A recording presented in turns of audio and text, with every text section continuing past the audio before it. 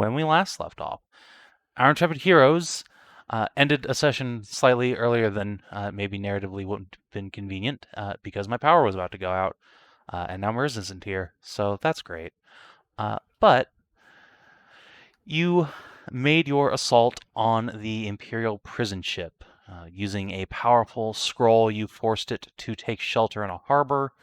Hashat made a sand barrier to get up onto the deck, and you surprised the living daylights out of the guards. And with a relative minimum of fuss, murderated all of them. The only person in the party who was injured to any significant degree was Hedrah, who took about 100 points of damage and change. She took a lot. She took a real beating. Yeah, she got fucked up pretty good. The rest of you drank incredibly powerful potions to reduce the amount of damage you took to about 10 per person. I can hella my potion. Yeah. And for that fight, I personally was useless, and I fell in a hole after nearly strangling the prisoners. That's right. You almost killed all the prisoners. That was funny.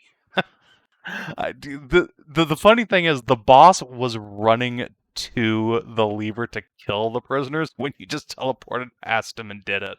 Like, he was coming this way, then got cock blocked by his shot, and then you ran around the other way. We're like, oh, a lever! Oh, the lever! Yeah. The Konami was too strong. It was pretty funny. But yes, so you managed to free the prisoners, which include Colonel Druvert, who has my favorite token I've ever had the pleasure of working on.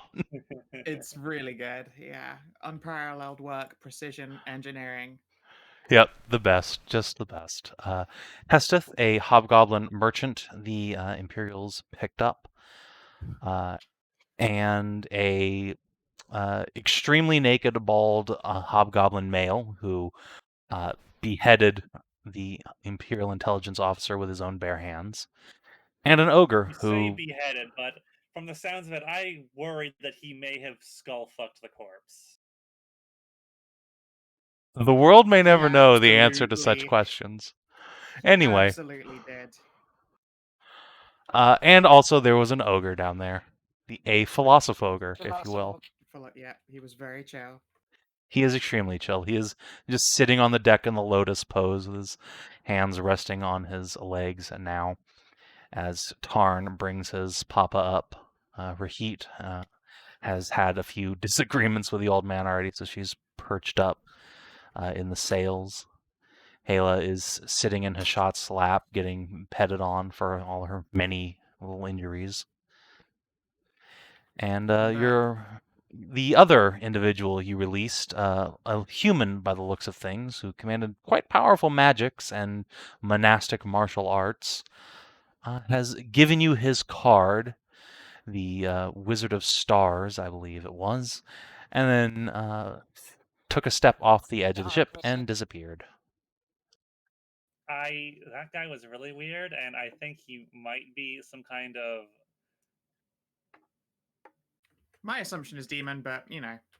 He seemed to take great offense at that. He did, actually, yeah. When he could have just channeled. Actually, yeah, Nahia could have just used her paladin powers to find out. Because that would be, like, really pervasive.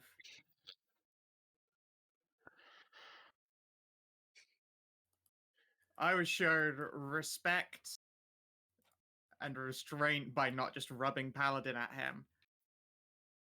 Which, if he was bothered by being accused of being a demon before, or not even accused, just asked nicely if he was, I think you'd be really bothered if I started waving a holy symbol at him, going, nah, it's cool, don't worry about it, carry on, you were saying? So yeah, whatever that individual may or may not have been, he took a plunge off the side of the ship and disappeared. And that's about where we pick up. I've gone ahead and added everything you guys picked up to your party loot. A bunch of additional arms and armor from the Imperials. Most of it's just garbage. They don't have any serious material wealth in terms of coins, but as you'll see when you scroll down, they did have almost 1,000 man days worth of rations, which you can do with as you will. I will be making sure to ask Sunny if she'll check all of them for poison and disease first, just in case. Make sure you pick out those fruits that are rife in the Imperial Rations. You know, the ones that give you the shits. Yeah. So Sunny has the ability to detect poison and disease, right? Because No. we've come across what? Oh, okay, that's not on her skill set. That's No, fine she then. cannot, in fact, prepare different spells. She is basically a divine soul. Okay. In which case I will. I'm pretty sure I can do it. It's just annoying for me. Yeah, you just have to reprep Cast it. spells. Yeah. Is Detect Poison a spell level she can cast? Let's find out. Check. She can cast second level spells right now, so yes, she can. Okay, Yeah. she'll just prepare that and cast it a bunch tomorrow. Yeah. She can cast it once, and she can see anything within an area. Mm-hmm. Let's see here. All right, I need to bully Mr. Druvid. Oh, it's missing fingers, so it's not so much that fixing the bones. Look, please. Yeah, I don't think you want to fix the bones on those without the flesh to go with it. Give him like a Please. Skeletor claw. Please. It's fine. Hey, I know. Hey, Wait, what I did I know just say? It's fine. No. If we go back past Pergolet, we can get those potion of lost. I'm not taking us Lots. around Pergolith. And also, shush. That's for them to worry about. That's like super far to the north. What the hell? What? And also, we know what potions of regeneration are. I've already had to purchase a bunch for my wife so that she can walk this winter. I know. I purchased as well. Anyway, But if you please, we'll stop with the interrupting. Mr. Dravard, or Colonel if you still hold that title. I don't know how it works. He opens his mouth as if to respond, then snaps it closed, as if thinking about this for the first time. Rumbles something in Hobgoblin, which it turns out you can't understand because that's not how that Warlock invocation works. I just forgot. So for an entire session, I was just like, yeah, fucking whatever. No, I was stuck in Commonsville. All right, what language do you actually speak, just for the record? Urunan and Draconic. Okay. So yeah, he grumbles something in Gabo and says, "Yes, Druvard is fine, I suppose." Very well. Now, I understand you have been mistreated for a long time. Besides the fingers themselves, have you had any of your core bones destroyed or smashed? Anything like knees, shins, ribs, any of that stuff? Thinks about it for a moment, shakes his head. Ribs are bruised, but not broken. Very well. I'm going to restore a portion of your hand so that you can have a prosthetic applied without having smashed joints beneath it. Please don't fidget because I do not want to give you bones for fingers that don't exist anymore. That would be unpleasant for everyone involved. I don't need your help, witch. There's a difference between needing, wanting, and my wish to help, so don't be a baby. Could you actually give him a skeleton hand? You I could, could, theoretically. I don't want to do that. Throw a persuade. It won't be a particularly high DC, but you know. Well, it was higher than that. We'll take a step back. 23. Don't you have Yeah, like, I always have advantage. I'm a charlatan. What? Yep. Or is that only on deception? What? What does charlatan? What does that have to do with anything? The magic item, the crown of the charlatan, or whatever it's called.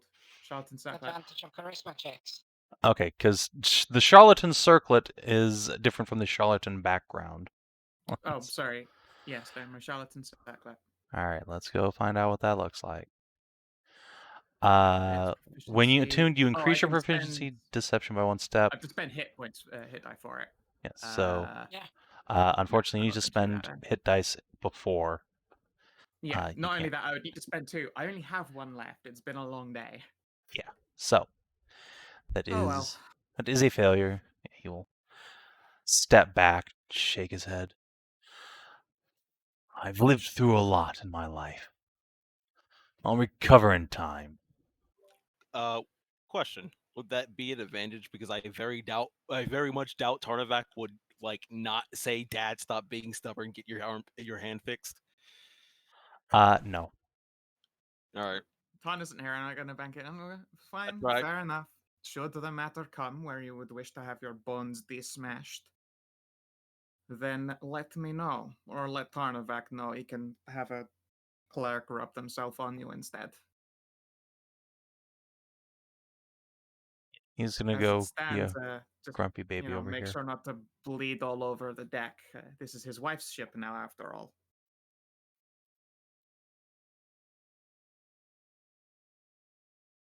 Speaking of the ship and its future owners, what do you want to do about moving it? This ship is dramatically larger than Waveshorn. We'd probably borrow this to tow the Waveshorn on the skeleton crew instead. Yes, that's probably a better idea. This ship is. The sails are all intact, so it'd be easier to get this thing to move than it would be to tow it with the Waveshorn. Yeah. I will ask if Rahit would be happy to quickly vandalize these sails for us with red X's across each face so that we don't get like blasted by people after the Imperials. She'll quirk her head to the side. Did not realize there was open war on the high seas. The Empire has always sailed these ways with impunity. Well, they've certainly been getting a little bit more aggressive in places. And more to the matter, we're about to go around the front to the Anubian place again, and I'd rather not them be completely terrified by the return of this vessel. Very well. Yeah, she will go find a can of paint somewhere and splatter it. Oh, The paint. ogre's just Yeah. gonna kind of scoot over a little bit so he doesn't get rained on. Oh, Merzendi's awake. Oh. She'll be here soonish. Cool. All right. So let's Yay! sleep. Let's see. Oh. How Oh, much you juice have can- I got in the tank? Are you gonna fix bones? I do have No, some. their colonel is being a great big gay baby about it. I only have a couple of healing potions. Don't worry. We're taking a rest, so Yeah, hey, we can Yeah. just do some bandaging. What? Remember, you were given 2 mediums. Everyone was given. That's fine. We don't want to drink potions though for like out of combat healing. No, because when Kina said only have a few, I remind. 3. I don't even know what a medium is. You know, 44 plus 4. Oh, that's that one. I have that labeled as big healing potion. Oh, we have a Give really Hela big one. 47 hit points. I just name my biggest potion Big Mommy Milkies. Fair. Thanks, Nahia. Nice. That's fine. I mean, to be fair, that's actually Hashat's inbuilt healing potions. Big Yeah, Mommy so, you know, Milky Yeah. And then So, the downstairs one is the Dummy Mummy Milky is. How do I roll a hit die? Oh, that's actually a button? Yep. That's not a button. Oh, no, you can't do that for NPCs because it will roll their stats. Okay, I'll just have to roll a bunch of d8s. For her hit dice. And then her con mod of A 5 times bunch. con mod. What's the combat?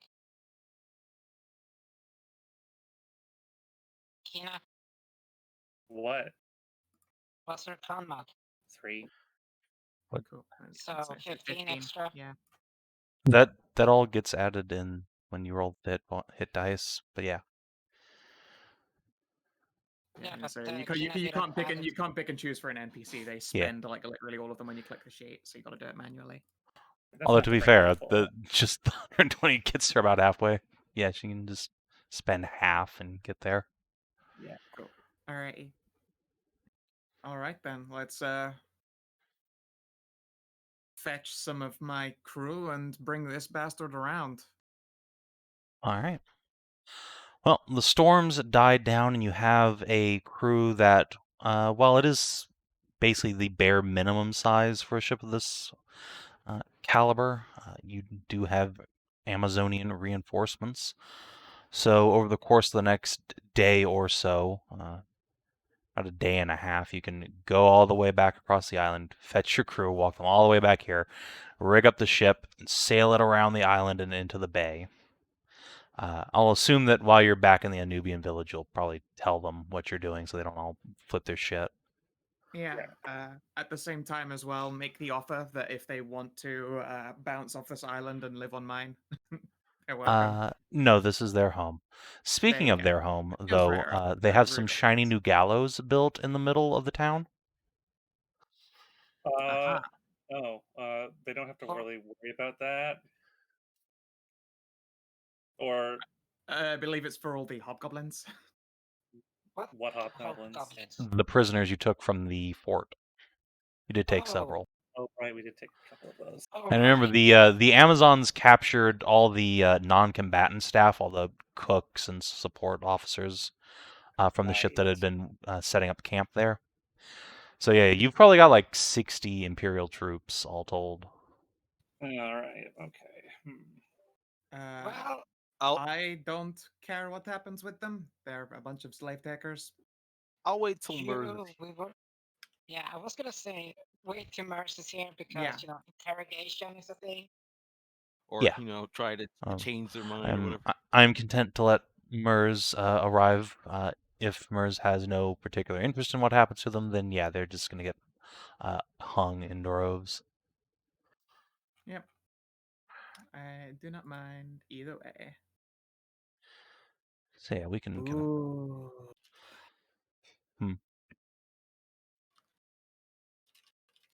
What? Literally, Oh yeah, the art is so good. Oh yeah, the board stuff in NSF. Godcast is 11 out of 10.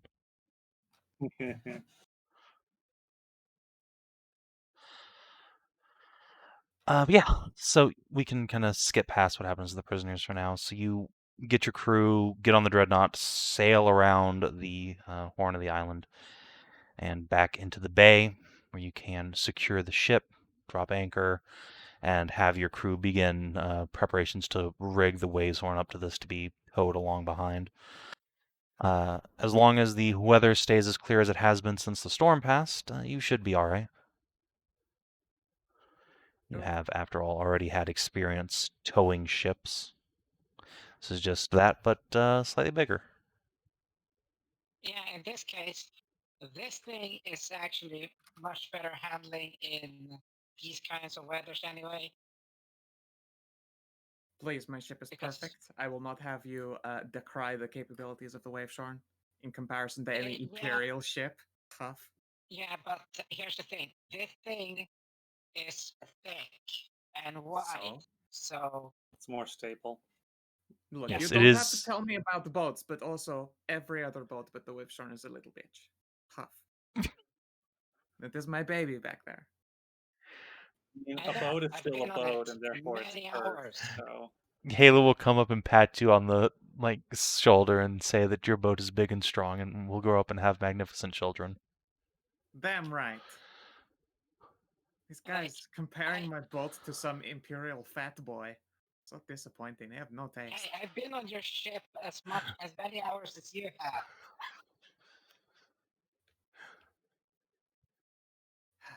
My baby.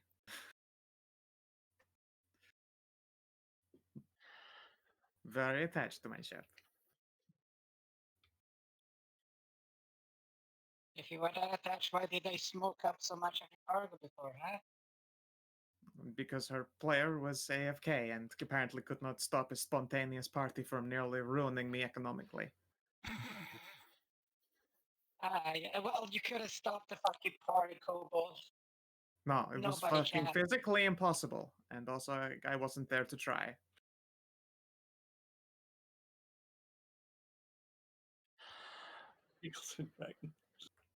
All right. Anyway, do we want to deal with this fucking cave before we leave?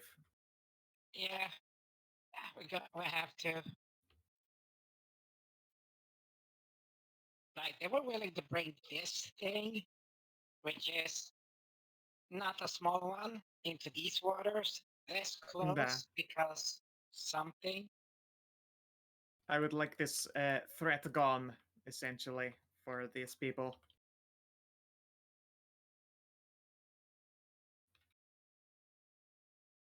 Stop all these Imperial slave-taking dogs from showing up by taking whatever it is they want so damn much. Speaking of which, is Heat still here? Yeah, I mean, she's not going anywhere.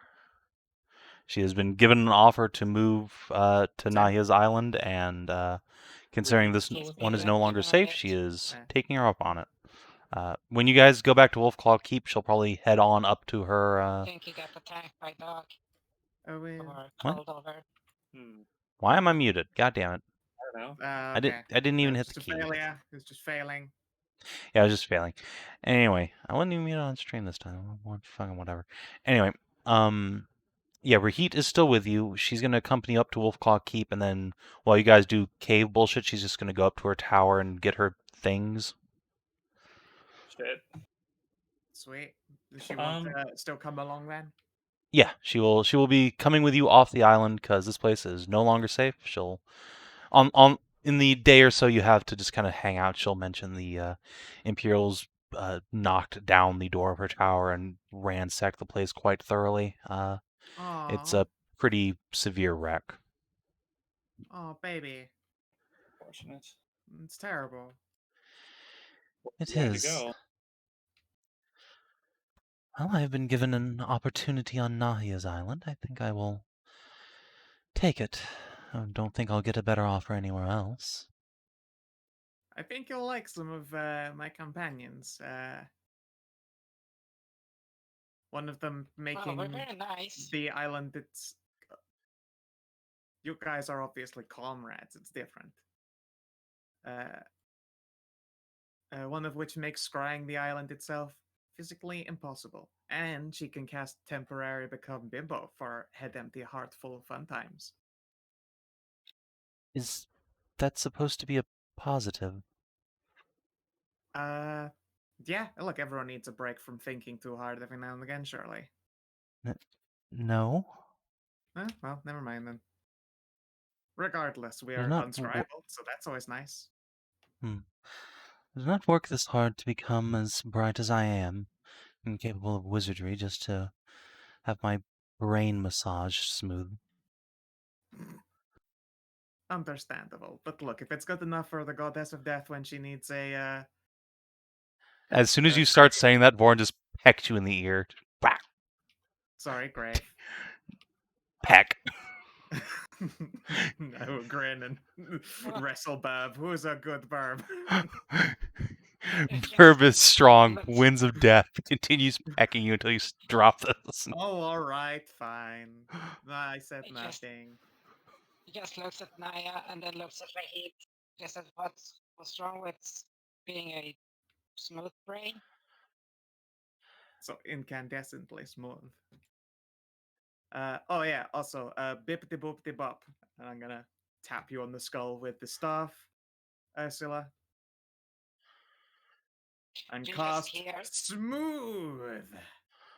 Oh no, Ursula, you You lose know 2 when more you- points of intelligence. Oh no, your wrinkles. You had so few. My wrinkle. Your one singular wrinkle is pulled taut. That wasn't a wrinkle, that was a bicep. Different. Yes, I dedent your skull. Alright. You fix the... So you hear... You know the sound where you get a little jar and that pop sound? It was still vacuum seal protect. Yeah, like that, but you hear smaller versions all over her head. Ah, I'm only gross. fucking impressed. Yeah. Ursula, you feel dizzy, and after a moment, the world seems just a little clearer. You gained 1 point of intelligence. Woo! Holy shit. There you go. That's a lifetime of concussions, at least somewhat dissuaded. No, now there's actually room for the brain to move around it. Yeah. Oh no. Yeah, Press it's up against the walls. oh no, with Oh, all the padding brain. she'd built up. What do you mean? No, that's just No, more don't- space for more padding, more fluid. No, don't you see? That's even better because when the impact hits, it won't be transferred into the brain. It will have just massive amount of space to travel.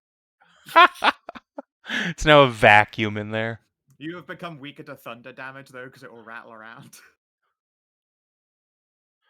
Oh my fucking god. But yeah, there you go. I No, it's will just echoing. tick off that charge.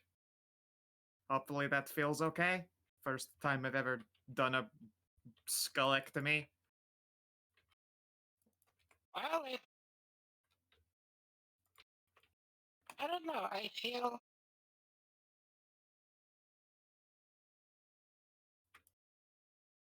cleaner. It's Oh. yeah. I'll Uh, take that as good.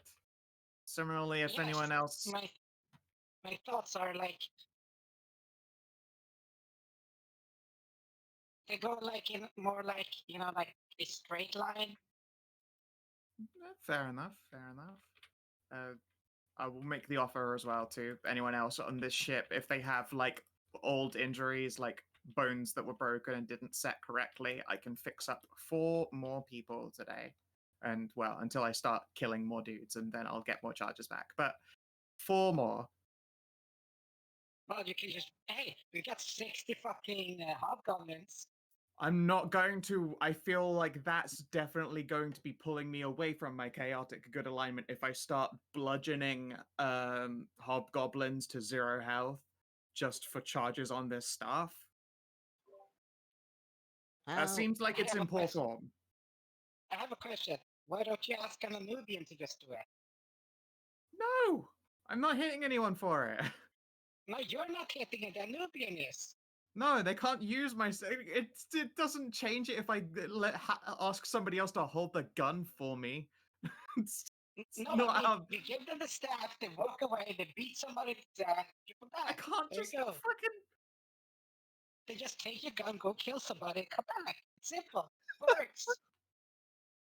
I'm gonna say no. That's not how that's going to happen.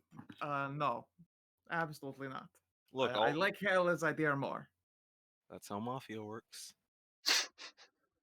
Instead, you can pulverize Cassidy 4 more times, and I will fix his shattered hips. The only think about it. If you fix them, they'll grow back even stronger. I can't do that, I'm pretty sure. I just fix what is broken. I don't go creating any extra layers or surface. Or if I do, then I'm not sure how to do that properly. I'm not a medic. I'm just cheating with magic. The only wound I had is already incapable of being healed. You'll have to explain. For you see, you all have already stolen away my heart. Aww. They're precious. If anyone breaks your bones, I'll fix those too. Give you a squeeze. Bones break. Oh, don't worry. No, those no! Fight your bones. They're hollow like a chicken's. Help! Out of everyone, it's like Ursula and then Szooth that have the strongest fucking bones because Szooth literally punches shit and steel and doesn't break. Oh, my claws break all the time. I just heal them back up.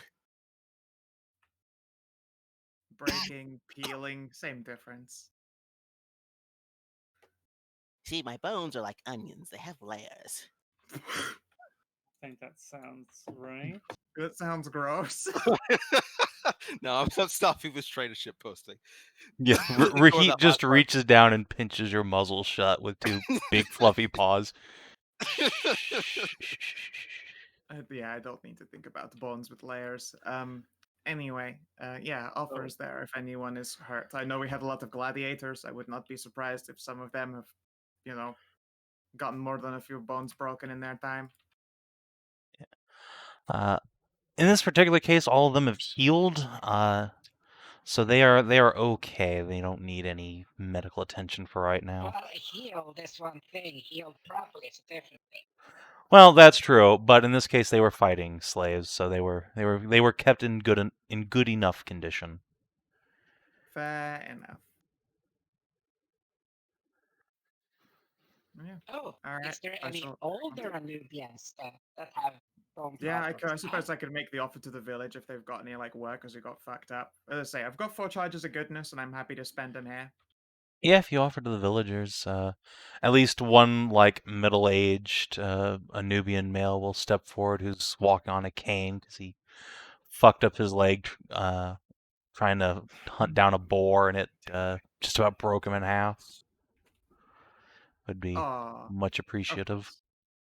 Yeah, I shall give him the gentle tap. I'll probably fancy it up a little bit more for his sake than I just tap him gently with the staff and go bam. I feel like that might take the gravitas of his terrible injury away, and I'm not going to do that to him. All right, yeah, you give him some pomp and circumstance. Why don't you roll me performance? Can I go with deception? Sure. In this case, you're just deceiving him to making it seem like this is a bigger deal than it is. There you go. All right, I don't 16. Yeah, he and his. It's not a 19. God damn it! It's not how that works. No, I'm not spending hit die for it, and I'm also not leaning on you guys to play liar's wingman for me. So yeah, he will put down his cane and take a few experimental steps, and then do a little jump in the air and hug his wife, and his couple kids will come out and give cheers, and then profusely thank you. Please, it is genuinely my pleasure. Powers like this were earned at great risk. It feels good to use them for, well, good. It would be a terrible shame otherwise to languish.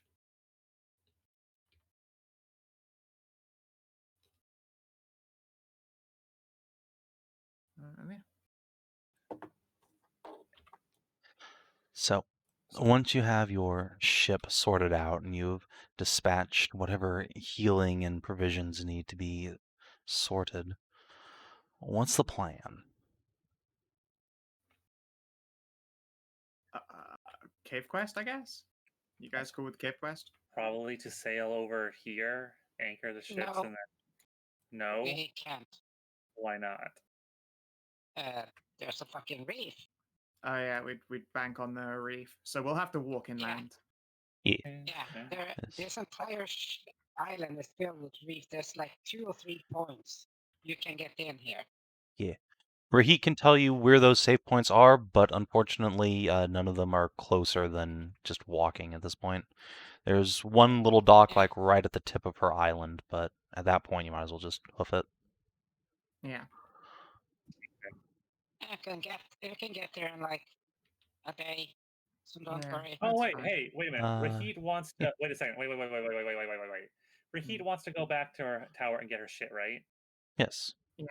Rahit, just tell me your magic circle, so I can just port you there. Oh. I suppose that works. I can open up a hole, and you can just hop right in and go back home, and then you can meet us at the keep. The tower's closer to the keep than the village. You should all come with me. Yeah, sounds good to me. All right. Yeah, she will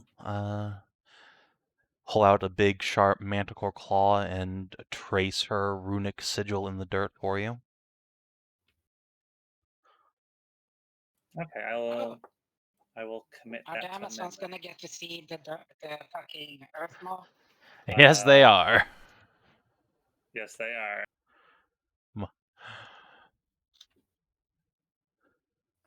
Might ask nicely if anyone wants to come along to help carry Rahit's stuff back. I'll pay him 5 silver a head if they want to just do some lugging. Sure. I think there's 10 slaves total. Yeah, I want to make sure that they are paid anytime I ask about anything, because, yeah. The Hobgoblin girl, Hesteth, will also ask if she can get in on that, because she's suddenly found herself to be quite broke. Yeah, of course. Of course. She's happy to get some lunch money for when she gets back to Avara. Yeah, not a problem. And as well, the offer is still there for employment, should you wish it. I'm still in the business of setting up, but it always helps to have more merchants to hand. I'll certainly think about it. Right now, though, I just need to make sure my business is taken care of there. Sure thing. What kind of a merchant? She glances back and forth, says, I'm in the import business. Nahia, you immediately know that that's just merchant code for smuggling. That's fine, as long as she is not in the acquisitions business, which is merchant code for piracy. No. Yeah, I don't mind a little bit of import. Yeah. So Avara doesn't have much, if anything, that is illegal in the city, but what it does have is taxes, and those can be a bitch. Especially on things like low weight magic items or high weight herbal reagents, I believe it is, but for the reason of one being not worth a journey and the other one filling up your hold so you can't make as much off of it. Would she have a lot of experience in logistics? What kind of logistics exactly? Managing the acquisition of supplies, mostly of material supplies, like. Sounds like seneschal work. And I can do it. I've got a head for numbers, but it's not my specialty per se. I have run a ship before, though. Why? Well, I need someone to. I'm looking to employ someone to help manage the reconstruction of my city. Well, like I said, I gotta take care of my own business in Avara, but if you need someone with a head for numbers, I'm probably available. Certainly owe you a good turn.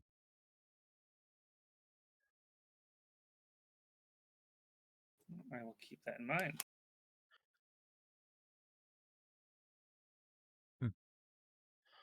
So, as you say that, a few moments later, you conjure up this earthen maw and swallow a bunch of screaming Amazons and goblins. And You'll go over get to used to it. I'll scream into the maw. You'll get used to it. A couple of the Amazons try to escape, and it's too late. Just get the munch. Yeah, aside from Rahit and Hesteth, what other NPCs are you bringing on this escapade? Well, would Cassie like to come along? Sure. If you want to trade Hela out for Tassie.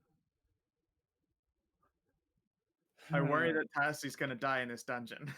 She still needs to do her training. I know. I love having Tassie around, but I also do not want her to explode on the first trap we encounter. Yeah, Fireball could literally snuff her out even if she succeeds her save. She is very vulnerable.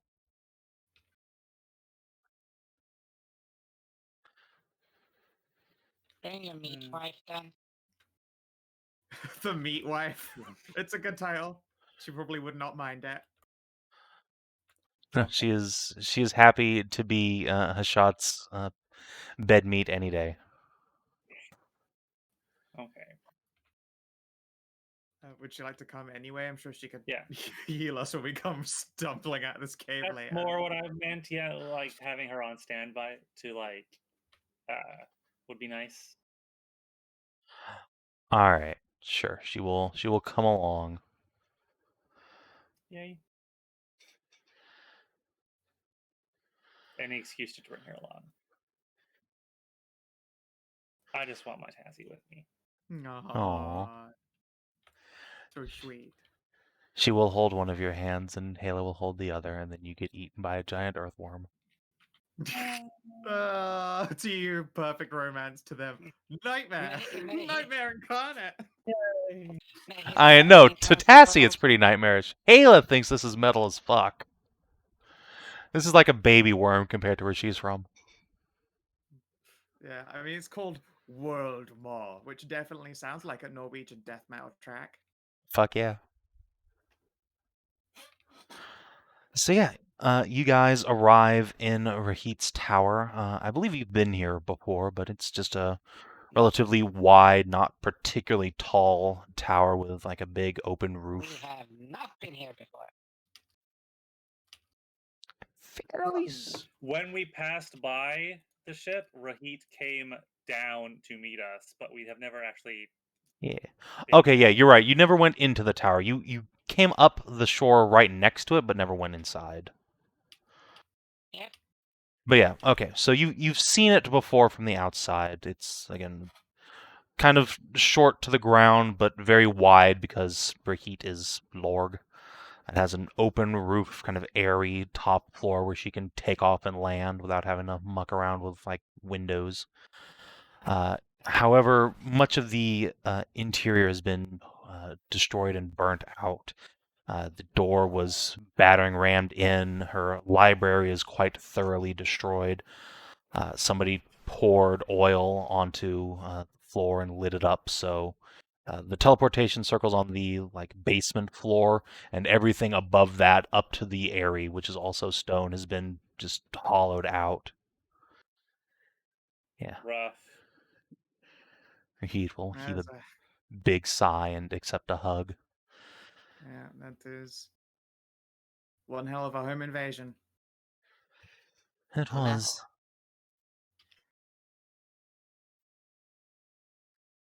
Go ahead, DCL. Oh yeah, I said, oh no, to the home invasion. Yeah. Yes, I laid the first brick of this tower myself. Now to see it just a husk is. I suppose I should count myself lucky that that wretched spellbreaker decided to take my spellbook as a trophy, or I'd truly be quite fucked. Mm. Well, Yes. if you'd be willing to bring those first stones along, you're more than welcome to rebuild and stay. She looks at you for a moment, and it's a little smile on her face, and she will pull off one of the like collapsing flagstones and tuck it into her backpack. And a moment later, she reaches her tail into the hole she's made and pulls out a small sack that has been hidden away inside. Look at it, grin. At least I didn't search the place too thoroughly. Still have my Yeah. rainy day fund. Secret stash. Very nice. Glad to hear it.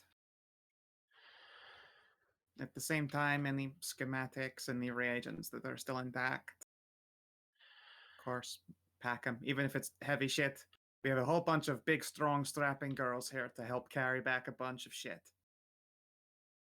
Good. Most of the ore area was brass.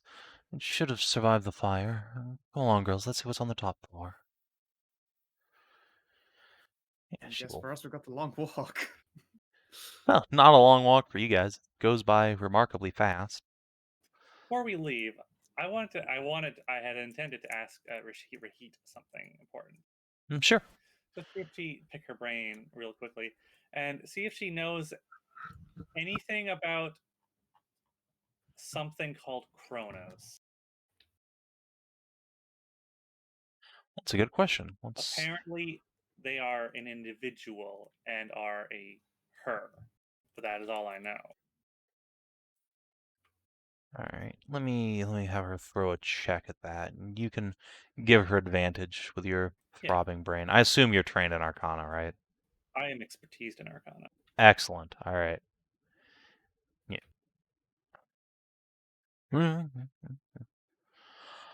All right. 23, indeed. Sure, guidance. This is something There's a Merz. Valyria can help on. Whoop. Okay, well, doesn't matter. Oh, that'll bring it to 25. Yep. Hello, Merz. Hello. So, Oh, you sound like you came off cocaine like half a day ago. Okay? Yeah, I just slept for 14 hours and haven't drunk anything yet. Oh my god, you actually have just been asleep. I Yeah. told That's actually fucking impressive. I said, there's no way Merz has just been asleep all day. There must have been some other reason why she's not around. Guys, I'm literally living with Sho, who can be asleep for like 20 hours if she just chooses to at certain times. So yeah, How the fuck Jesus do you sleep Christ. for 20 hours? I don't know. People can do it, but either way, hi Merz. We'll give you some time to like get. Yeah, just go get Shoot some cocaine into your water eyeballs, I and don't know. some snackos. I mean, part of why it took me like half an hour from when I said I woke up to get here was grabbing all of those things. Okay, fair enough. Fair enough. Oh, I thought it was fine just to get out of bed in general because that's usually what it takes me. All right. So yeah, Hashat was just asking Rahit about Kronos. All that's happened since we started was the party has moved the Emperor's Will, big ol' dreadnought, into the little protected cove bay in front of the Anubian village, and then teleported up to the tower where he used to live. It's been pretty thoroughly burnt out by the hobgoblins that came and kidnapped her. But you guys As have brought, they do. yeah, as they do. Luckily, she says that the spellbreaker took her spellbook as a trophy, and they did not find her secret stash. So she has some worldly possessions left, and she says that she has an orrery on the top floor of her tower that she does not think was destroyed. So you have got some Amazons coming to disassemble that and bring it back to the ship. But yeah, she was asked about Kronos, rolled a 25, quite a stout number. She'll tap her chin and say, well, there are rumors of an ancient god called Karnas, a god of time, and legend says he had a wife, Kronos, but I don't know anything about her, if she ever existed. It's only That's fleeting troubling. references in old texts, pre-Elven. That's not a good thing to hear. wait. Like I the other statue? Remember that we found before?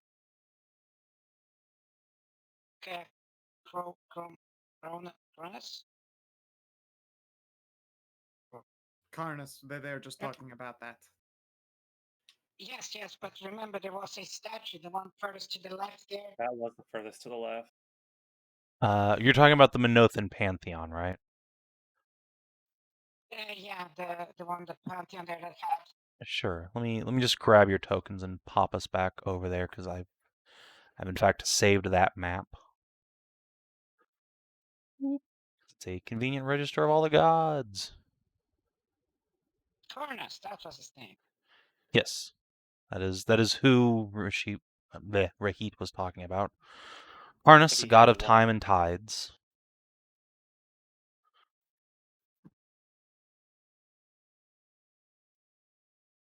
Okay. I ask because that other individual, one of those individuals that we saved from the ship, that one man who fought with his hands and shot some magic around, he mentioned them. It was an offhand. He was just muttering it, but I was able to pick it up, and he said that he made a comment about us mayflies not being able to feel Kronos unraveling herself all around us. And there's a big power underneath the island, right, in that cave.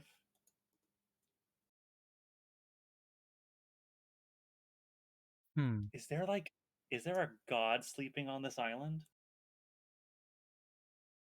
I'm hoping so. Add more gods to our pack of gal pals and fun buddies. It's an interesting perspective on divinity, but I suppose it's possible. It was a very strong magical presence I felt inside that keep. And whatever it was enough for the hobgoblins to devote one of their largest ships. Hmm. And as she says that, Rahid will put a hand to her chest and turn to Tarn and say, "I'm sorry, I don't mean to imply that you are with them. I should say the Imperium."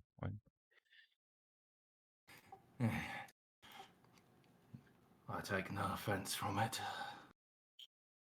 I feel like you almost should, really. One social problem at a time. I will Good be point. more mindful of my words regardless.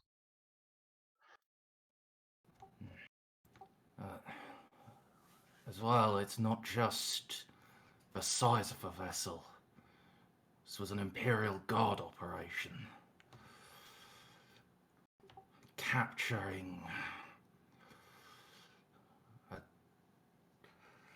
a weakened divine, that would fall under their remit.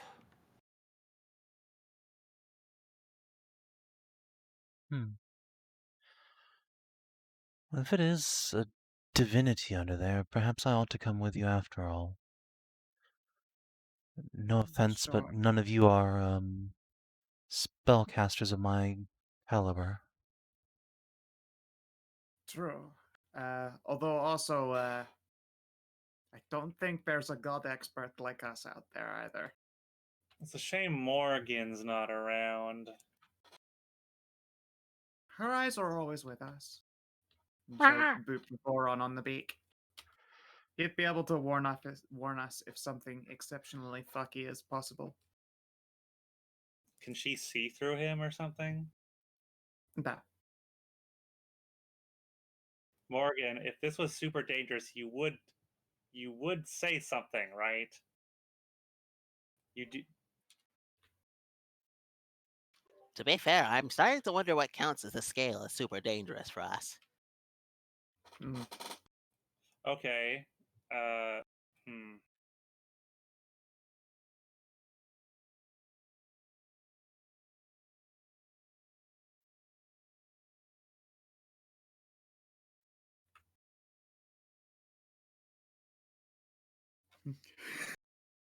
Oh no! She's busy. She's got loot eye. Morgan is easily distracted by shiny things. Oh my god, you're right. Morgan God is damn Morgan it. is a bird. Is a bird, yes. She was literally a fucking bird for forever.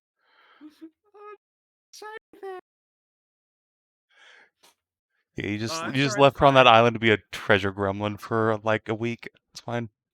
Yeah, she's busy, like, purifying the place of all the evil taint. But she finished that, like, day one. The rest of this has been, like, Scrooge McDuck in it. Rolling in gold and silver. The glimmer, the gold. Yeah, pre-fall cash. So that's probably a lot of gold because it was standard back then. Out of elven electrum. Hey, you stay away from my Ceresian Electrum. No, it's mine My now. minted coin. I mean, You it was just always yours. tried I to stole it from CAC. I don't know why I heard that as you stay away from my Elysium rectum. What? To be fair, No, that's Kina's. I'm alright. Yeah, to be fair, my elf dimension is Elysia, so there is a lot of Elysian rectum around. Oh, what a beautiful place to be for Hashat. Oh no. Oh, you got a shot going to elf dimension. Best place in the world. That's a short Best shot place you in need the to world. run sometime, Scow. We have to mage bane her Okay. out, tie her out, drag her out. Yep. I don't Just think there are ties powerful enough to stop Hashat from wading around in the godless lands. In fact, wait, she's also fucking part Titan, so she would count as technically just a minor temporary divinity while that juice lasted. She's a sorcerer, so.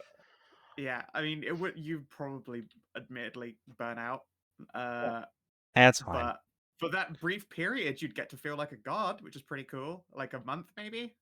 Oh, Anyway, Sorry, yes. Yeah. So, Rahit will just truck along with you guys while the Amazons disassemble her orrery, this huge construction up on the top floor of spinning spheres and big mechanical tracks accompanied by a brass telescope pointing up at the sky. The telescope's, like, the actual glass scope has been carted off by some goblin and lost to the ether, but the stand is still there, and most of the planets are, because it's just brass. Who cares? The goblins weren't interested. Wait. Call it a fucking where? We got That's a good over question. here. You never found it. they found what? Her A telescope. giant brass telescope. We didn't find it. No, it was not on the ship. Wasn't on the ship. Wasn't at the keep. Wasn't on the other ship. So that means there was another ship here, and it left already. Yeah.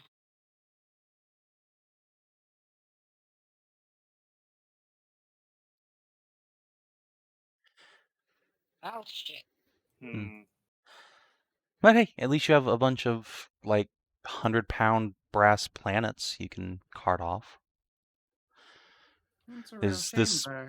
enormous sun icon that's covered in wovar and holy symbols that is like 10 circles that slide around each other to create this sort of mystical effect around, like, a candle in the middle. Ooh, Sonny would love playing with that. Sunny is that manticore child on your ship, right? Duh. No, she can't have that. Oh. she would most likely break it. I'm sure she'd also like to just sit and sun by it where it is warm. It's just a candle in there. It's not that warm. Oh, I'm sure she'd be able to make something covered in wovar, and holy symbols feel quite warm. She is apparently some kind of woven divine soul.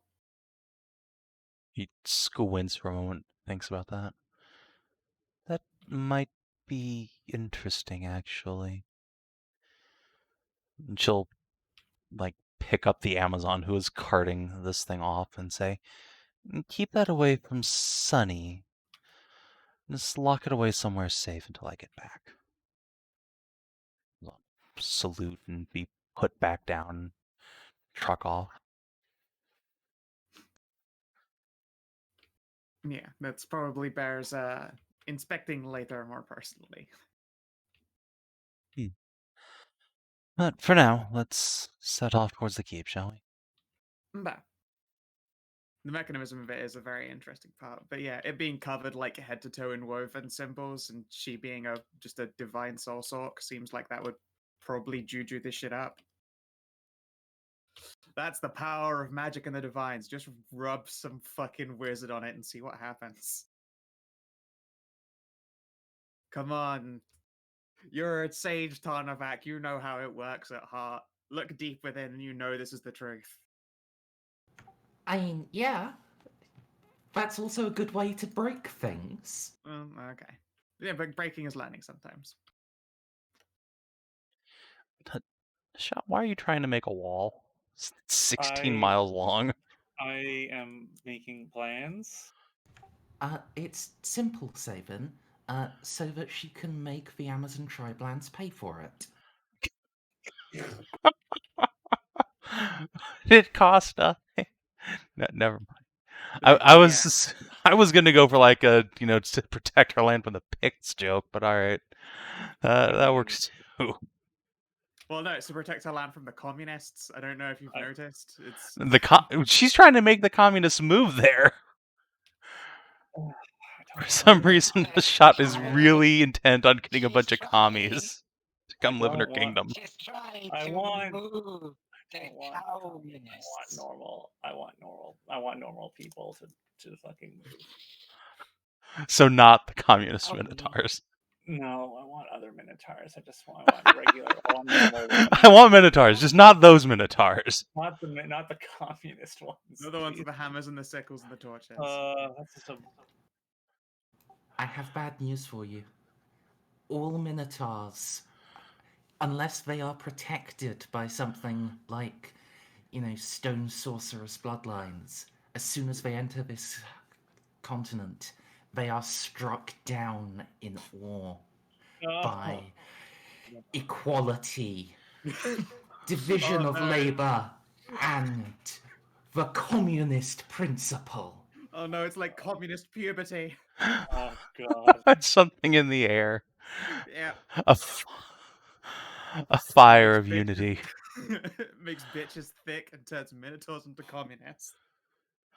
Welcome to Iona, everybody. I mean, I don't know about you, but I'd be more willing to share the wealth around if I had hot cow women to bang every day, because I wouldn't need much else. Yeah. Take that deal. Moonifest there. Yeah, Yeah. I'm willing to work without wages so long as I get to go home and bang my hot cow wife harem thing. Yeah. Until someone like puts a hand on your shoulder and goes, "I'm sorry, comrade. It is Tuesday. That is our holiday." Oh yes, I forgot about the communal gangbang. Come, my brother. But not on me. Come on, wife. Today, no, the brothers will become, but you are now the wife. It's it's division Oh, of labor. no. So some days you're the husband, the other days you're the wife. Oh no. Season Oh needs god. reproduction. All right, fair enough. All right.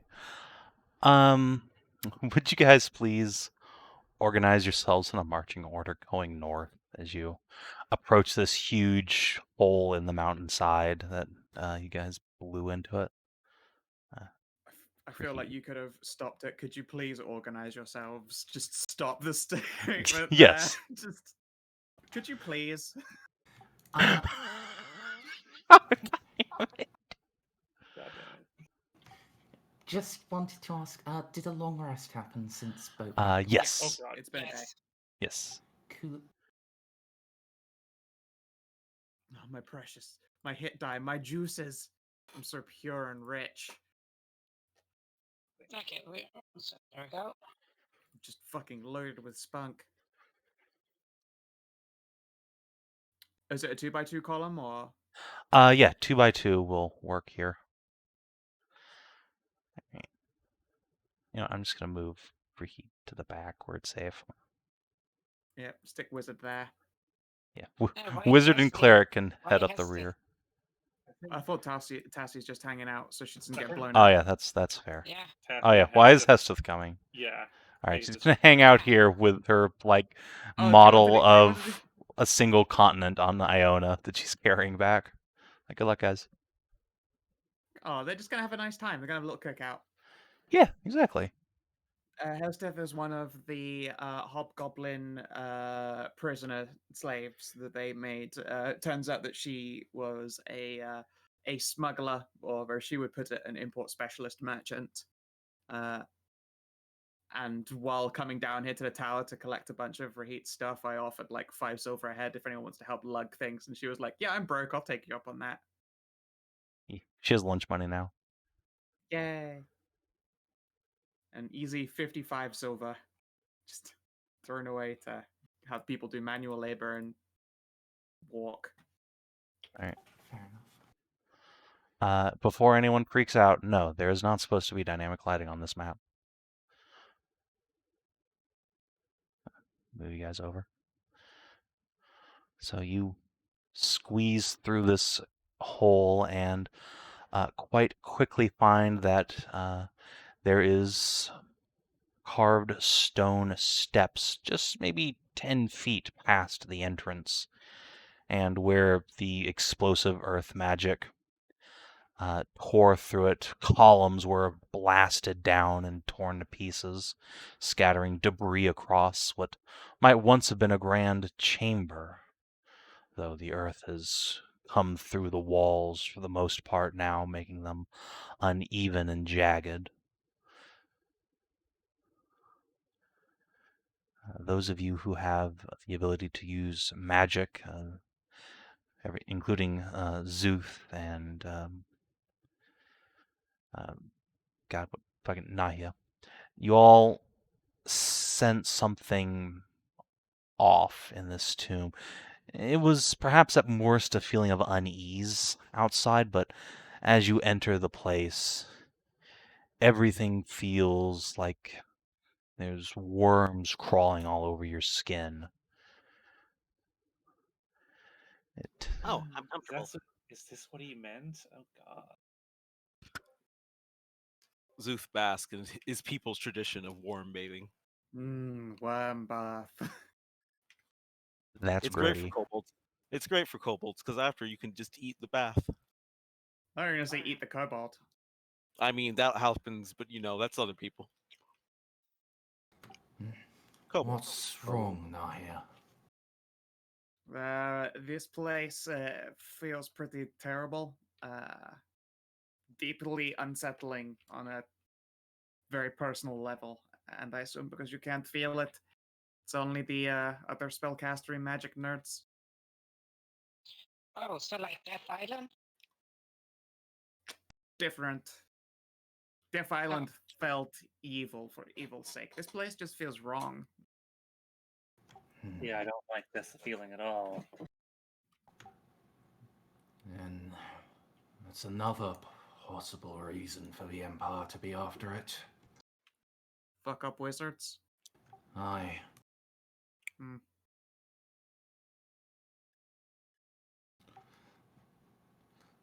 Your spell work, Hashat? Did it? Yeah, your spell goes off just fine. Yes. Yeah, that still works just fine. However, make me an Arcana check, Hashat, as you finish casting. Sure. Ooh. All right, yeah, you notice it Oh, yeah. immediately. Your spell goes off, absolutely, but it goes off about a full second after you finish incanting it. Well, it went off.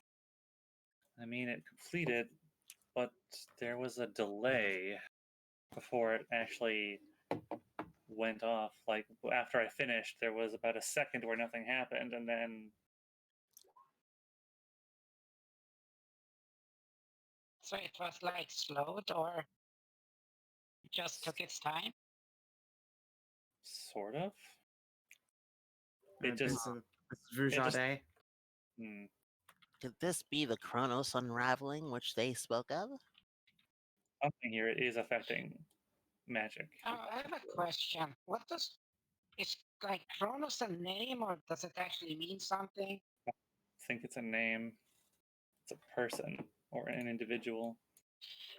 Can I make a history check? I forget Can I cast light on myself and project some light in here? Yes, you can, and yes, you can, Szooth. The party already tried rolling, I believe it was Arcana on the name.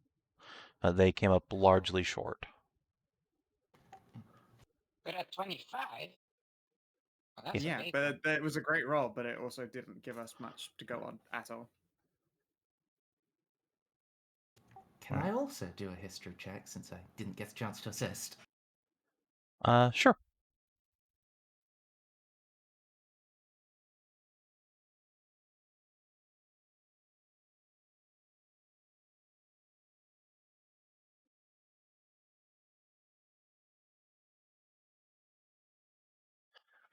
Yeah, neither of you recognize the name at all in any real respect whatsoever.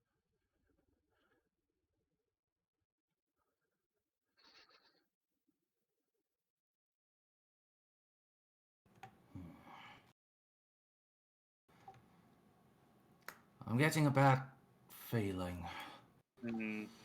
Past this gateway, I feel like we should be on the look for traps. But Cassidy is in Pergolith right now. I wonder how many years we're going to keep that joke going. Oh, hopefully we never get tired of it. Yes, eyes open. Hmm. This ruin here is older than what's up above. I'll start bringing out my monocle and trying to spy in deeper to the darkness.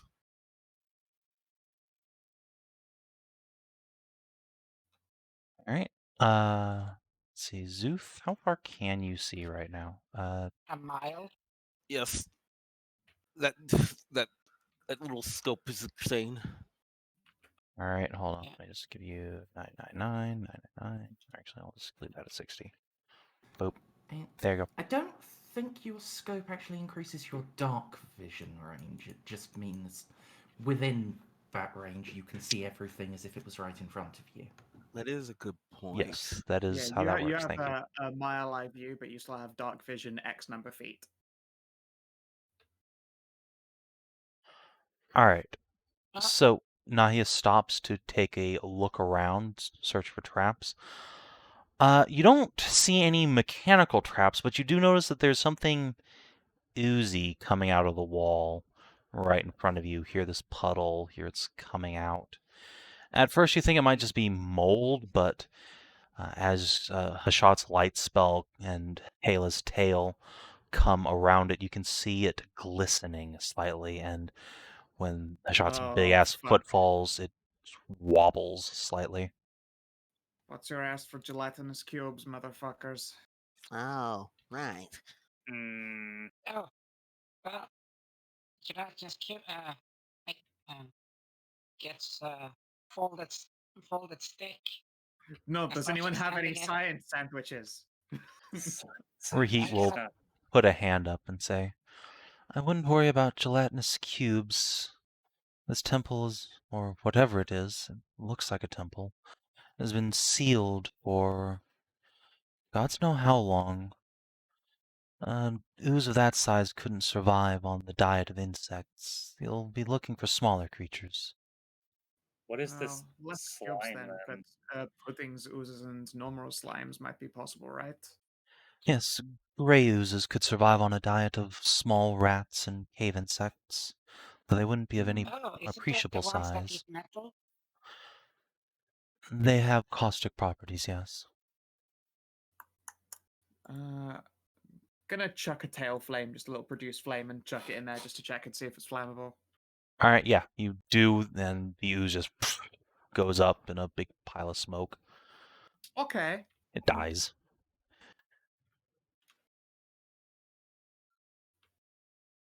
Worth considering, man.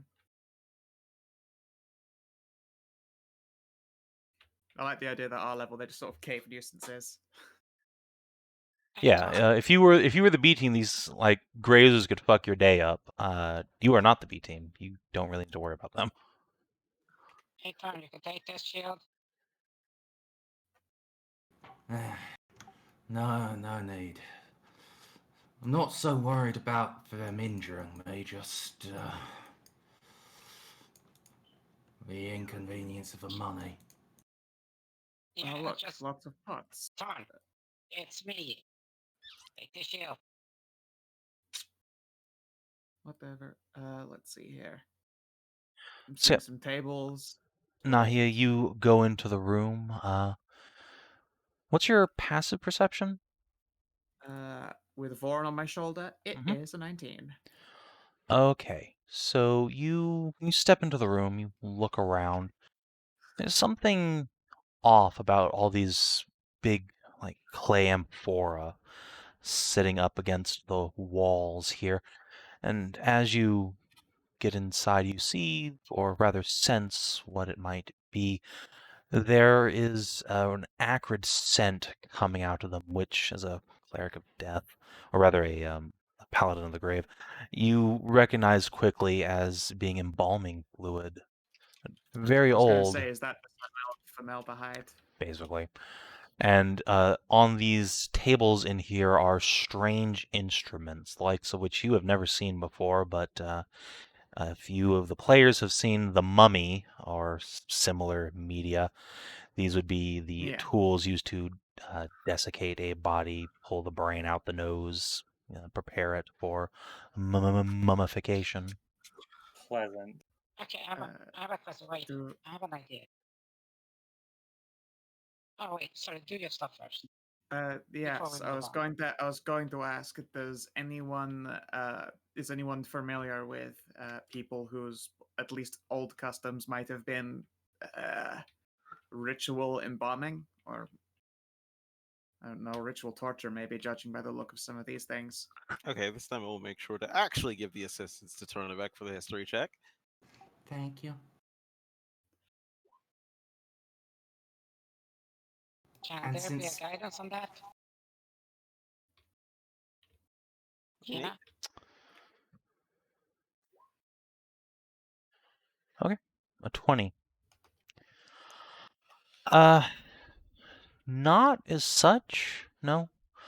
You know that several ancient cultures mummified people. Very early on, the elves had a practice similar to this before they began burying in mounds and then would progress onto cemeteries, which Tarn is clever enough to realize that the elves came after the frost giants. This is a tomb built into a frost giant keep, or a frost giant keep is built on top of this, whichever. So it's likely it's a similar process, one that predates elven burial practices, but is likely its ancestor. Does Valeria know about what about this? Anything about this? She's from an age long ago.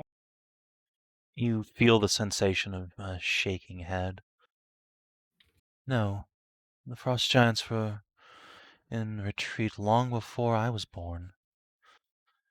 But your friend's right. The elves did bury their dead in desiccation. They thought it purified the body. I always thought you should give it to the pyre. I mean, to be fair, once undead started running around, so did they. I believe they swapped to burning post-war. Cremation is kind of what people do a lot of the time. Doesn't stop Good. the fact that they didn't go back into any of their old temples and cremate those bodies to prevent the armies of ancient, very powerful, magical elven dead, but, can't win them all. I say, hiding a hand over Voron's face.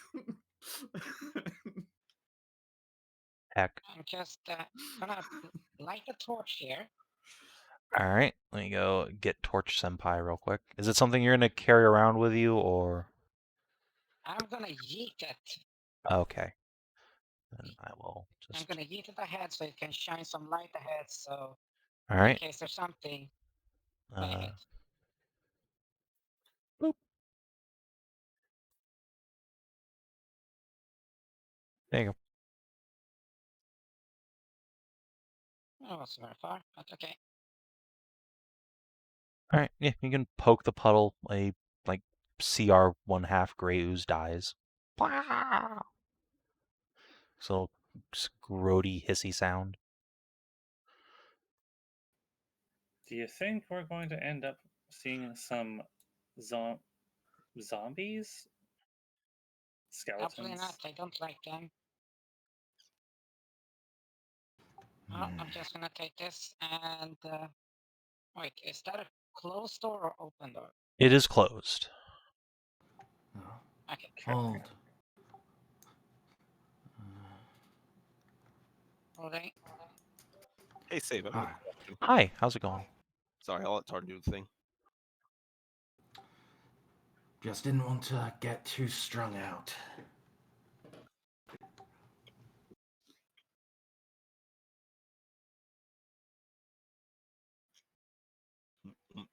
Similarly, is this off to the right an open or a closed door?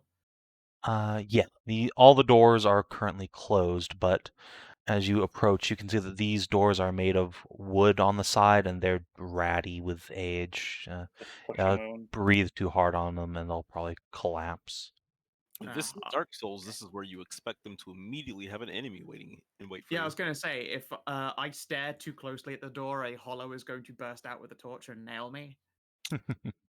But I forget if I've asked this before. What happens if I put a rune on, like, say, a rock and throw it? Like one of the frost runes of traffic.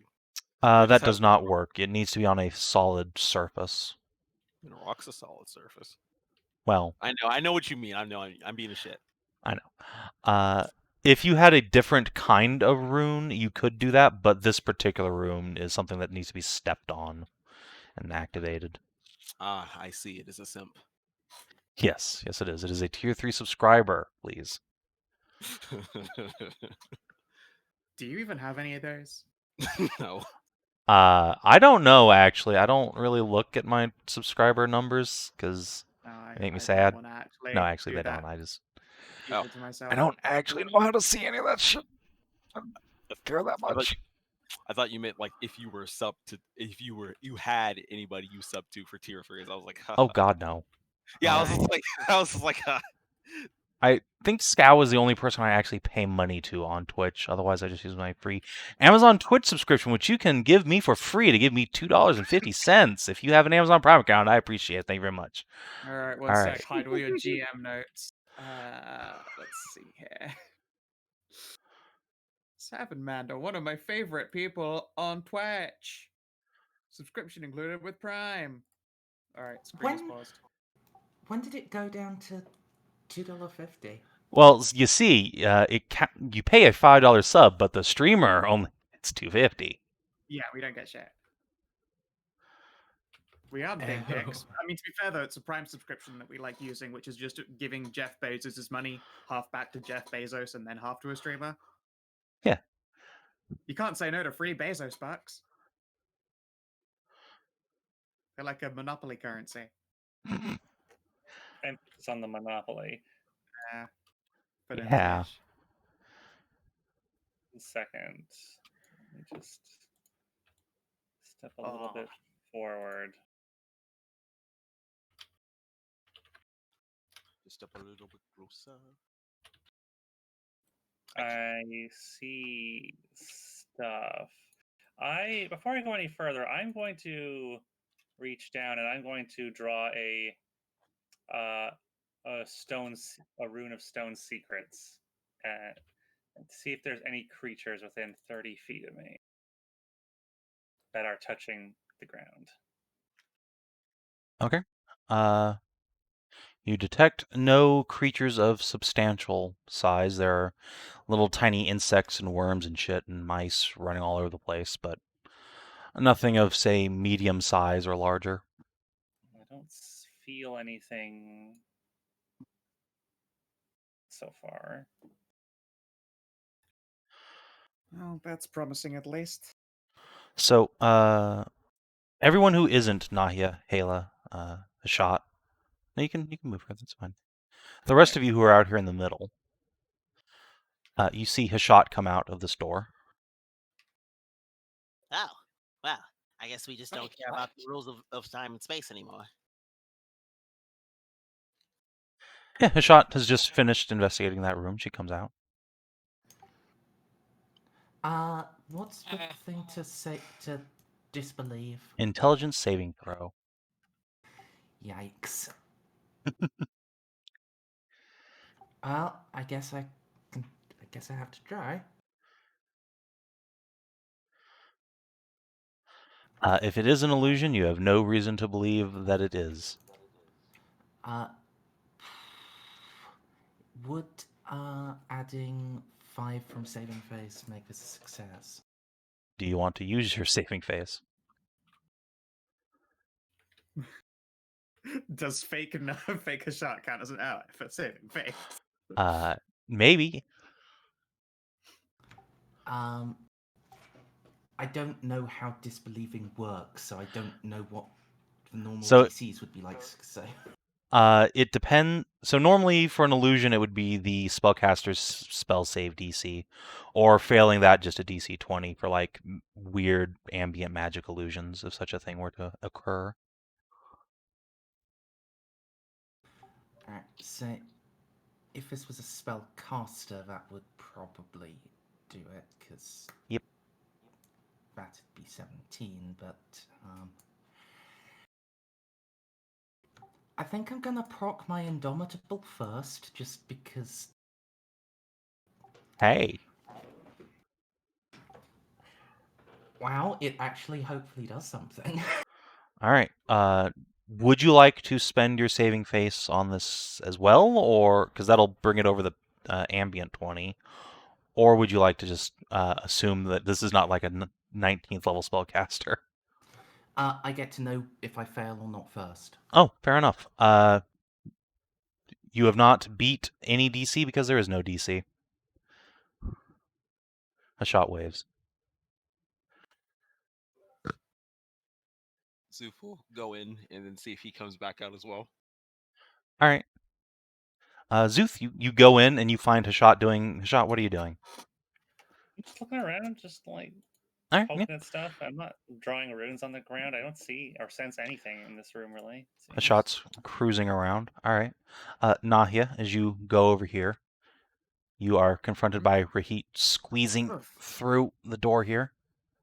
Oh, sorry, Rahit. You all right?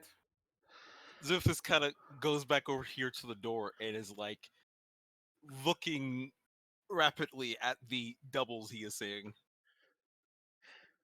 Rahit will give you a little pat on the head. I'm all right. Anything interesting back there? Yes, the largest tomb of the lot. Much larger than the others. Say, Huh. easily 25 feet. She'll gesture from, toe to head. Okay, I'll have a little squeeze through if you don't mind me there. Real Sure. quick. Mhm. Real quick. Okay, yeah. Gonna shoot an arrow right here, Okay. and I'm gonna bacon and shade it. Fire an arrow. You bacon and shade. All right. Would you like to designate anybody as your enemy? Here. Actually, okay, maybe I was being a little. You wanted to use that as a soundboarding for Does She Trigger It, didn't you? Yeah, I wanted to use that as the soundboard. Is it based off my own personal consent or like? Yes, you get to decide who your enemies and allies are. Okay, never mind. So I have to know if she's an ally. I can't use that as magic pictures. All right, I jumped the gun there. It's fine. It's well, fine. you can't call out, Hold on, Nahia. I'm just gonna ask you before to anybody fucking moves. Yeah. kind of Either way, pause if I there. can't do that, yeah, Szooth will definitely call out and be like, "Wait, Nahia." I was just about to channel Hey. sense for anything weird and divine. Please, wait, everybody. Okay. Need to stand still. There is All right. something very strange going on here. I will squint at the Szooth. All right, would you be willing to explain, or are we being watched? I am looking at 2 Rahits and 2 Hashats at the same time. Szooth, are Okay. your eyes okay? My eyes may be blinded by the sun, but considering how many years I've spent as an archer, I trust them more than anything. Something is not right here. In fact, I'm willing to bet it's an illusion, but I don't think it's that either. I used to have a dabble in arcane trickery. This doesn't seem like that. Or if it is, it's of an exceptionally high level. Are you saying there is more than is this Rahit original or Rahit 2? And Rahit, what is your perception? What have you been doing? So, yeah, you look at the Rahit who just came from the North Tomb. She'll cock her head to the side. I'm looking around, of course, same as you. Yeah. And as you say that, Nahia, another Nahia comes around the corner with Hala behind the first Hashat. Oh boy, they're multiplying. So at this point, everybody except Ursula, Tarn, and Szooth has been doppelgangered. Where's me? Uh, Oh, there they are. Yeah, over here. Alright, so rather, 3 options I can think of so far as theories. Rather, we have doppelgangers or some creature intimidate, cloning, yes. Imitate. Yes, I can language. I'm super smart. Well, anyways, whether we have someone imitating us, rather there is a very powerful illusion being cast, or rather something relative to space and reality itself is being bent.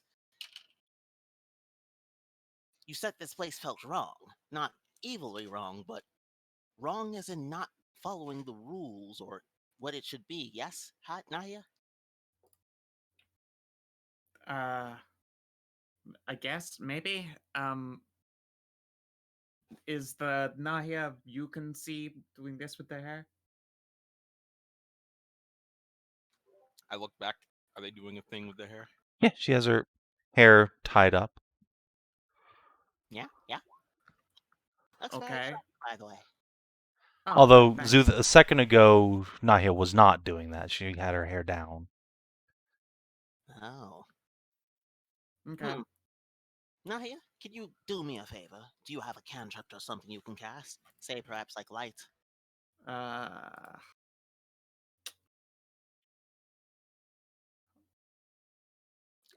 I produce some flame. I'll just juggle it from hand to hand and then put it out.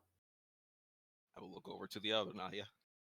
No, she's there scratching her head like, what the fuck's going on? She's not imitating your moves. She just seems Okay. confused. Tell you what, I've heard enough terrifying children's stories that I'm not going to look at my copy of me. Instead, I'm going to walk around here and possibly end up coming out the same place. We'll find out soon enough. Be careful, I don't trust these things. At all. Sure. Mm. So, Can I what? activate? Well, 1 second. When you say like, I don't trust these things at all, Hela's gonna come up and in her best Arun and say, I am not trusting copies either. Where are they? He just points at. Yeah, I know that is. No, I am being Hela. They are copies. I feel like if we're going to get into this, we need to set up some pedestals. This is going to be a very deep philosophical debate. Ursula, I Yes. think we need to just push on through.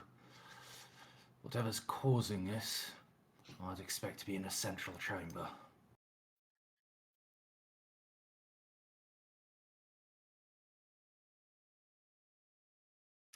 I'll gently beam that over a heat before I turn the corner and divine sense into him. All right, hold on. I'm gonna whisper you a thing real quick. Sure. I'm gonna be real honest. I'm having to use all of my all of my willpower, not to just run off and clone myself, just so that I can make the joke that I always expected to die, but now I'm getting multiplied. That's like extra life. I truly am the god of kobolds. I've defied all expectations.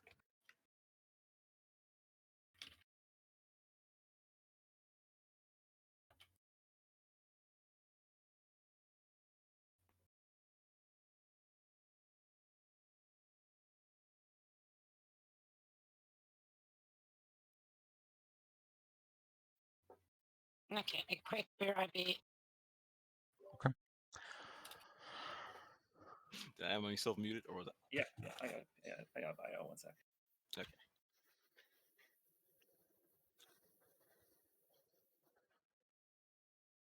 Huh. Alright, that would explain some stuff.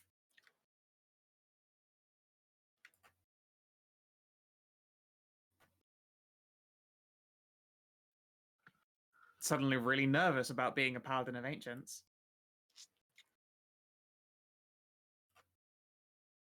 So yeah, Nahia, you enter this massive central chamber, and just as Weird Reheat had explained, there is a massive sarcophagus here, but I'm going to need to stop you before you get quite that far.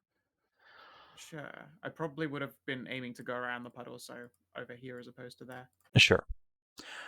So as you start stepping in, your divine senses surround and permeate the terrain here. Can't pass through total cover, and there are these 4 sealed side chambers in here. But even through them, you feel this throb of otherworldly power all around you that makes, having beheld the radiance of the Raven Queen in the flesh, she seems as nothing by comparison. Okay. And there is something not beholden by total cover, something that is present here, but you can't see it. It should be just ahead of you, around the corner, somewhere right here, in this line of effect. But you don't see anything. Okay.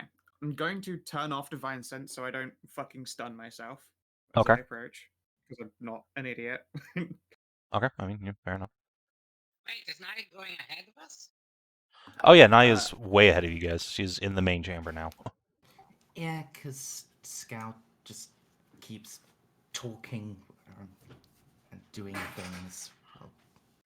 I got whispered a bunch of stuff. Sorry, I've actually only moved 10 squares from where I was last when all this reheat stuff started happening.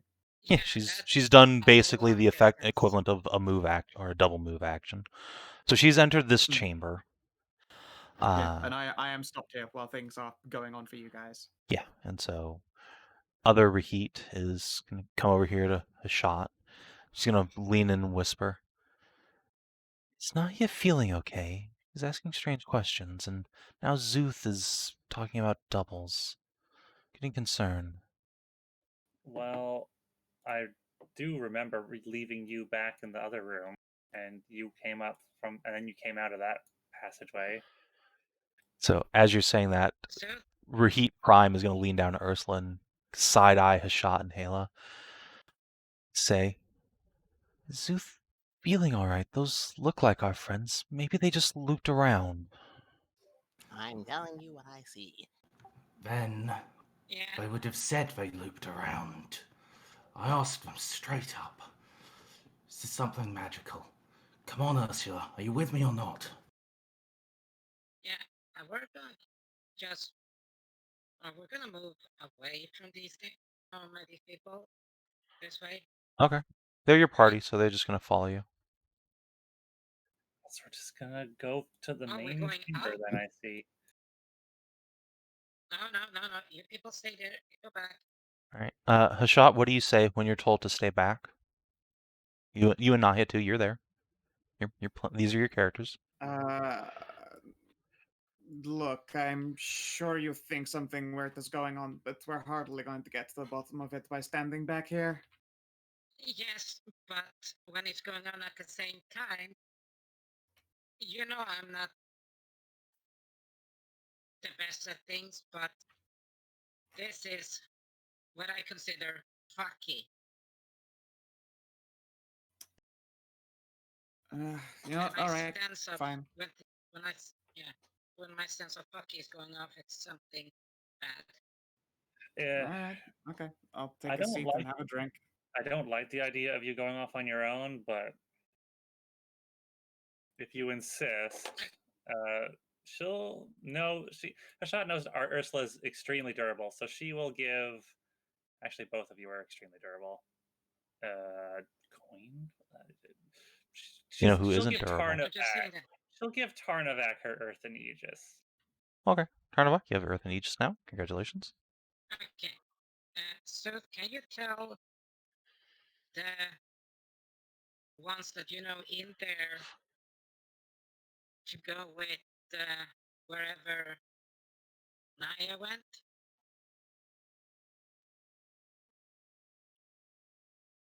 Say that again. I got pinged. Sorry. Oh, sorry. I'm asking. Ursula's asking Szooth to tell the ones that you know from in there, which is Hashat and Hala, to go with wherever Nahia went. Ah, yes. Nahia. Hashat. Did you manage to hear Ursula? If not, they were simply requesting that you go follow where Nahia went. Okay. I heard. This is getting a little weird. Very much so. Let's Actually, I'm gonna make an in save for reheat. Let's just see. Okay, no. So she starts going this way, and she's gonna pause and look down through the doorways here at herself standing over there with Ursula. Other reheat looks up and sees prime reheat. Or is it the other way around? Who knows now?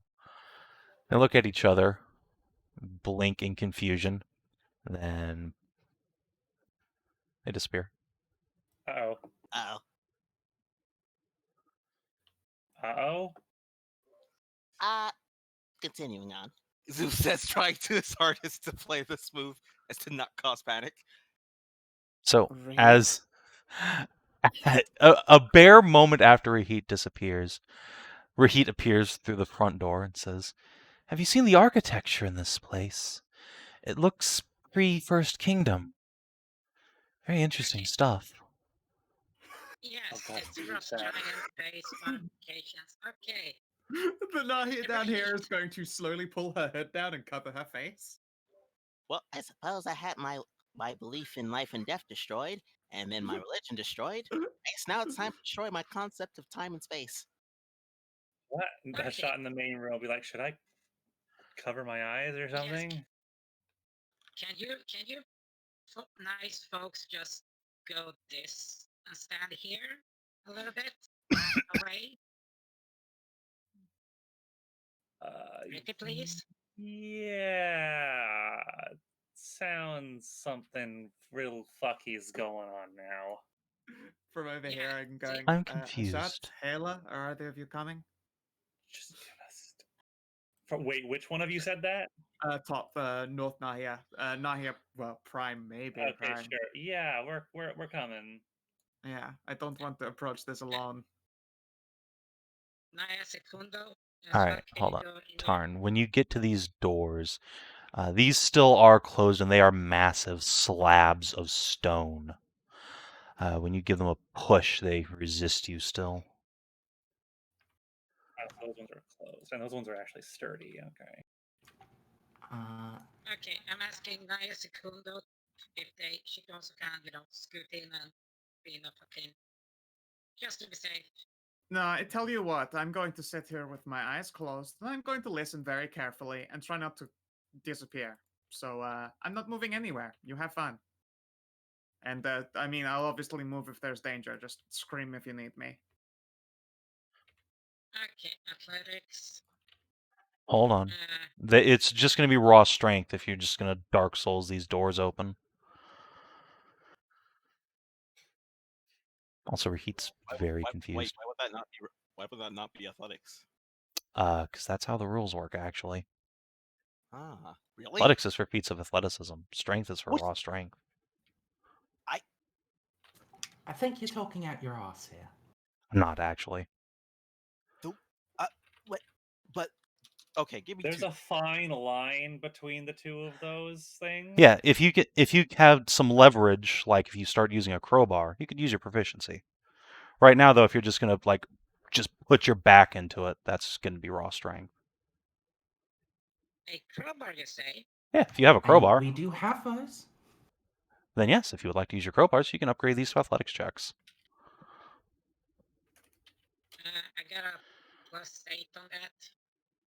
Ooh. How about you, Tarn? I'll assist you. Okay. Hopefully it goes well. 22. All right, yeah, with a 22, you shove this crowbar in and push and push and push. And then you hear something on the other side snap. And Nahia, Hashat, Hela, you see a bar that had been placed across this door go phew, flying into the center of the room. Oh shit, hey guys, don't do that. What are you fucking doing? There are side doors. Oh, fuck me. The side doors are what's causing this fuckery. I don't see any Yes, Szooth? fuckery. Then you're Sure. retarded. Well, no, obviously I've just been careful not to look at it. How do I know that you opening that door is going to make things worse, though? It's it's scary back here. It is powerful as fuck. Whatever is here.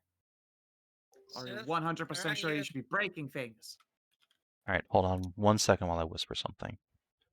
Uh-oh. I am here.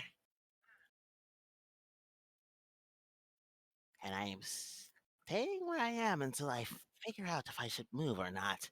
I'm still trying to puzzle through this and make observations.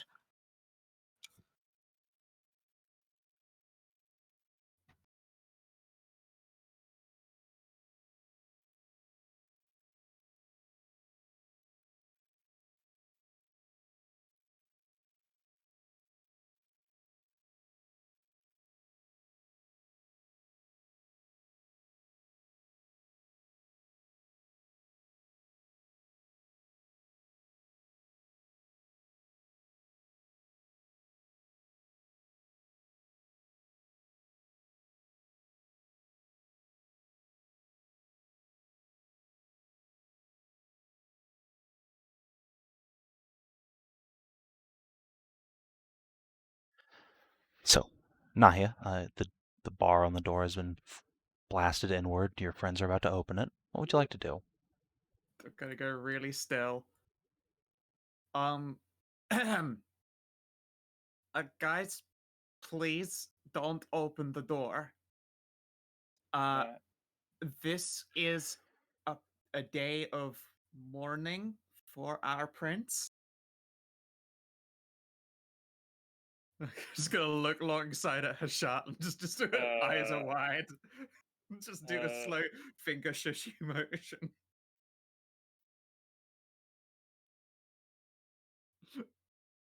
Hmm. I'm just going to go and inform them of that. I'm gonna pat empty space on above my shoulder and attempt to walk around this puddle.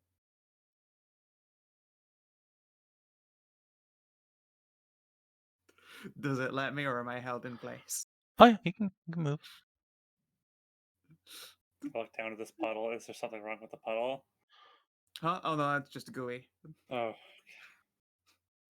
I'm just gonna. can I move? Can I move? I don't know. Just gonna open the door over here a crack. Something very powerful is here. You mean the door they're like literally in the middle of busting open? Yes, like they blew a bar off of the back. Yeah, of it? the door was barred. It's been blown off. You could easily open these doors now. They're actually kind of greased.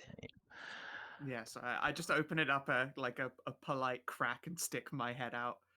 Eyes closed at first. Yeah, there's something very scary and powerful here. Please don't break in. And also, if any of you have an idea about who a beloved prince might be, that would be great. I'm going to slowly shut the door again.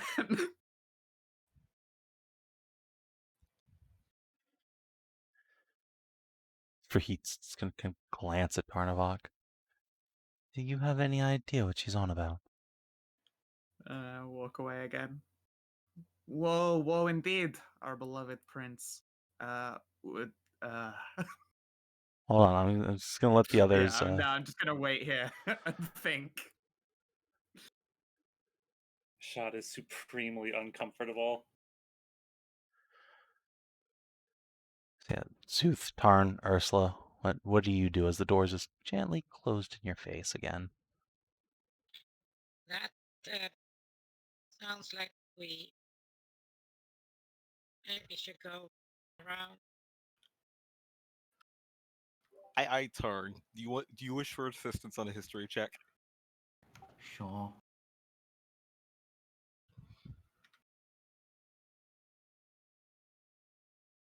Okay. Could I get her a heat guidance? Rahit is a wizard, unfortunately. Don't. I mean, she's an NPC wizard. They've completely It's cheat. true. So... It's true. Unfortunately, she does not have any guidance spells. Well, I'll do a saving face and make that a 24. All right. She can, however, offer you a prestidigitation in these trying times. Yay! Your pants are warmer. So yeah, with a 20-something, you rack your brain, and well, you're not exactly an expert on ancient frost giant history, for there are few and far between of those to begin with, and most of that history is lost. You do know that the frost giants initially came down south in the middle of an ice age, formed a kingdom here. This was about the very southern edge of their territory at its greatest expanse. You could not possibly put a name or a face to this particular prince, but it makes sense that it would be a frost giant buried out here, and it's fairly likely that this land was part of the mainland or a much larger island at some point in the distant past.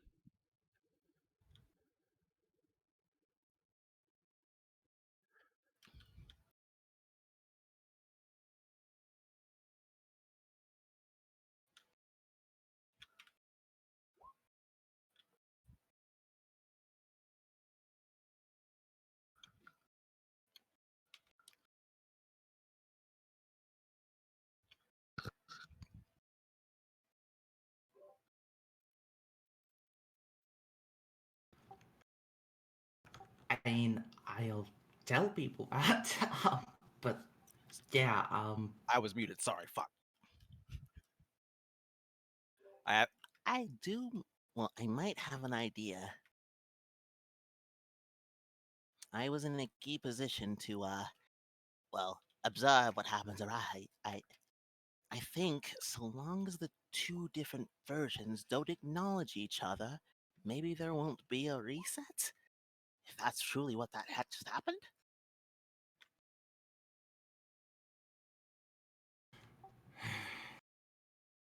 that doesn't help much, Szooth. Fortunately, it doesn't. It means if two people clones merge to meet, one has to keep their eyes closed and be guided around by the other. That or just completely try to stay out of the way. That's only if it's those two, and that's only if vision is what triggers it. Aye, but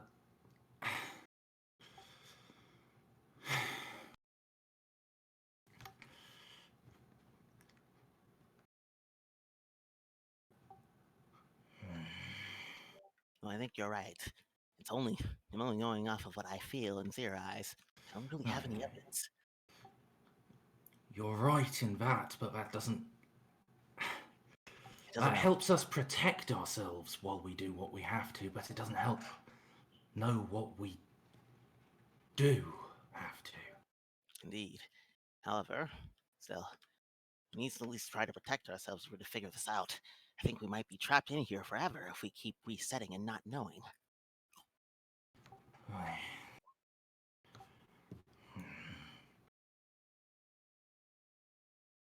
All right. We already gave this room. Sorry. I may have an idea.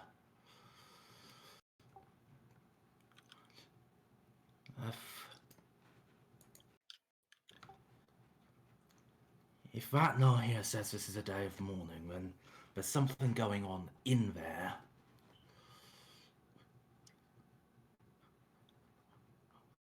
We're not the only ones trapped.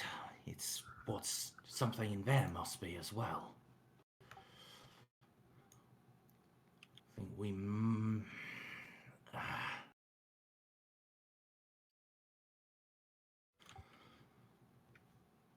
we may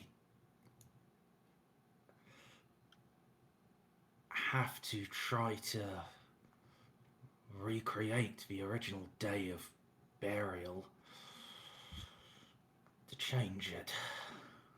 No, but Play it out through to its end, and maybe that ends the loop. oh boy. Darn, I like history as much as you, but I know next to nothing about the burial rites. Do you have any idea how we're to learn?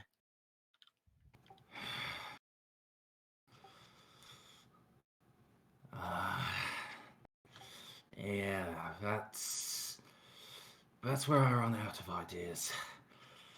I've got some vague knowledge of elven mummification, but this predates it. Hmm.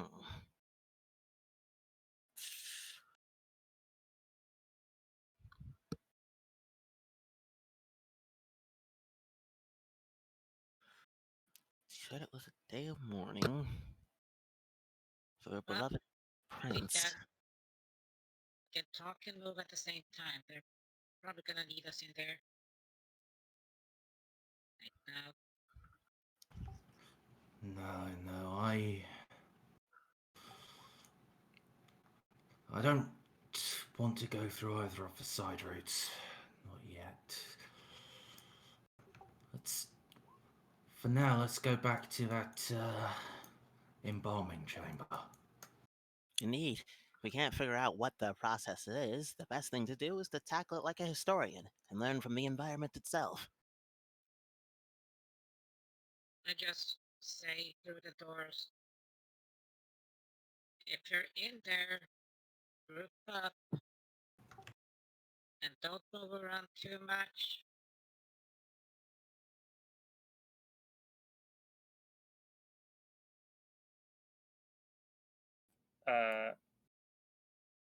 Do you want us to come along? Gonna peek open this door here. We're not in any imminent danger, but pissing anyone or anything off in here would probably result in all of our deaths, like almost immediately. So, be quiet, be careful, be kind. Yes, but then why are you still in here? Because it would be rude to leave. And hopefully we can figure out some clues around here. From what we can tell, this is the burial place of a prince, and I'm going to guess by the voices 4 wives. There is divinity, fey magic, and undeath that makes the Morgan look like a teeny tiny speck. So, super be careful.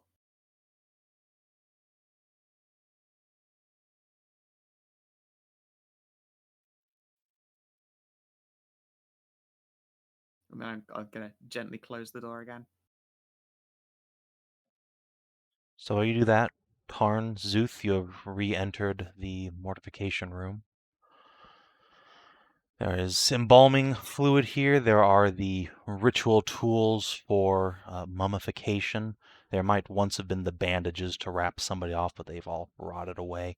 And really, it's remarkable that the tools are still intact, but they're good bronze for the most part. They've just gotten themselves a nice green patina.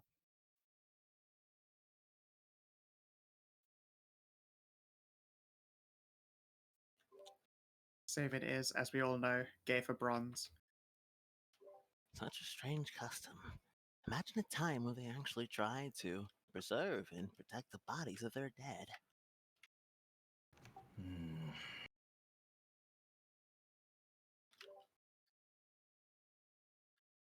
Perhaps that's the first part. You go.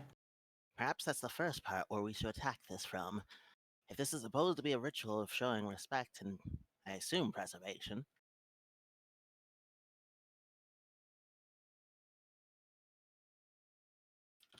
I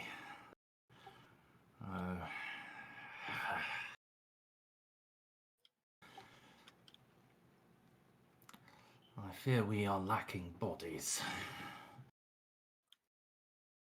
So when you say that, Tarn, I guess Szooth, your passive perception is high enough.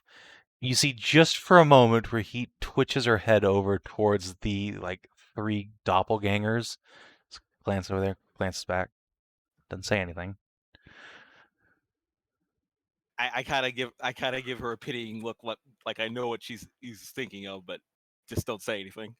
Yeah, she's not gonna, but she thinks the thought. you think she might feel bad for it too. She kind of looks disgusted with herself.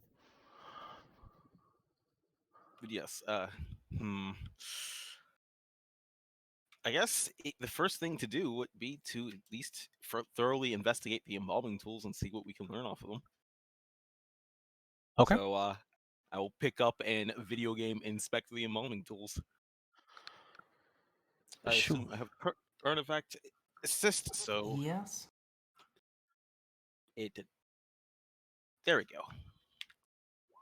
All right. With a 19, so the tools aren't themselves anything special, but you can divine their purpose. At least all but one of them, which, again, is so alien to your cultures and customs, I'm doubtful you'd even really think of it.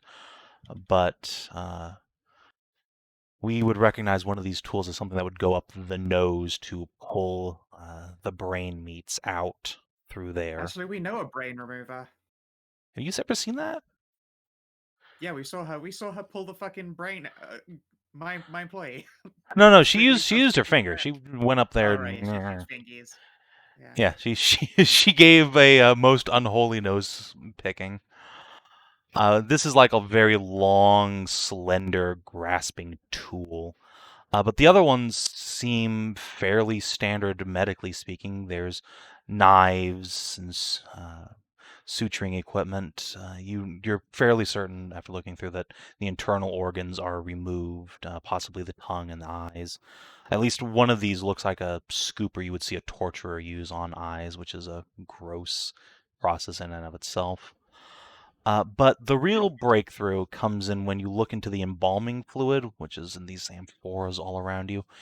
Inside them, now that you're peeking around, you see that there are a great number of bandages way down in there that are soaked through with embalming fluid that have been preserved, like they fell in. It's probably enough to wrap up entirely a body about the size of Tarn's.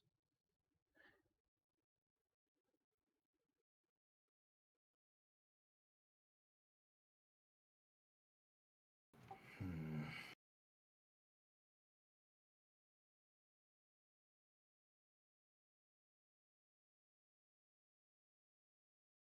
That's a lot of bandages. Well, we were having talks about reenacting the scene. At least with this, there's plenty of bandages for it.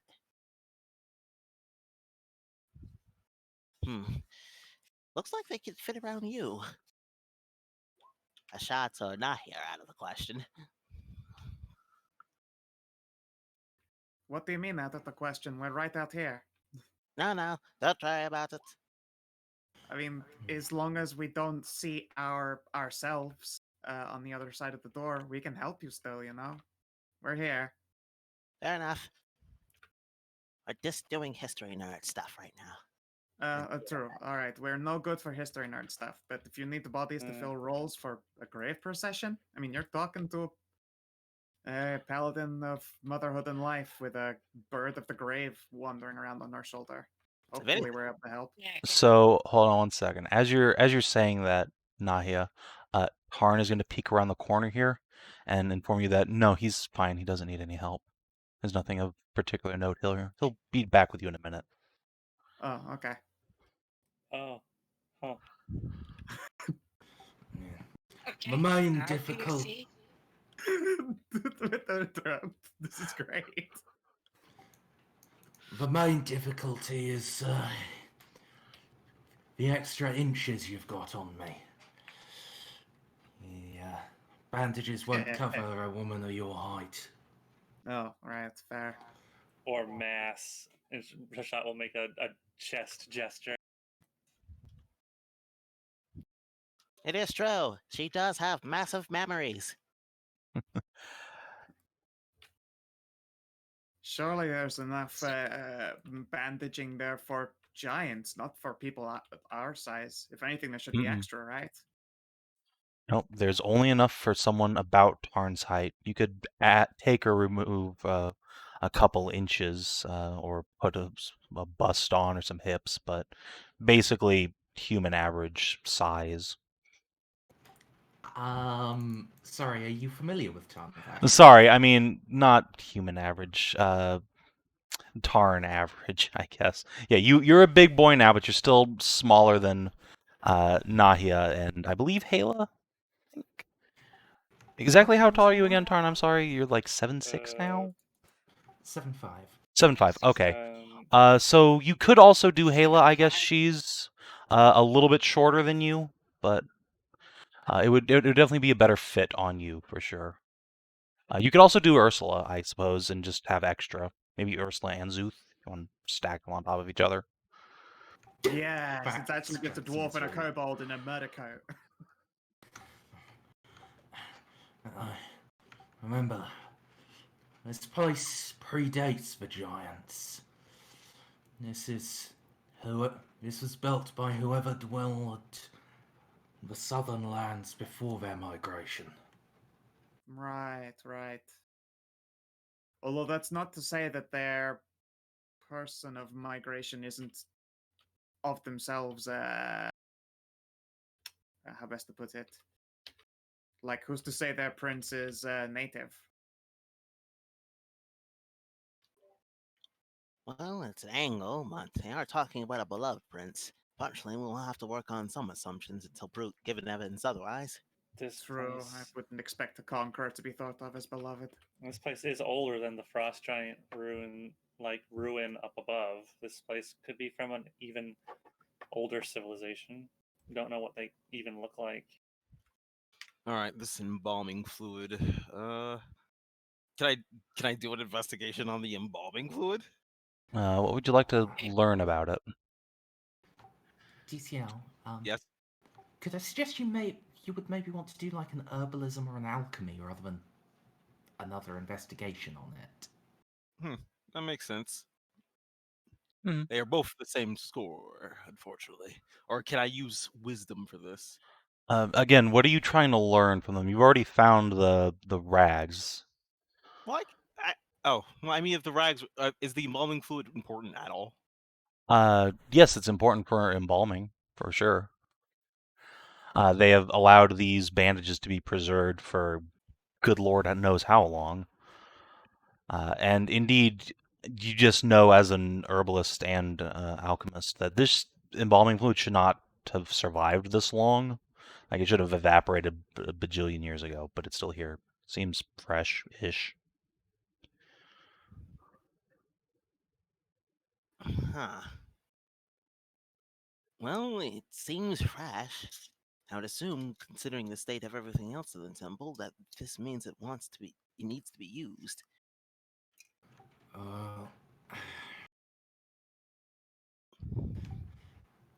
If we are going to go ahead and wrap me up, I'd prefer not to die. Could you check its toxicity? I will give it a taste. Oh, okay. Gross. Szooth, this isn't poisonous. However, even by your standards, and you eat just the worst stuff on this planet, this tastes disgusting. If you could cut your tongue off at this moment, you would.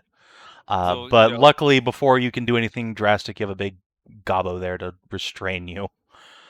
But I was just gonna say, like, spit out, I was like cranking my claws against my tongue. I was like, Ah!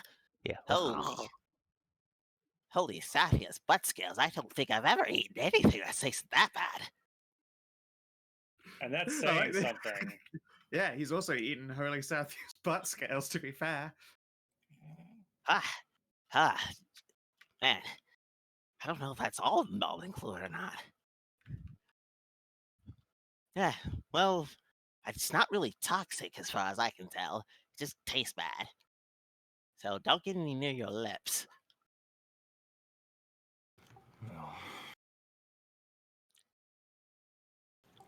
I feel like that would be inevitable. However, I will say one other thing, just because again, you'd have someone who's trained in chemical workings to save you from blundering into this. If this shit gets in your eyes are gonna fucking melt. Like, this is a bad time, so you're gonna need to keep those tight shut or like wrapped over with something. The rest of your body probably okay. You're probably gonna have the worst rash. Oh yeah, this is gonna suck later, but it won't actually do any physical damage to you. Wait, I have a question. How would a rash look on a red skin hobgoblin? Ask a Native American. Oof. I wasn't prepared.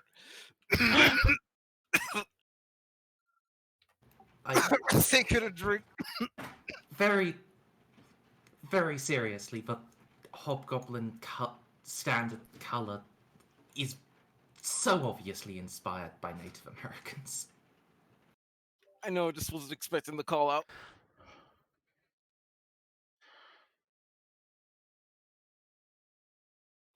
Okay, I can proof again.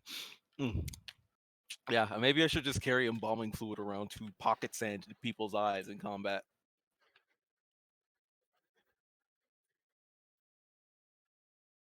What, just like a little blinding pot? Exactly.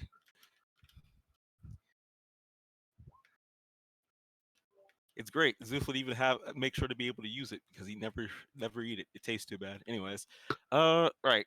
So bandages, embalming fluid.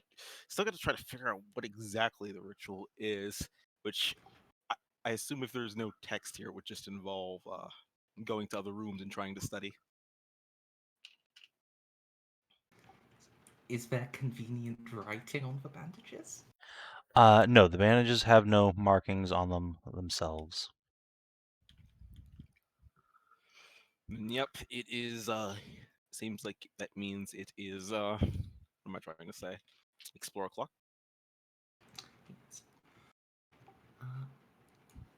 I don't think we actually looked into this side much, and this looks like it was a matched room that then collapsed. Probably.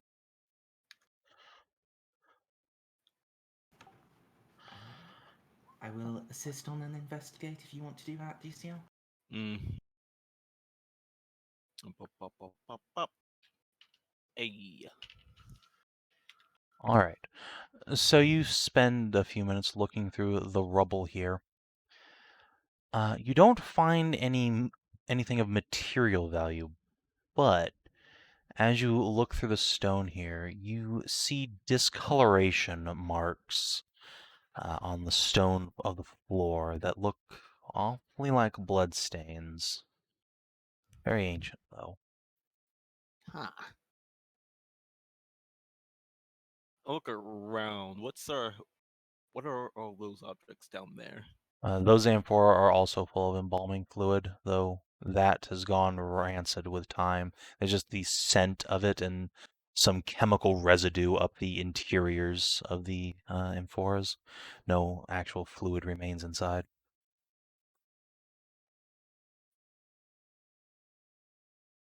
I can't really divine what this room could have been for, so I don't know why there would be blood staining the floor. What of you, Tarnavak? Think this could have been a medical or body preparing room?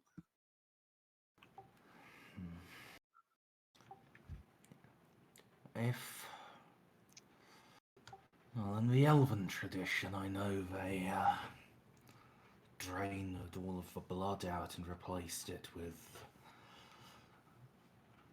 preserving fluids. It was after they removed most of the organs, if I remember right. So without any organs. No, if they wouldn't, I would assume they would have done it in the other room where they kept the tools. Now that I think about it, I didn't see any blood in there. Or did I? Did I?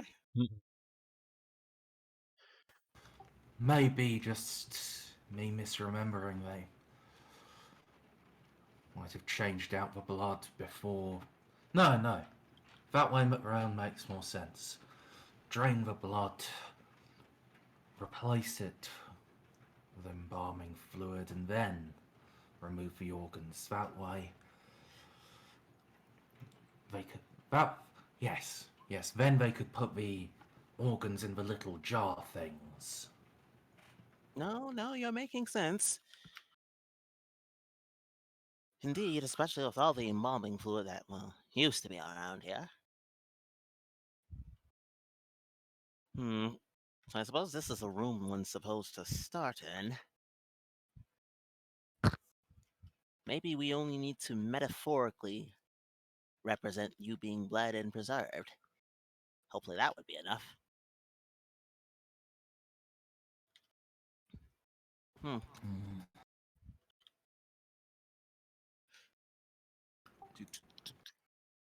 Perhaps.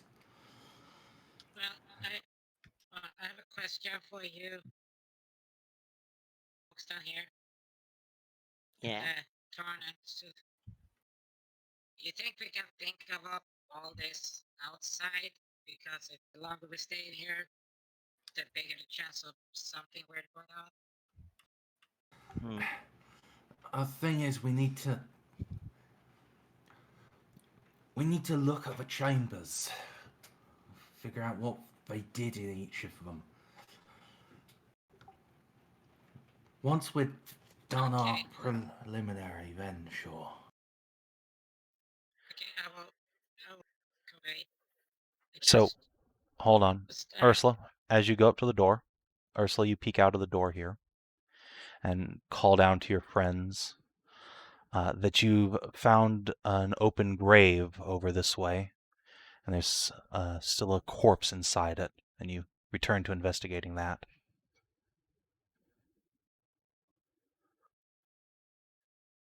Blinks, but doesn't turn around. Hang on a second. Yeah, luckily she Hang on a doesn't turn second. around. She just like back steps through the door before she goes back. Does Hashat, this one, remember seeing an open grave in that room?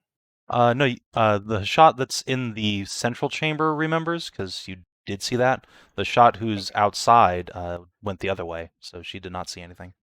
She saw a big old fireplace. Okay. Okay.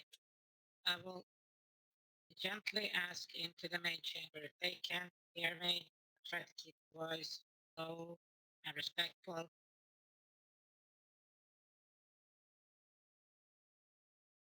Yes, they can hear you. I ask them to kindly and slowly make their way out of there. Pretty please.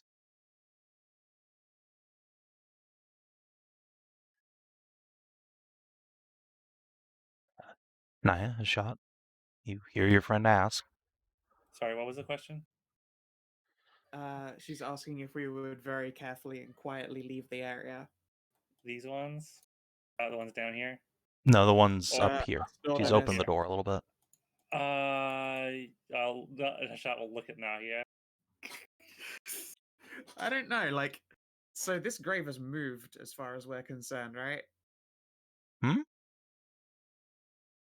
Oh no. So let's jump back to you guys for a minute and catch up while they've been Sure. investigating down south. You guys have been in this room. You hear voices in your head mourning. Yeah. And then as you approached this grave, this central sarcophagus here, you felt something as if something had walked over your grave. A presence around you and Hashat. Not Halo, though. She didn't seem to react to it at all. And then it steps off. The grave itself doesn't move. Oh, in which It's case just a then feeling. I would like to read this thing for inscriptions. Sure. Halo didn't seem to react to anything? Nope. I will lean over and whisper to her and ask her if she is hearing any voices. She will In look her up head. at you and nod slowly, eyes wide.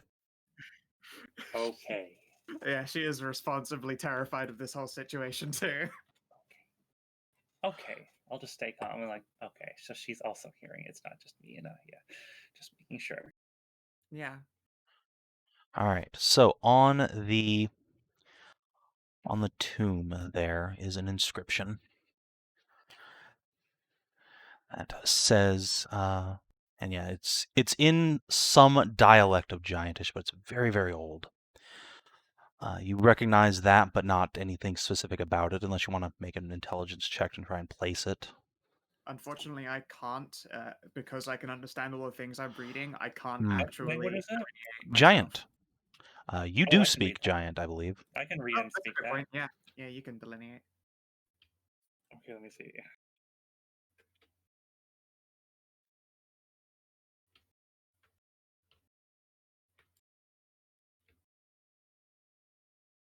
Would assist if could.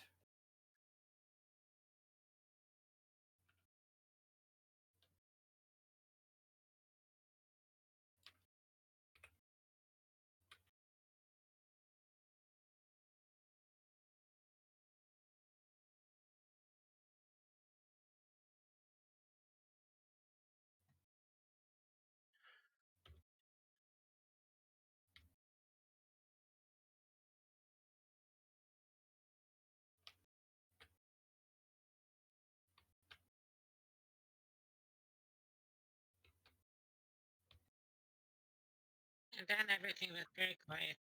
I'm just waiting Yes. on it and check.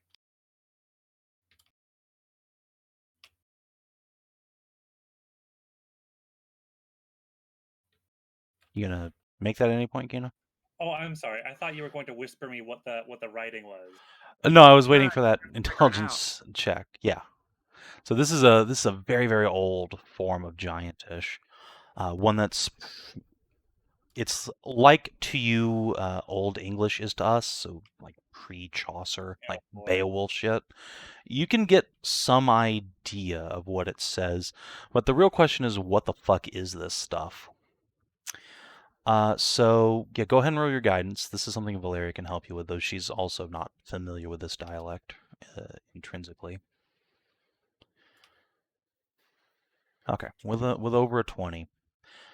You've never heard of this dialect spoken aloud, but you can recognize some characters, little graves and accents that aren't in modern Giantish nor even in Frost Giantish. But you've seen some examples of this writing, not in the ancient past, though. No, this is very, very recent stuff that appeared in like more modern textbooks of Giantish. This text belongs to a Giantish group called the Firthuin, a mysterious cadre of beings that invaded the world about 20 or so years ago, seemingly out of nowhere, wrecked some shit up and then left for reasons unknown.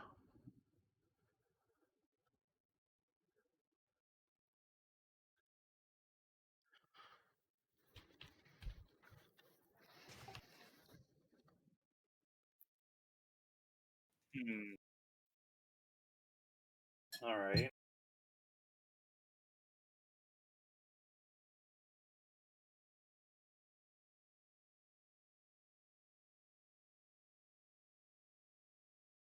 Well, what does it say though? So, unfortunately, you can't translate it, but Nahia, thanks to Warlock bullshit, is able to make sense of it, at least. So I will. I understand the meaning, but I cannot tell you what the words actually say are. Yes. Okay. I will run. I'll point. I'll put my finger on the first word, and be like, "Tell me what each one of these says or means." Am I able to do that, or can I only tell it on a sentence by sentence basis? So between the two of you, you will be able to work this out by Nahia putting meaning to individual characters, or rather to words. And this is what it says. I'll just copy this into chat for the record.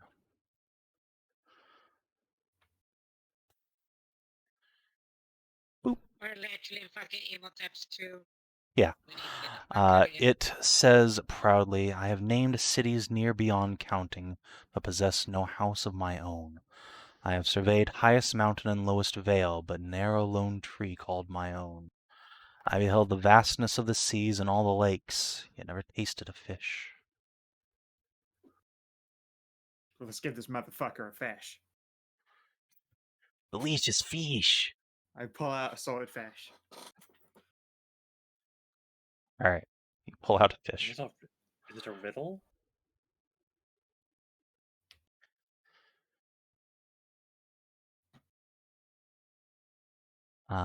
So you just want to like leave it at the base of the tomb like an offering?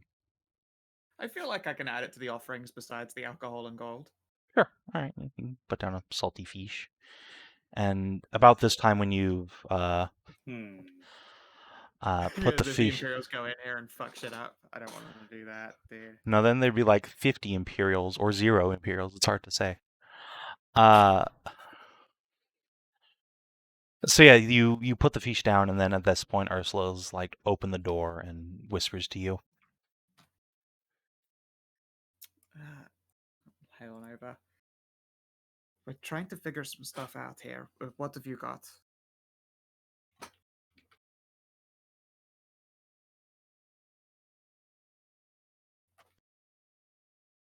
Ursula? I heard myself come in, Okay. and they're talking about rituals and stuff like that. Well, surely know. if there were a legitimate danger, then the youth that you heard would be panicked? Yes, but we can get together Because if something big and scary is in there, it can be very nice and leave as well. Honestly, it's why not just borrow other time, us? Like, honestly, this is both painfully interesting and right now as deeply unsettling as it is.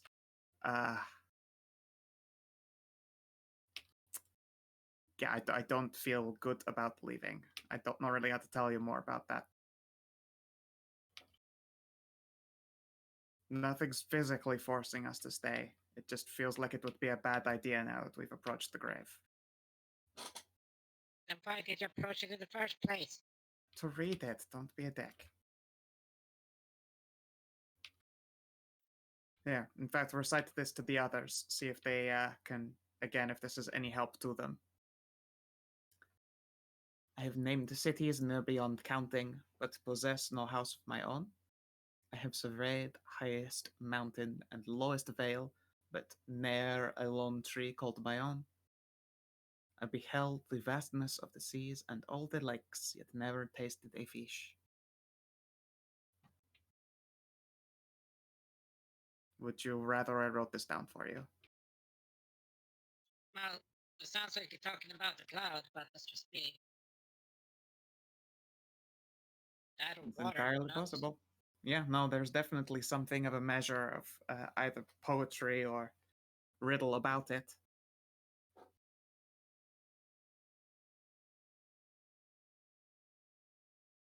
Yeah, I'm liking wind. So I'm just gonna, okay, I'll remember that. Sure, okay.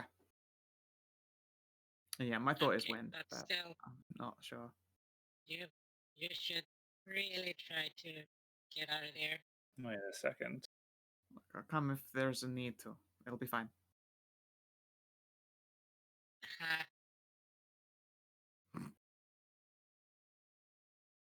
Hang on a second. Okay, Frankie. Wait. This is it. Wait a Blah blah blah. Nahia?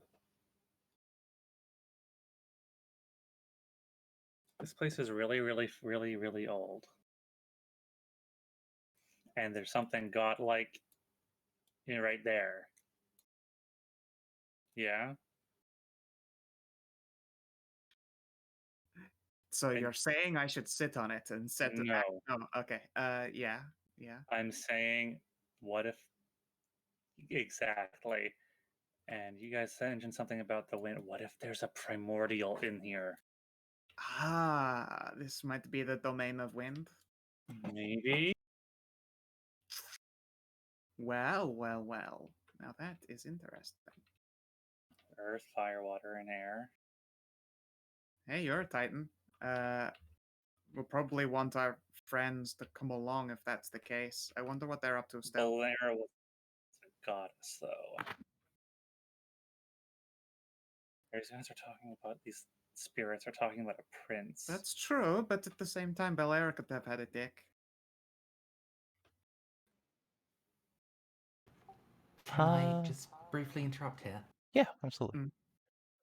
One of the books still in our party loot is the full genealogy of the primordials. Sure. I was just about to say that. Is that all of them, or just like? Okay. I believe that's something that you're carrying, Hashat. So yeah, let's have a quick browser, Ernie. Okay, I'll open up the big scroll. Okay. Yeah, you can begin unfurling it. Presumably you're gonna like take a step back so you're not just dumping it onto like a salty fish and some vodka. Yeah. Okay. So you begin unscrolling it. What are you looking for on here exactly? I guess to follow the genealogy of Valera. All right. Yeah, you can see if we can follow. find someone who might be fair doing. So unfortunately, the species of any name on here is not listed explicitly, but you can begin at some point in both Bellaria and in, let me pop back over to the Pantheon just to make sure I get the name right, Tritonus, the sea gods, genealogies. There is a mix of names that seem to us, the audience, would be like Celtic in origin, which corresponds to Firthuan names, the very few that you are aware of. However, again, like Tritonus's like entire line just ends abruptly a couple generations down into the scroll. He's dead ends there.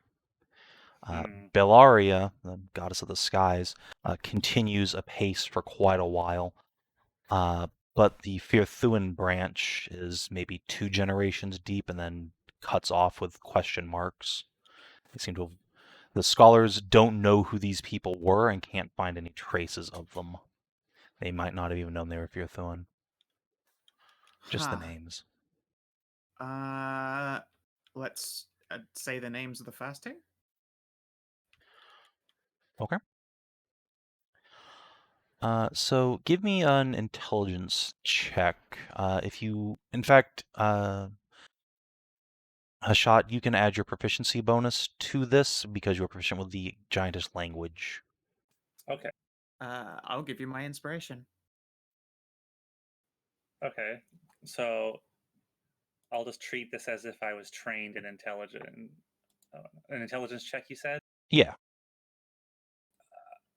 Does that automatically include my proficiency bonus? Or If you check does it, that... it will. Oh, I'll just like Savin, I'll just brings I'll up just a treat very it good as a point. saving throw. Whoo! Well, so I was just about to bring that up.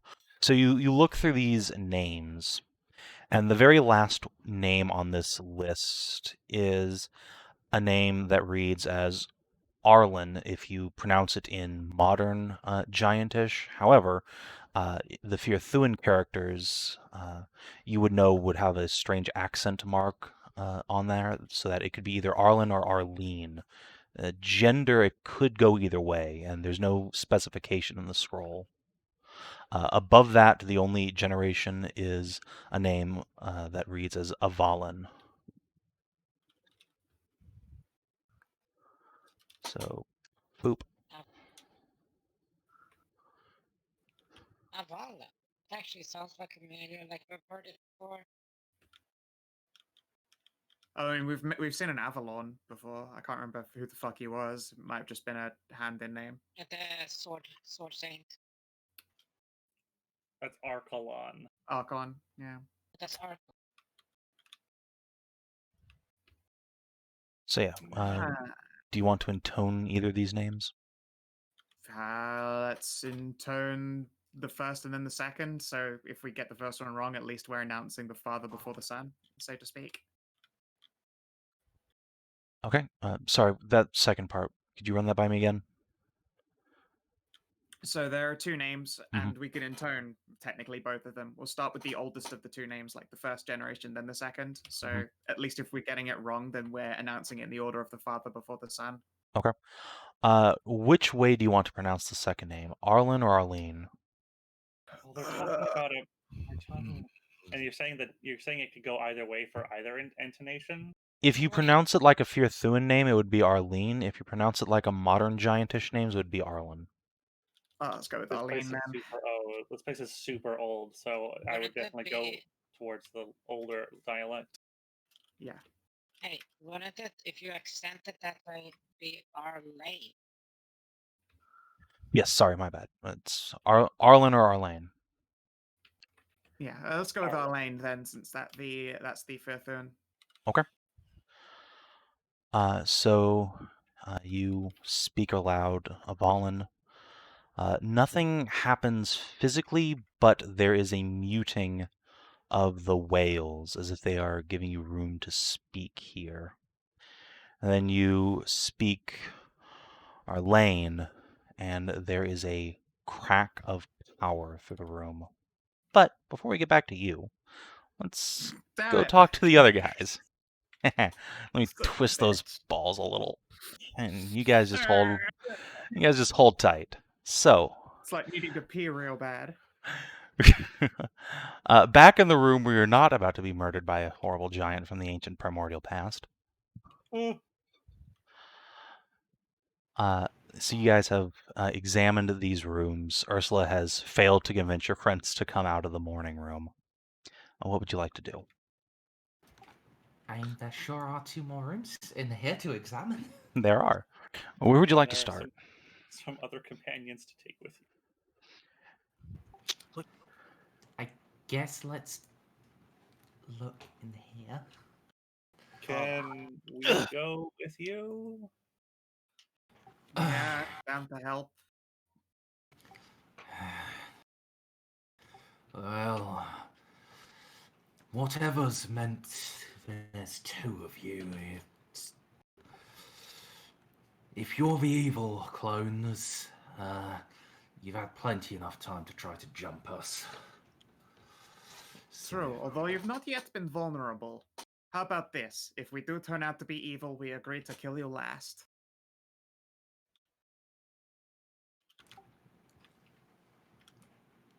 Sure. Szooth, if they turn out to be evil, run as fast as you can. They're not allowed to kill me until they find you. Very cunning. It seems they have found out our fake sorcerers. But yes, also, Out of character, it could be an interesting experiment to see if they clone even more and what happens if those clones meet. But I'd rather not mess around with that. But yeah, follow us. education. You say follow us, but All right. It was this. Yeah. Sorry. All that was in this room was the biggest thing in this room was a big fireplace. Yeah, I actually. not through the gate. This great hall is symmetrical. See the wall and where it's collapsed. There may be clues beneath the rubble. If you'd be willing to help lift them. Yeah, sure. We can move some rubble around and see if there's anything. Right. You're able to sift through the rubble and clear it out a bit. Are you trying to do like an investigation through here, or are you just trying to like clear a path? Investigation. Okay. One of you can go ahead and roll it with advantage and a guidance die, because you have Blair there. Also, point of curiosity, I take it that this Nahia's Voron is also a moron. Yeah. Yeah. All right, I with a had that 20. before. Who knows? Doesn't matter. It's not going to bring it up to another tier, so. So, yeah, you investigate through this thing, and you don't find an object per se, but rather you begin to realize that there was once a mural on this wall. And as you begin piecing it back together, Szooth sort of savants his way like a jigsaw puzzle to putting enough pieces together to make sense of it. It depicts a group of supplicants, or perhaps they are prisoners. It's hard to say. They look absolutely ragged.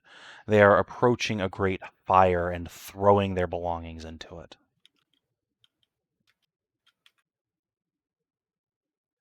Huh. Oh man. So, those that followed or belonged to the one entombed, they cast things into...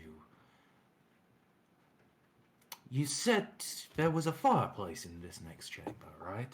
Yeah, just over there. That's right. And bye. Maybe worth putting some, religious sacrifices in there. I hope they don't have to be our most valuable possessions. Otherwise, I'm going to have to start throwing friends into the fire. Oh, that's so sweet. Also, don't do that. I mean, it won't really hurt me all that much. Well, But all still. right. Let's see here. Hayla's just gonna come up to the fireplace and stick her ass in it, light it up. Oh, you beat me to it. Strangely, there are a number of logs stacked up here and some kindling. They seem way too fresh to have been left down here for thousands of years. Almost as if they were waiting for you. Oh, be. Shh.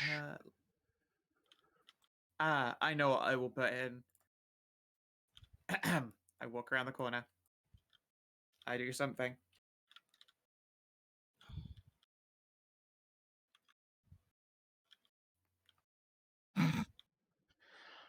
And then I come back around this corner again and chuck a bundle into the fire. Okay. Should also whisper that to Szooth. Because he 1000% saw that. Fair. Alright. However, as you are doing that, Raheet will say, "Hold on. I don't think this is right. The bound one, it's not going to be any of you, is it? If we follow this ritual." She'll glance at Tarn. Right. So is it the belongings of Tarnavak? Or is it the belonging of Siggy's? She shrugs. Walk back around the corner again. One moment. Wait, I have a question.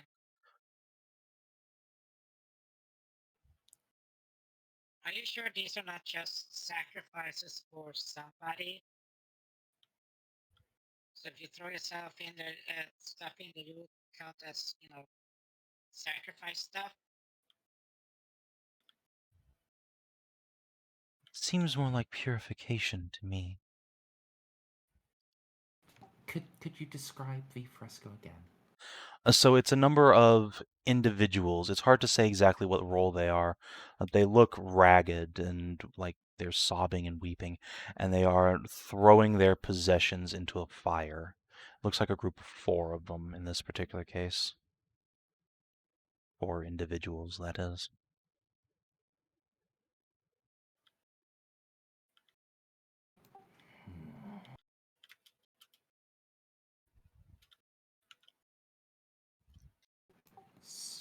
You may be right, yes.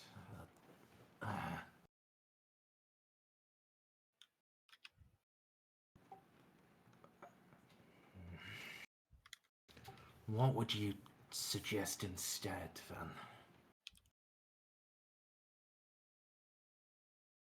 If we were to follow the ritual, it may not require you to bleed out everything and to throw all of your possessions in the fire or remove all of your organs. Magic, if this is some sort of spell or ritual, is often symbolic in nature. Much like, perhaps you've heard of it, the case of removing the curse from the Princess of Pergolith, about 100 years ago or so. I have a paper on it. Right. They found a way to undo the curse by symbolically representing parts of it and repeating the process. Perhaps you only need to bleed a touch and remove some small part of yourself. We're jumping ahead. Yes, you make a point. Right. But before we do anything, we should find out how the ritual ends. Indeed. The 4th chamber, then? Right-ho. So the one over on the other side. Yep. Okay. Alright. We might not want to follow you in there because it's going in there that copied us in the first place.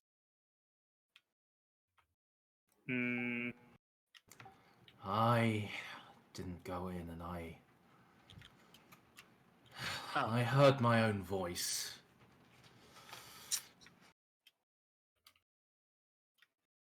At least copy us appears to have the wherewithal to, like, hide from us.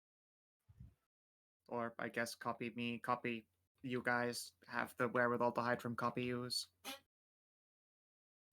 Okay. So we're just going to stay here?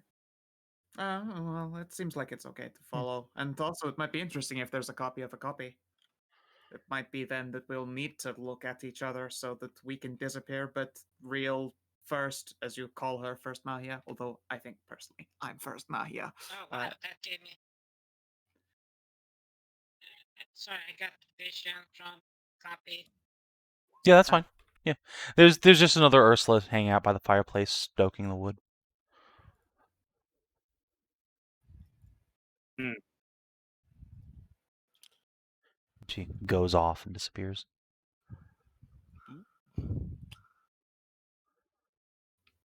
Okay, let's see what happens. So where was that? You guys are jumping ahead a bit. Right, at least judging by the pattern, this would be the fourth room of purification. It is, and you can see hints of what might have been a mural once on the wall, but unfortunately there is a big chungus of a slime that has swarmed upon it and removed the ink. Walls over here are very polished. Oozes at you, oozingly. Question 7. Mm-hmm.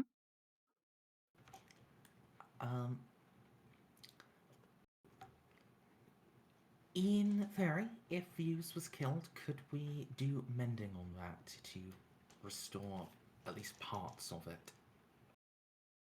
So in this case, probably not. It's not like a physical object was broken apart. This is just something that's been, like, washed off. I guess mending wouldn't make clothes dirty again when you used mending on them. Right. Well, that depends on what kind of mural it is. Because to get colors to stick, they had to actually, etch the stone back then. You see no stone etchings, however. Yeah. Or like if it was a fresco, then it's like the color is within the plaster, right? But yeah, if this isn't one of those sorts of murals, then sure. Yeah, this was probably painted on.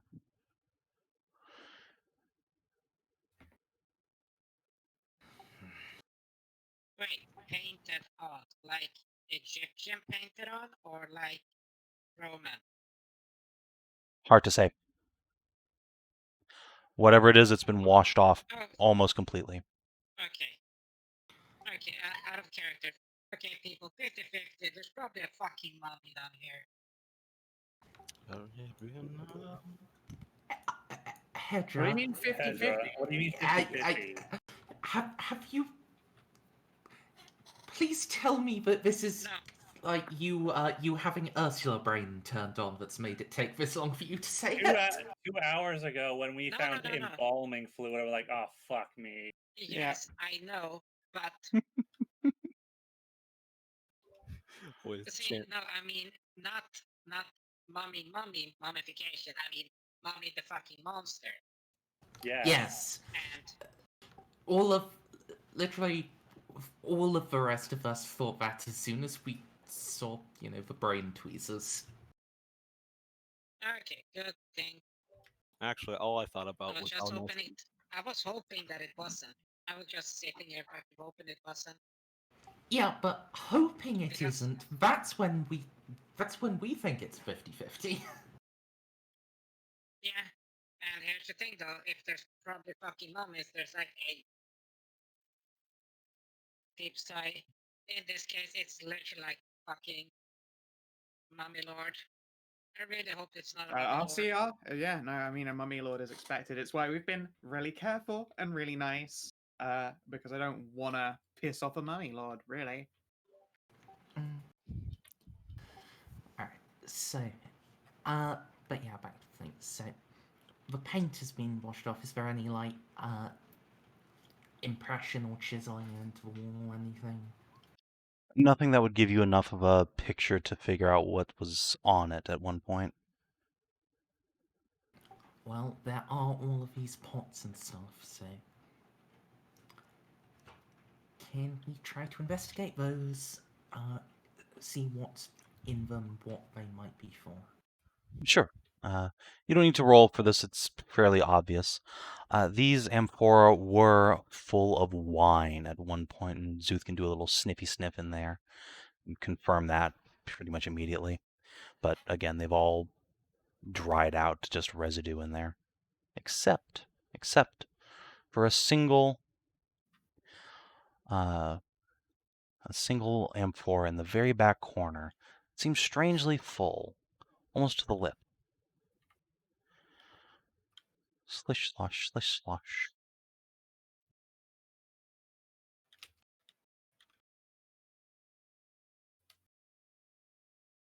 Hmm.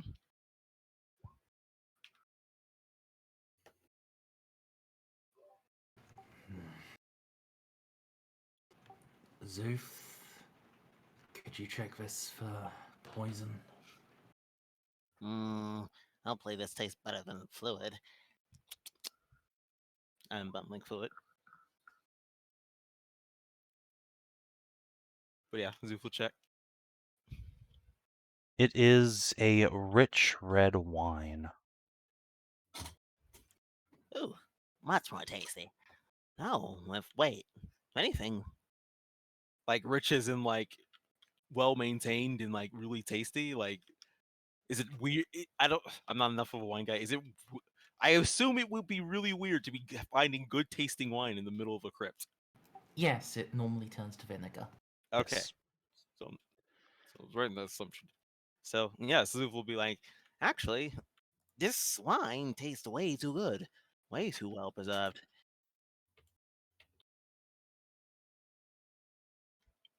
But Weird. it's no poison in it. Oh, no. Would you even notice? It's- I feel like you would. Does it? All right. Would you like an expert on the delicious poison by choice? Poison by I- choice to take a sippy.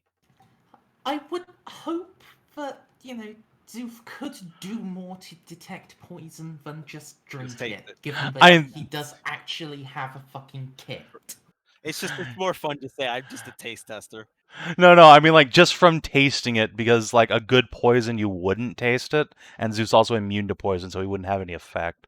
But yes, you can absolutely just like do an herbalist kit test on here, or preferably brewer's tools. You could do herbalist kit with like disadvantage because it's not quite the right thing.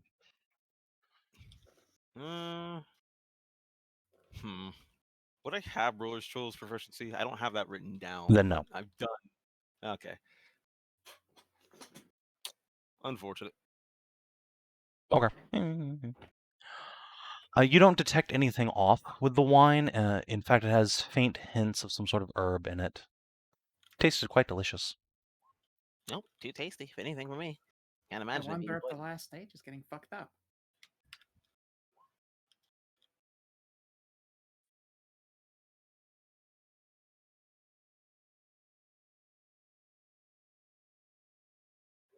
Well, strange as this may be, I think the wine could be trusted.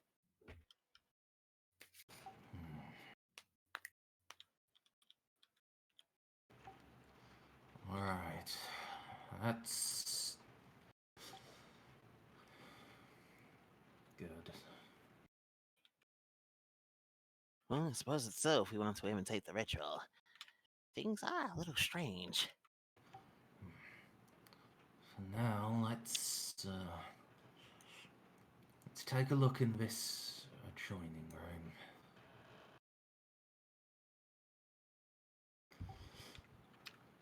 The other Ursula said there was a body. So, is this the opened one? Yes, indeed. There is an open sarcophagus here, much larger than the others. Every other sarcophagus here looks like it's probably about human size, maybe a bit larger. Tarn could probably squeeze in. This one, however, is closer to like frost giant size, or in this case, perhaps Firthuan. As you look in there, you can see a skeleton. It is nothing left but bones at this point, decayed by time, but it is wearing beautiful silks and finery, has jewels, all of which are whites and moonstones and pearls, adorning its neck and wrists and arms and legs. It might have been a woman at first glance, you think, but then you look down to the hip bone, and this was certainly a male. Just one who had an amazingly feminine fashion sense, at least by your hobgoblin sensibilities. It was Sure. buried here a long time ago. You don't see any indication of like martial grave goods of any kind. Just the finery.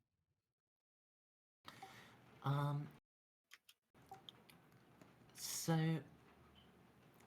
you know, Tom was basically an adult when the Firthun made their invasion.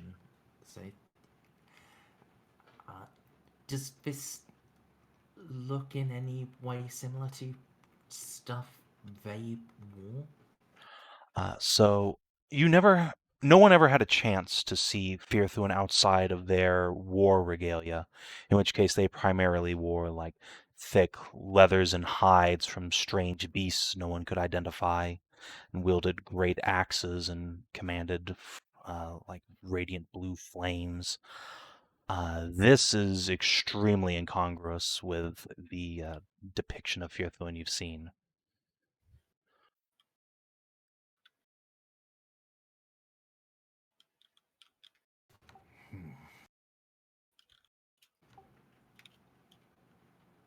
So, we have found Cassidy's Firthuan ancestor. Zeus kind of like blinks for a second, eye goes wide, and says, Oh, you were joking. Well, I am joking about her being a direct ancestor, but this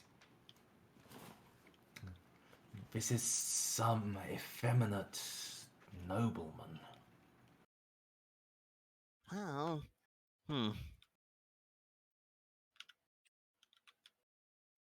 everything that's happened, it would line up. I suppose some things in history never change.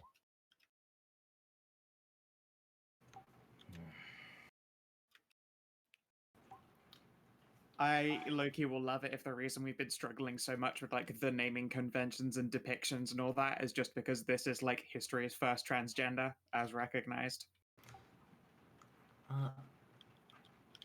By the way, Savin, is there any inscription on this? Yes, and again, Hashat speaks giant, but it's fucking weird old English giantish. She can give me an intelligence check. Tarn, you can probably assist since you're a Wait. scholar boy. Surely Nahia of that Nahia right there can also help with eyes, literally like we've done on the other side of the door over here. too many these and thous and hows. We just do a copy of what North Crew did. Basically, yeah. Yeah, fair enough, yeah. And we already know that we're really good at it, luckily. So we can skip the roll, right, Savin? No, I do need a roll just to make sure you get it correct, but it will be a much lower DC this time, since actually it won't, because you haven't communicated how you did it to these groups, so it's all new territory for these nerds. We do literally know Nahia can read pretty much any language, even if it isn't.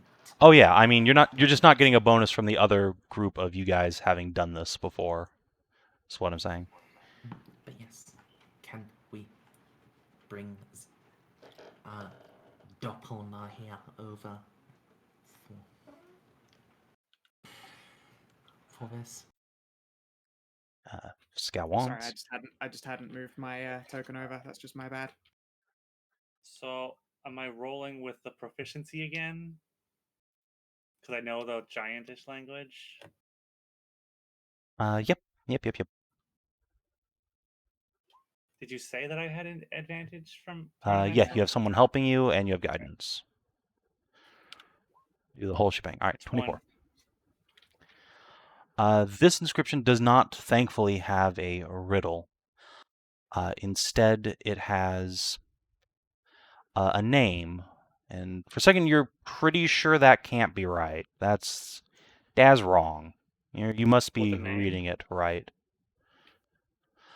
or reading it wrong, rather, because the name is either, depending on your Firthuan pronunciation, either Iona or Ionen. Huh.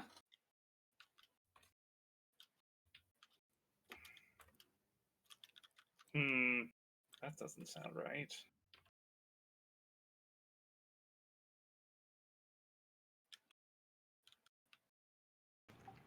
That's fucking weird. I'm lost. That's the name of the planet. Savin. Yeah. I'm a scholar. Do I need to make a history check to know, like, the etymology of the name of the world? So I'll tell you the common perception of that. If you want to try and learn the truth, if that is different, you can make an intelligence history check. Well, let's start with the common one. Then. Okay. The common lore would be that at the beginning of time, Mithras gave birth to the world. It was her perfect child, and she named it Iona. As Mithras named it. Then yes, could I get an assistant guidance on a history check for this? Yeah, this is Got it. something Szooth would probably be assisting you with, as your fellow scholar bro. Oof. Oof. Unfortunately, that the surface level history is the only history you know. It's the same in Hobgoblin myth. Yep, you guys all share a pantheon, even if they don't put nearly as much emphasis on Mithras. In the Hobgoblin story, Agaresh is the daddy, clearly.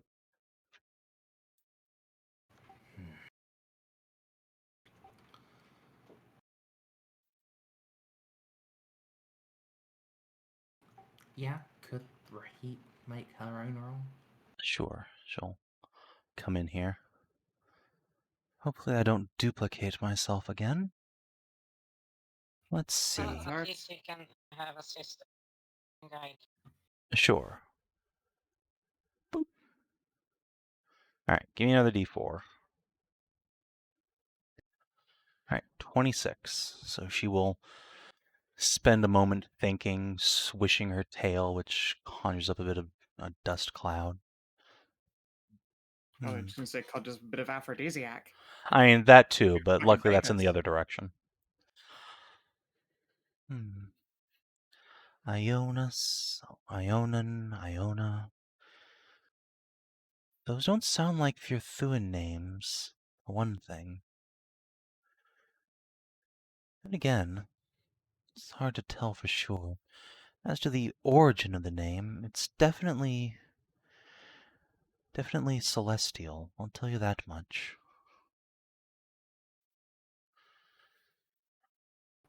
There are giantish legends that state that they renamed their world when they fell the last great queen of the dragons, before the World of Worlds End took his throne. Perhaps this is some sort of dragon slayer. You'd expect to find some sort of great dragon-slaying weapon, wouldn't you?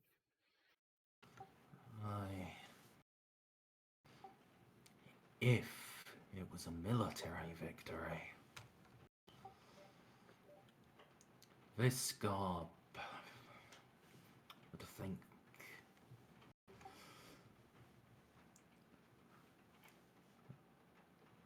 more that they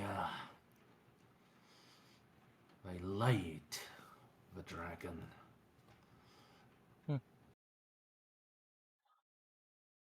I I don't- mean, that's how I would want to do it.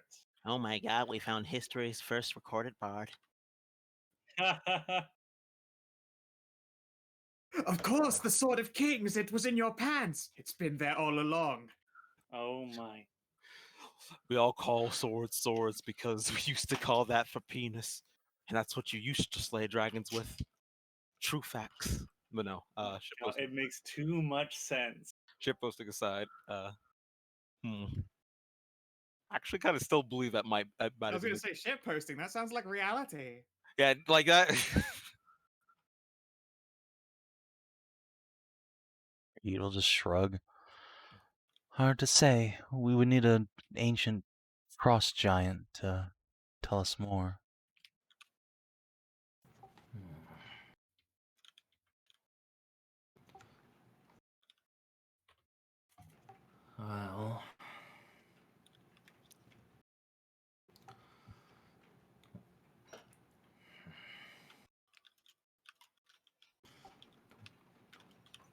Well, there is for certainty here. Is a highborn giant who does not have his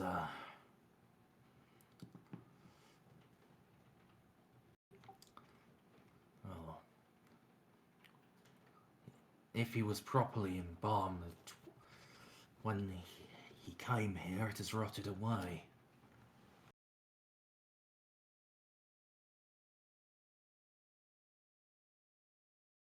Yeah, embalming is good, but if you just leave the casket open for thousands of years, it probably won't, help after a certain point.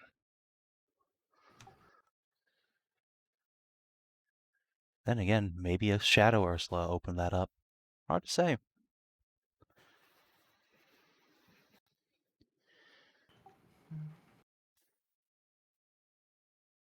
Hmm. Maybe we, rather than recreating a ritual using one of ourselves, we need to rebury this one. It makes sense. If the corpse was the burial was desiccated, maybe they simply wish for it to be fixed. Is this thing like how much if this is just bones, or is this body like a body? It's just a skeleton in there. I mean, redressing this thing is going to be a real chore and a half, considering it's just a skeleton. Or he will Although also I add, some of the bones. also we can't bleed a skeleton. We'll just loan it some blood. We're all human. I'm not sure that will work, but I suppose we can try. I wanted to say I don't think this wine is magically preserved or the embalming fluid, but magic kind of just permeates this entire place, doesn't it? So it's not like casting detect magic would even be able to tell. Or he will glance around. Once again, I failed to prepare to detect magic. I'll start the ritual, I suppose. I don't know how long we have before something more fucky starts happening. Indeed. But I feel like if I can divine as to why the embalming fluid in the wines were preserved, or if they were preserved, there's a chance they've simply been recreated. Maybe they have a purpose then.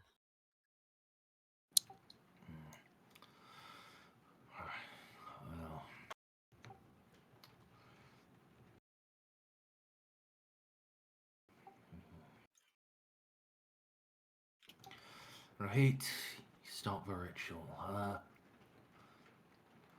Nahia, Hashat, look at the other sarcophagi if they have any writing. Sure.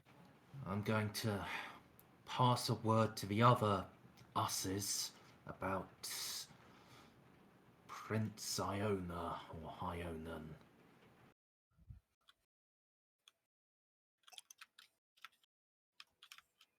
Sure. I will look over other sarcophagi. The Kinathis momentarily stepped away. Oh no! It's happening.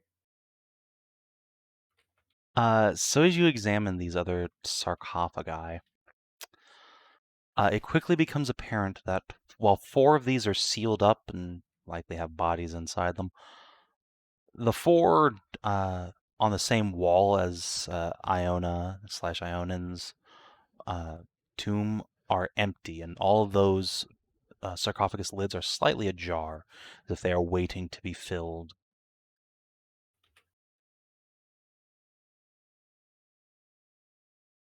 No, that makes some kind of sense, I suppose, considering they're apparently haunting the front, or the other room, or the original room.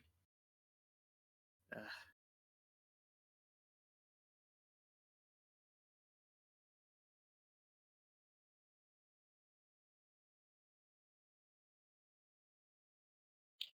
Yeah, sure thing. I'll just whisper that in. Yep.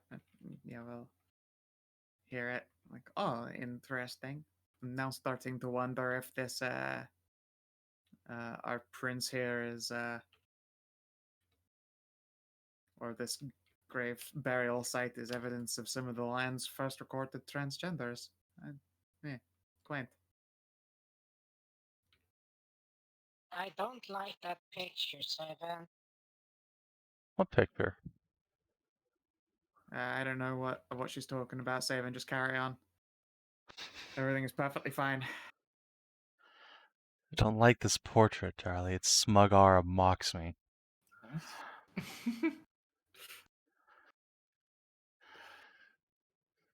All right. So yeah, we're gonna leave the North party alone for a while because Aw. they did a thing. We're gonna carry on with the Southeast for a bit Oh, you're longer. killing me. I am. No, actually, I'm I- potentially saving your life if you think about it. Oh, yeah. Oh. It does feel like, we've been going for quite a bit, but yeah, if us continuing going is saving them, then sure. I think you mean saving us in the context of it's putting off the fucking death day timer, our countdown clock. I mean, if you guys want to do the North party, that's fine. Like I said, it's just hypothetically I'm saving you. You never know. I don't know. It is okay. It's not like we actually don't get to take part in South at all. We're there, still Yeah, sort you guys of have technically. clones. Yep. Which is Or might we say originals, as they will soon become to know when the other yeah, two of when us the die. 3 of you in there die, then these 3 become the prime, so that's fine. Don't you worry. Death is just another stage of rebirth for me. I've got a fucking got a backup plan. I've got a fucking parachute. All right. So yeah, once you have discovered these 4 graves are empty, what would you like to do?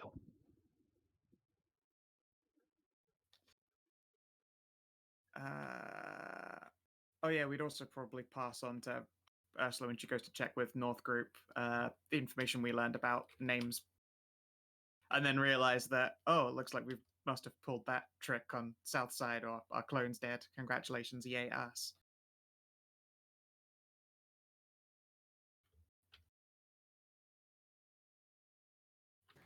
And as well, do we get the riddle back? Yeah, that was already Yeah, you guys had given that. to us. Let's give it to you guys. Yeah, that was given the first. I went down. You guys down here. Okay, I may have been away at that moment. Right. Yeah, I guess when she comes back again, we'll confirm that we tried a thing, or we're about to try a name, just so that the timelines don't converge too incorrectly.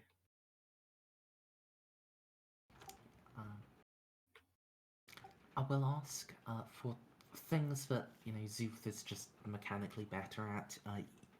You take charge of pressing the buttons on his sheet, Savin. Sure. Yeah. Give Duck Boy a chance to rest. Yes. To quack. This duck has not yet begun to quack. I can still hear you all. Sorry, give me a moment. Sitting upright does Yeah, not feel yeah. good. Go ahead It's and okay. Don't worry take it about it, easy. dude. I got your In- sheet. You just tell me what No, you like, want to do. oh well, I mean, yeah. For right now, let me see if I can see. Uh, so I forget. We didn't throw an investigation at this room in total just yet, did we? Correct. Although I'll save you the trouble right now. You've found everything you need for this in here. Okay. There's nothing you can take 10 here, just kind of search around, but there's nothing to find at this point.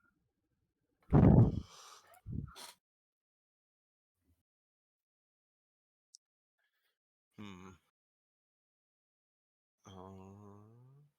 So we basically have our at least effeminately dressed the bones of the prince.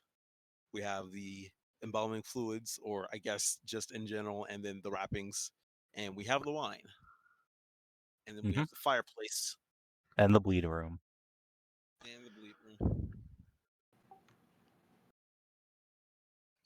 Seems like the order. Wait, we found the body in here.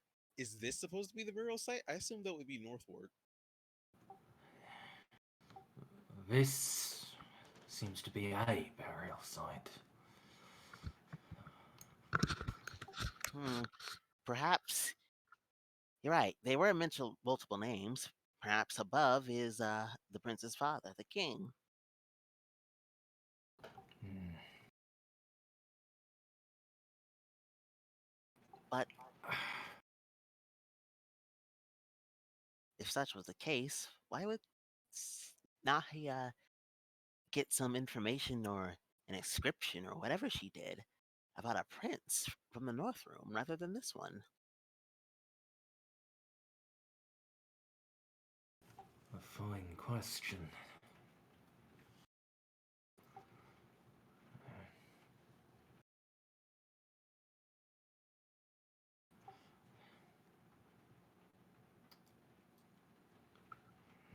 I think.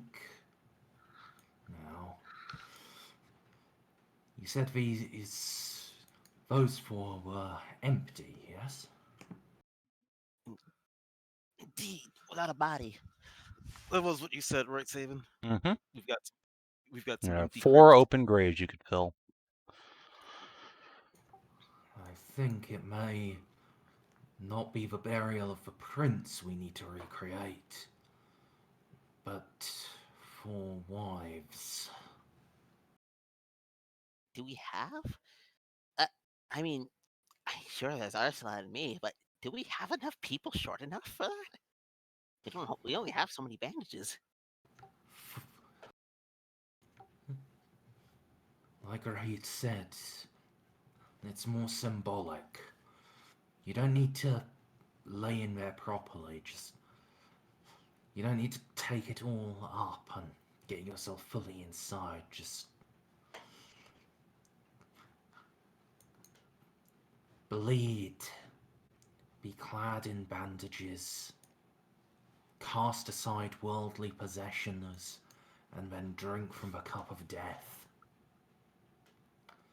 Then rest in the crypt and be with the prince. Well, all right. So then, we go to the rooms, perform the ritual in order, and then I suppose we get into the graves.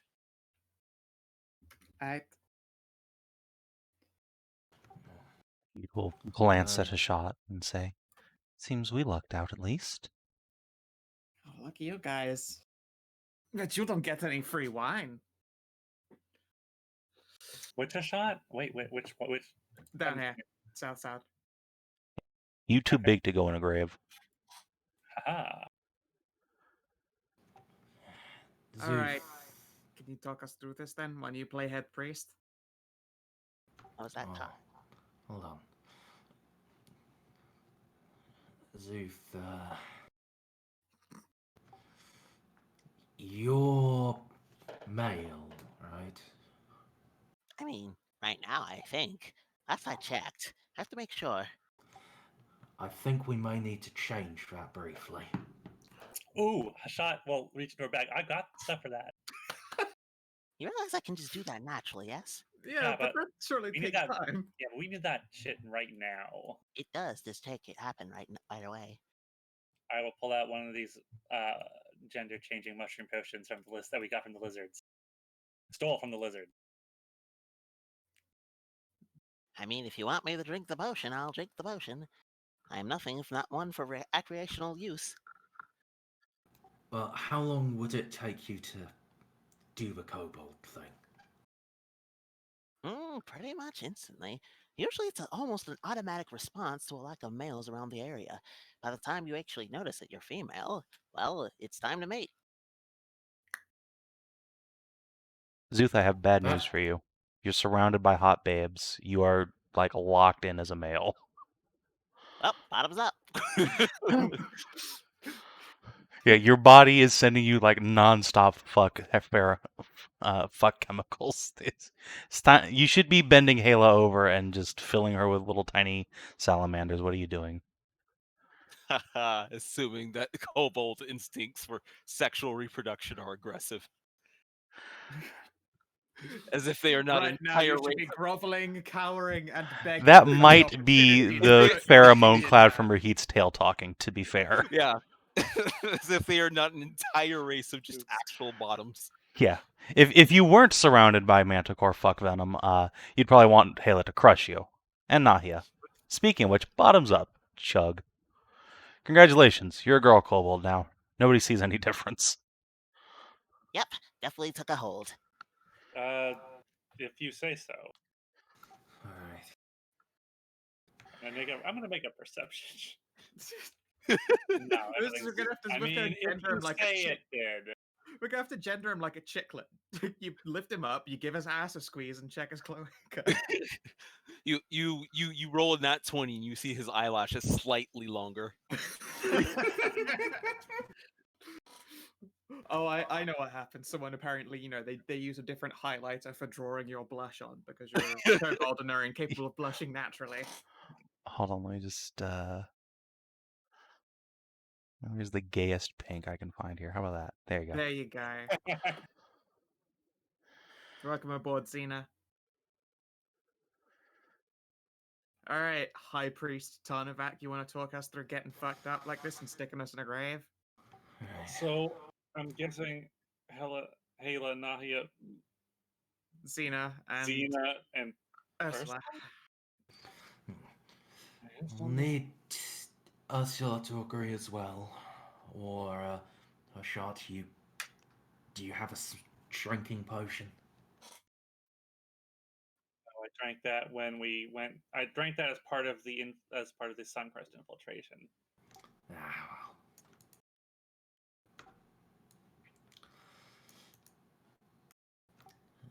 well. Ursula, What? we've figured out the ritual, but we'll need you to be a part of it.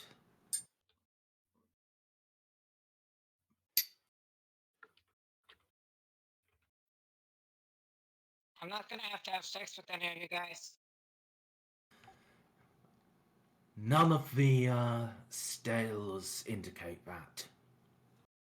Okay. Just checking. You'll need to bleed, be Okay, bandaged, cast something into Okay. the fire, and then drink wine. Okay. Okay.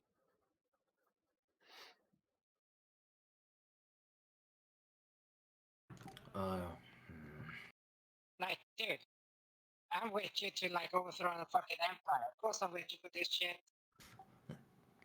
Aye. Thank you. But, the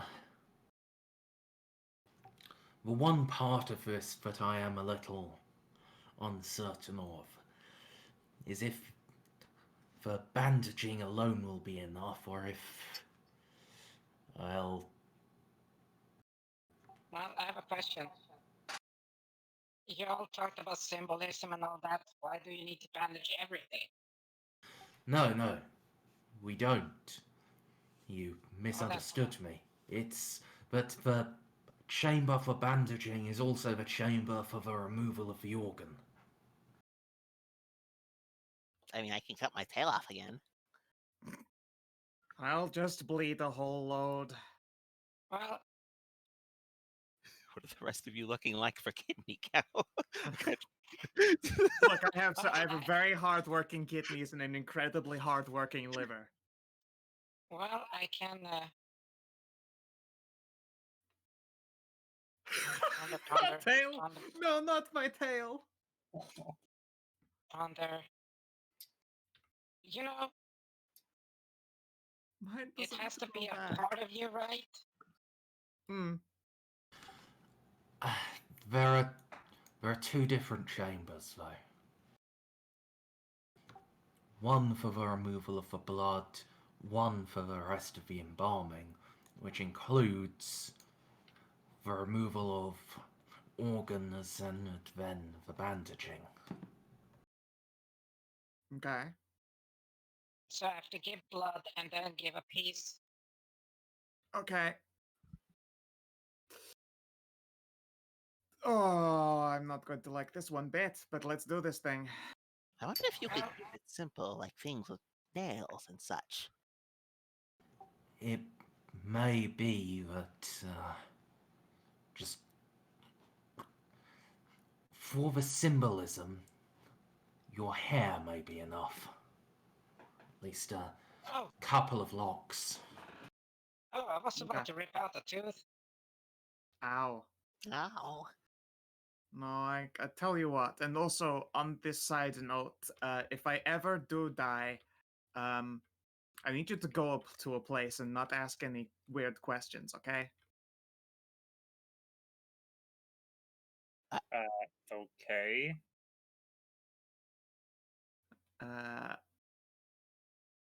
I will pull out a piece of paper, I will write on it, and then I will fold in on itself, and I will probably wax it with my name. Do not open it unless I die. Thank you.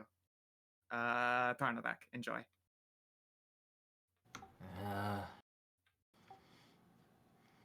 you sure? I'm Yep. fairly certain that you'd want to give this to Ursula. She is the one most likely to survive something that would kill you.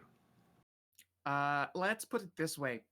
Ursula is part of climb into the grave moment thing. You aren't about to climb into a grave.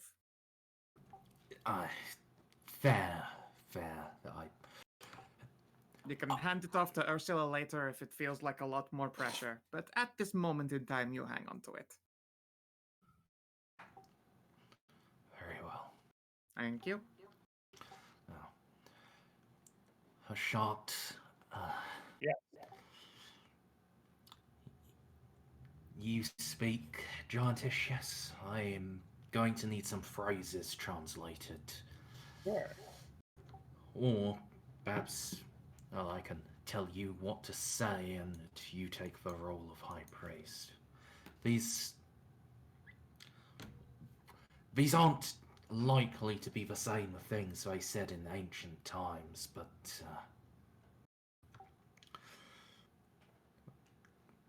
they will continue to invoke the symbolism and stimulate the magic of this place. Okay.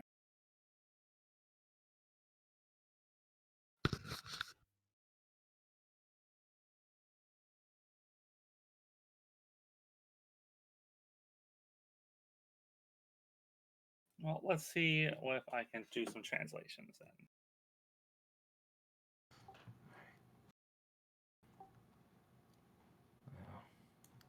This first chamber, please.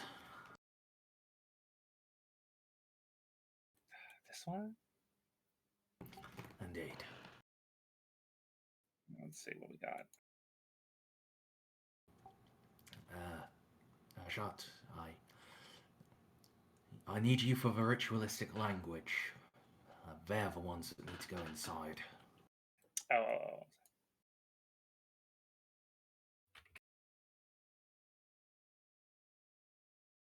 Taylor's gonna come down and give you a kiss for one of yours. Good luck. Whoever ends up needing it more, then we'll go in. Just pilot Szooth along. Move y'all down a space so you're not standing on the rocks. Atta girl. Sorry about that. Probably quite loud noise. Yeah. It was just. I just assumed it was DCL, to be fair. No. That was my glass slipping. I Was am it over empty? here, innocent in my bed. No, but Oh. it landed. It landed the right way up, so nothing was spilled. Well, that's convenient. Yeah. But yeah, it literally only fell like a centimeter, so. Oh, okay. But hey, we take those. I thought it's like falling off your desk or something. I was like, damn, what a coincidence. No, it was just the side of it was slightly wet, so it slipped out of my my grip. I when hear I you. tried to pick it up. But yes. Alright. You all need to cut yourselves, bleed a little. Don't take it too far, but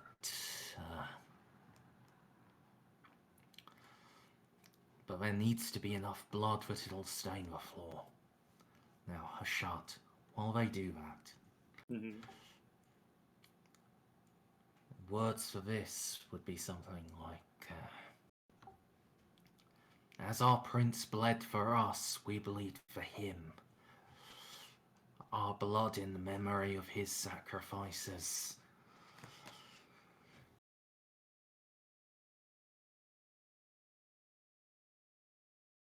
Okay. Wait a second.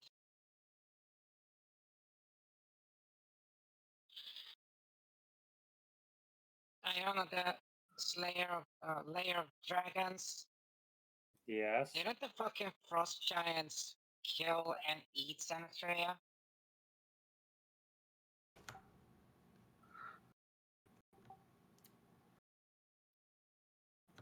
I thought that was like super secret lore. So what does that have to do with this? No, it's dawned on me right now because the previous party talked to that frost giant, they decursed, and he talked about enjoying, feasting on the dragon. Yes, none of your characters probably know this, but indeed, yes, the frost giants ambushed and killed Senatrea and ate her body. Well, ate her meat anyway. They left the bones, which was nice. Bastards. My She wife. got that. My wife. Eventually. Yeah. Yeah, so like the whole first thing, Iona thing, is just clicked on me there. Nothing we can do with that knowledge, though. Our players do not have it. Yeah. Anyway, so I will think about the inscriptions, or think about the words, and we'll give Tarnavak a giantish translation. Or should I think more about the? No, it's fine. No, you're the one that has to speak it. So it doesn't matter which of you wants to do it. It'll be just one of you assisting the other making a religion check in the end of this. Oh God, a religion check. Yes. Oh, wait. Tarnavak. You know, however, Hashat, just saying, Yes. you do have somebody riding shotgun on your body who is a priest. I have a priestess riding. Okay, you know what? Yep. Might want to swap places with her. Hey, Valeria. Hello. You would be a lot more familiar with these kind of rites. Would you like to take the lead on this? If you're comfortable with me doing so, I would love to. Sure. Wait, so, wait, her giantish is older than yours, so she would have an easier time for this, wouldn't she? Maybe? It's not that old. Well, for you,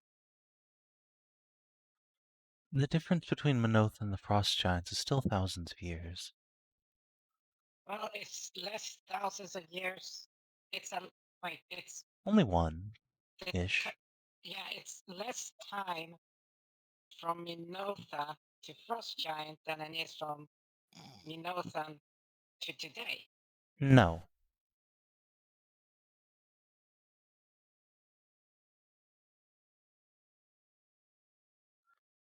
Hashat is surrendering control over the meat bicycle to Valeria to help lead this thing.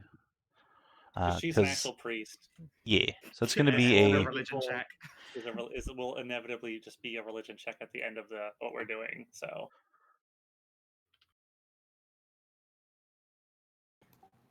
I mean, yeah, probably. all right. So Hashat, a will save is procced on you. Would you like to fail? yeah. All right. I've gone through this once before already. So Once again, you feel your body go numb and cool, and you start moving on its own. Your eyes glance this way and that without your conscious thought. You nod at Tarnavak and translate this into middle giantish.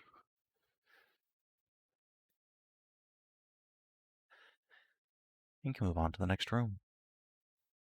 I was just thinking. I wonder how Hashat in the other room. I wonder if this affects her at all. So, each of you who are going to bleed, if you choose to cut yourself, please do 1d4 plus strength damage to yourselves.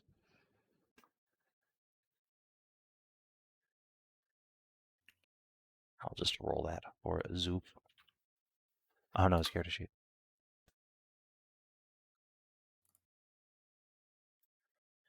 Excellent. He Gonna can't. He's too weak. Szooth noodles his own knife.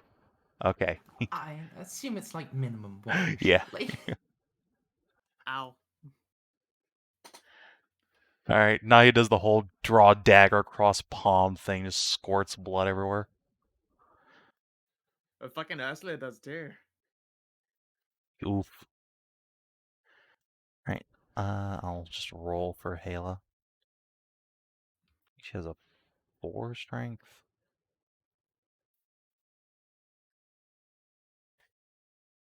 Hala, what have you? Yeah. All right. So 6 damage to Mander. I will say this.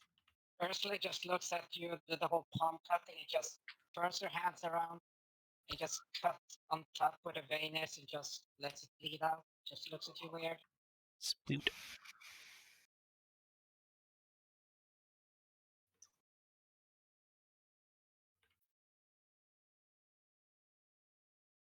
And how much longer do we usually go for?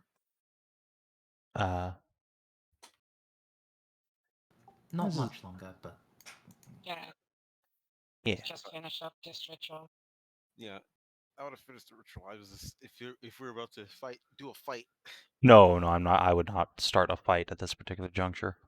Okay. It's late as shit for Savin too. Yeah, that would be well into the see you next week moment. Yeah, Arn can lead the procession into the next room. Just move your tokens along. Thank you. so here. Must first give up a part of yourselves. Your hair, your nails, something like that should be enough. Then garb yourselves in some of the bandages from the pots. Now, Valeria. Would think we want something like, as our prince gave himself for us, we give for him. As he was preserved for us, we be preserved for him. As he is clad, let us be clad. And turn 2 ways inside.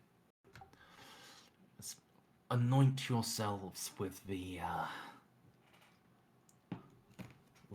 embalming fluid. Careful, not on your eyes or near your mouth, but shoulders, back of your heads. Enough of a symbolism.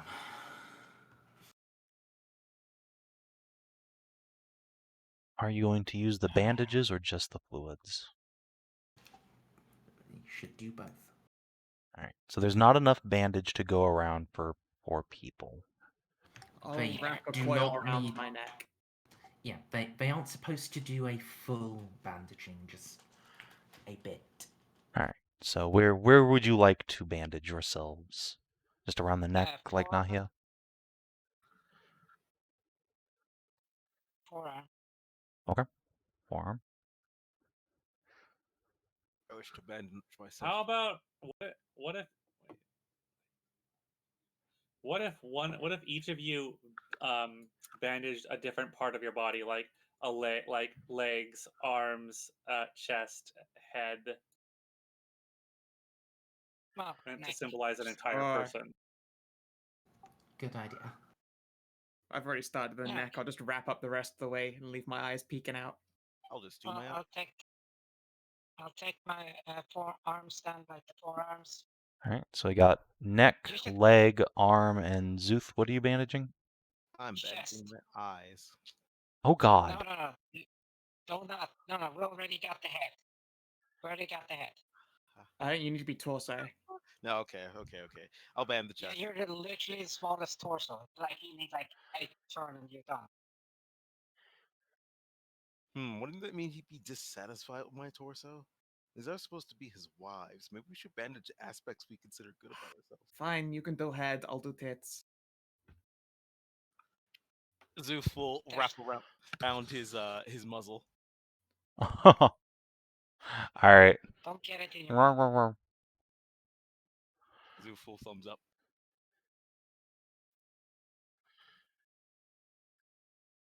All right. Everyone is bandaged and anointed with embalming fluids. And so, have they all given something up? That's true. Ursula, what are you going to give up? I thought about. I'm short-haired. That's not a lot of hair to just cut off anyway. It's shoulder length, right? Barely.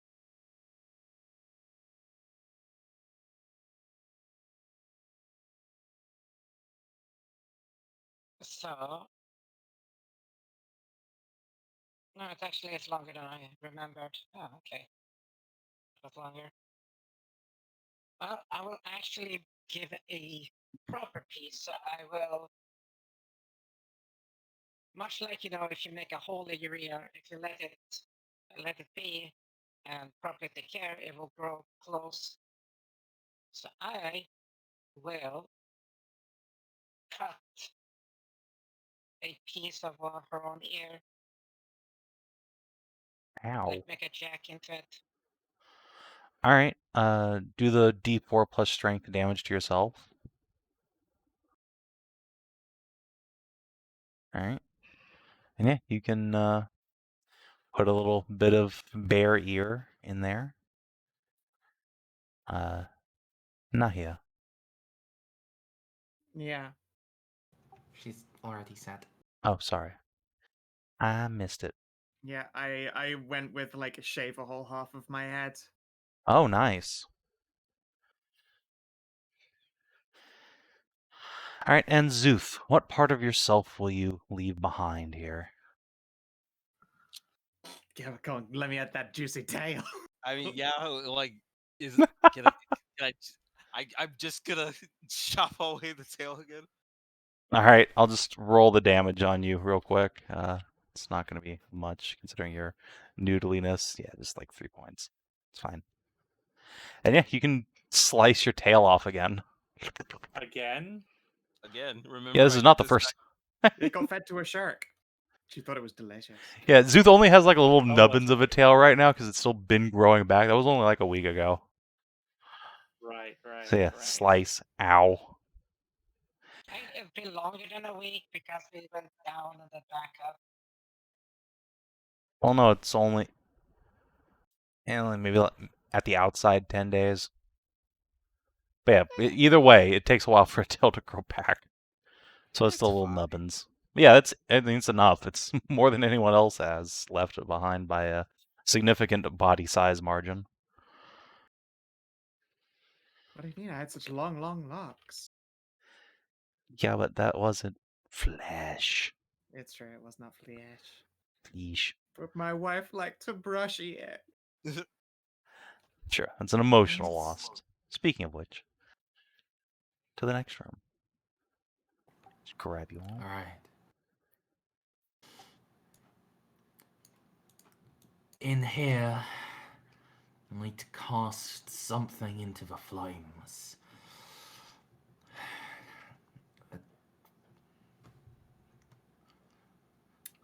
We're improvising from what's left of a mural, but it may have to be something relatively precious. Likely it will. Savin, could you repost for riddle? Sure. From the interior grave, you mean? Yes. Okay. Oh my god, what is Hela going to fucking throw in the fire? See, I pay with all my worldly possessions by giving up on the material world completely and just jump into the fire. Obviously. No. No, not. I have a little thing.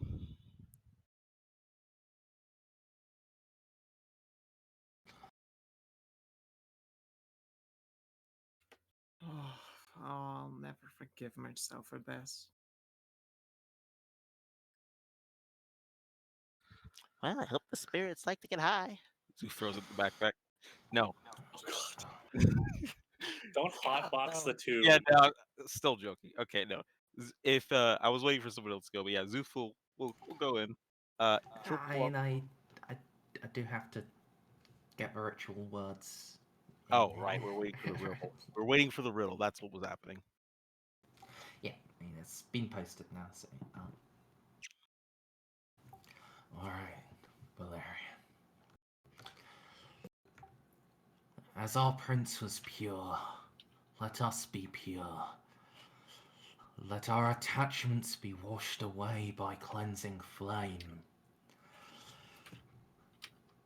Let us, as he, be with our king, free of want and ownership.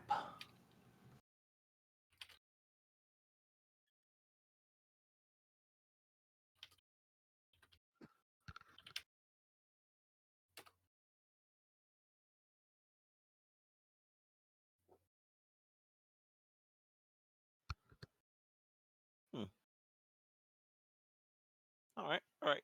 Szooth will go. He'll kind of like stop and go a good turn around to Tar and go. You think they'll be against doubling up? What do you mean? Well, I have two things that could potentially throw in the fire. I thought, why not throw in both? Only one would be. Two may help. One is all that's needed, but two may help. Indeed. Though I'm not sure the first one will actually manage to burn up. Not the scale? Szooth will reach into his sleeve pocket and pull out a scale. Oh, one of Sathia's scales. Oh. Awesome. She didn't notice me snuggling it from her tail the last time. That butt scale joke comment was not just a Freudian slip, unfortunately.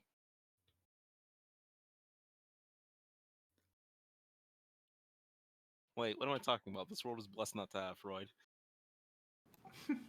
That word doesn't exist. Anyways, but yes, Szooth will first deposit the scale, saying, This, of course, is one of the most valuable things I could ever have. For to be able to live in a world where my gods are not only real, but with me. And now truly love us as a people and as persons and people. I can think of nothing more valuable.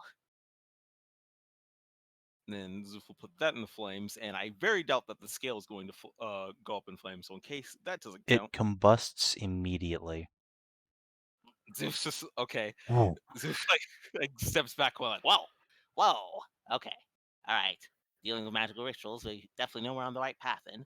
I don't think there's any normal fire that would make a scale like a dragon scale go up like that. Ah, Aye. I was going to give a bit of myself next.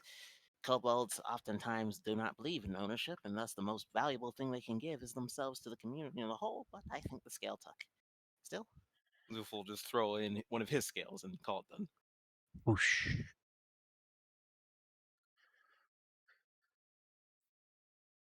alright. Besides, just reaches into her bag, reluctantly pulls out a carved bear, which has been crudely finger painted. Oh, I don't know.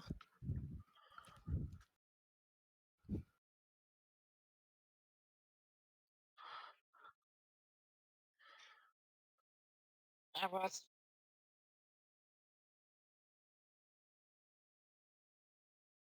throws it in. Just go back, doesn't say anything. Hela reaches out an arm as if to stop you, but it's too late. She just curls up her fists, lowers it, pats your shoulder.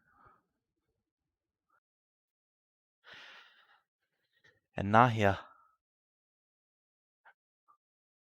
do you throw in the dress? Yeah. All right. Yeah, I swallow it out and throw it in. Whoosh, the bear, the scale, the dress, and the ribbon all go up in flames. There's naught left but cinders.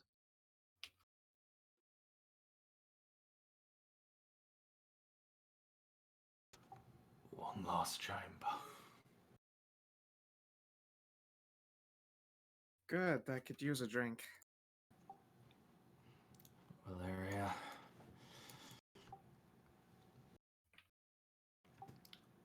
I'm with you.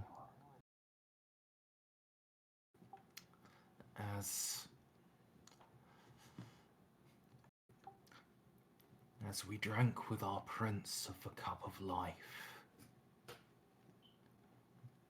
now we drink the cup of death. As we were one in life, now we are one in death. Each of you needs to drink from it, then go to an empty crypt. Stand by it. And then once the last of you is there, Valeria, say the words again and give the prince a drink as well. And as you do that, the rest of you lie in the crypts.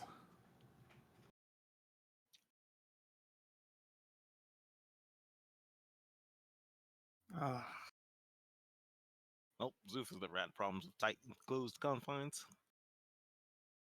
joy. It's gonna, Alright. it's gonna be spacious Ursula, so I'll fucking pluck up the wine and take first mouthful.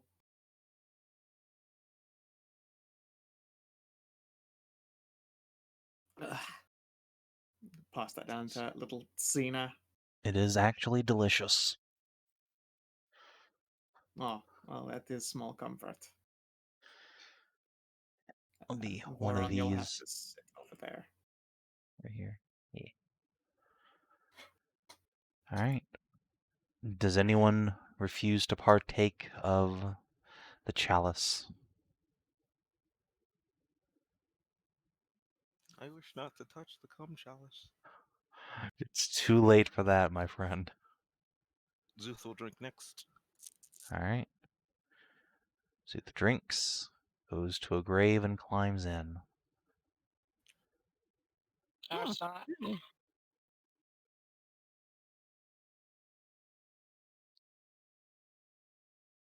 I'll take a swig. All right. Find a grave on the far wall. And Hela will hesitate a moment looking at Hashat. If I'm not surviving, know that was greatest pleasure to being in harem. Hashat inside of Valeria, behind Valeria, is going to say, if you don't give her a hug right now. Valeria picks Hela up and just kisses her full bore. Yes, that's Big the squeeze. stuff. She is going to take a drink and go over here. Now, Valeria. The prince. So first, Valeria is going to go to each sarcophagus and slide the lid closed. You are each consumed by the darkness as you cradle in the grave. Then she will take up the rest of the amphora and present it to the lips of the skeleton. And as she does so, Hashat, 1, 2, 3, 4, 5. Would you mark off a 3rd level spell slot, as Valeria is going to use your meat sack to cast Bless Okay. on all 4 of your friendos here and the prince's grave.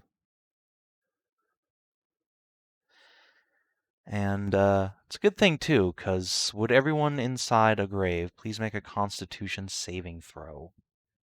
Oh dear. For you have sipped the poison.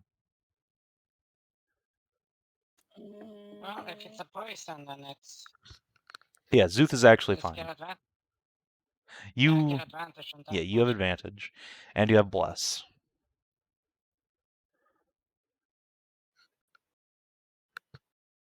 Okay. Oh, unfortunately, I wish Nahia was on the other side of the room. Rip. Oh, All right. that's actually 15 feet away. Never mind, that wouldn't matter. Yeah. All right, Yeah. Hela, give it to me.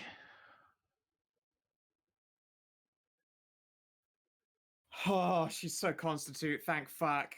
Right? Oh, she hits the big 20 too. All right. So, none of you feel any deleterious effects. You simply wait in the darkness. There's a slight hint of drunkenness for just a passing moment. Your heart rate accelerates, but passes. And then the graves all open together. And the 4 of you may rise.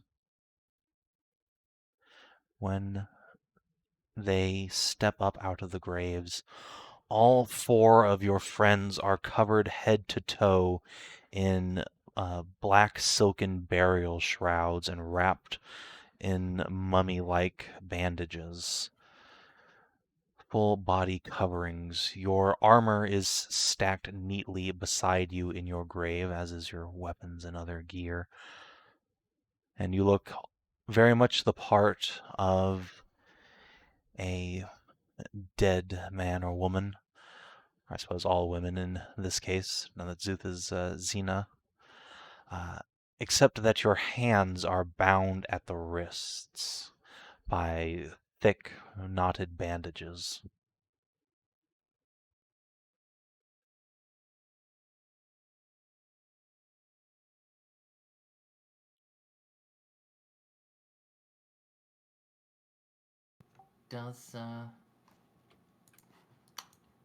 does Iona stand up as well?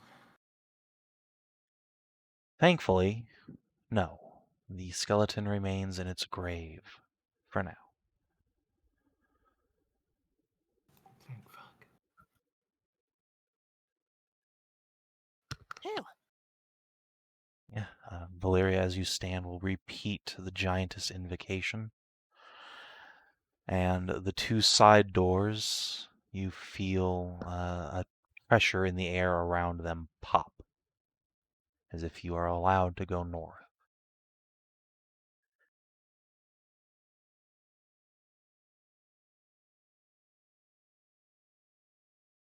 Oh boy. North? Yep.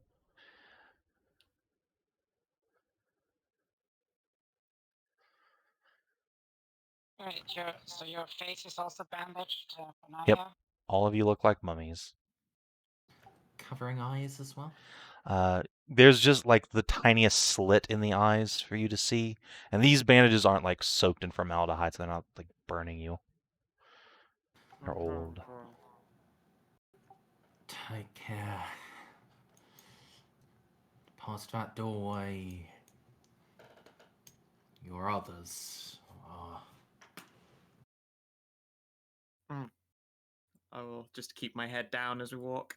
I probably have to in order to see where I'm fucking walking anyway. Rahid will peek in and ask, "Are the three of us allowed to go in, or is it just going to be the procession of the damned?"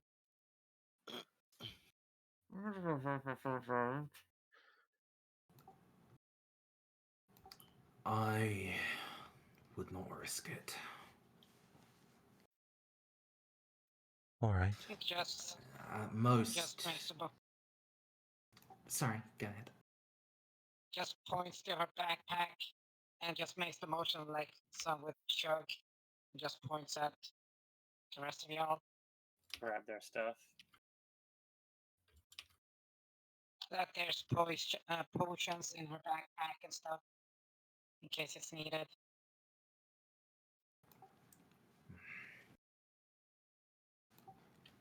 Most, I would think, if Valeria's still in control, she could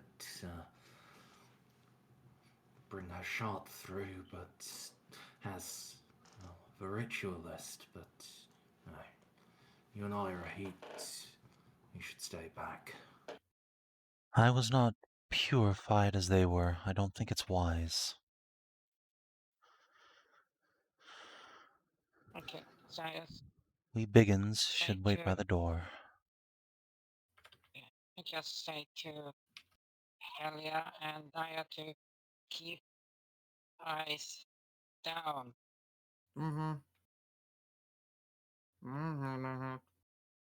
Okay, so the procession starts. All right. So the procession starts. I'll just move your tokens together as you round this corner and begin down the stairs, where you find the inner chamber is completely empty. Oh God. And as the four of you enter in, the front doors of this deepest sanctum slowly creak open under their own power, as if inviting the lot of you to enter.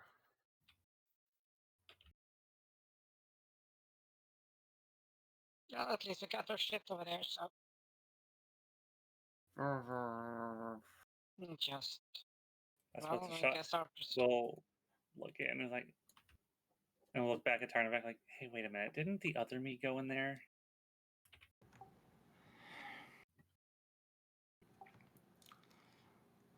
I know I was the Was, but she's gone now. procession has to go on. Correct. Yeah, so as the procession enters, and Valeria will take a cautious step inside, all of you within the inner chamber, and as soon as you enter, you will join in this, we'll begin to hear a funerary dirge being sung inside your mind. 4 female voices joined together in a language none of you understand, but sounds utterly divinely beautiful. You recognize it instantly as celestial, the language of the gods themselves, and some incredibly ancient, primordial dialect of that, perhaps even.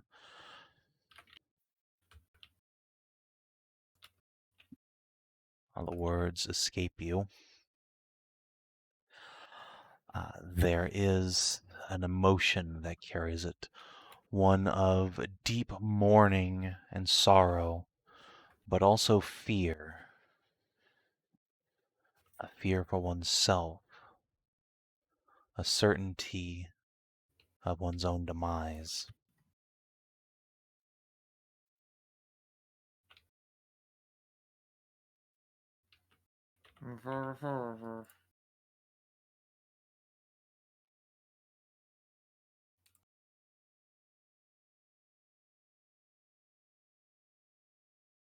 As you enter the 4 side chambers, their doors slowly swing open, revealing 4 other graves inside.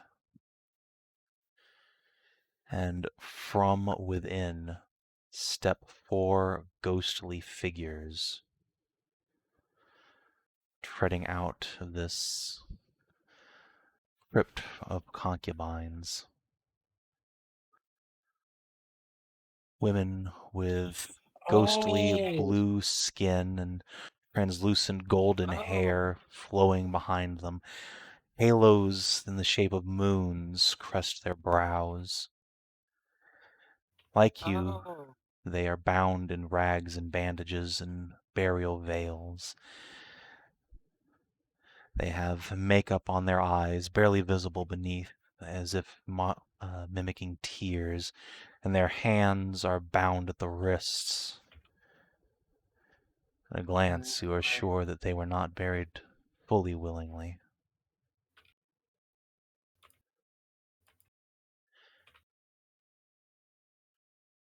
They approach this inner tomb, and now you too experience this crack of power, this unbinding of a spell held long upon the tomb. But before the sarcophagus itself opens, a presence materializes in the room, an entity that has been here from the start, observing and watching, whispering into the minds of those who did not exist and will never exist. A giant of a man, size of any frost giant, arrayed in glorious gilded armor, with a great plume upon his full face-covering helm. He holds a key-like staff in his hands, and you can see emblazoned on his breastplate there is a motif of a clock face. Those of us in the audience will recognize him as the guardian of Karnas's bell tower in the Moon Realm.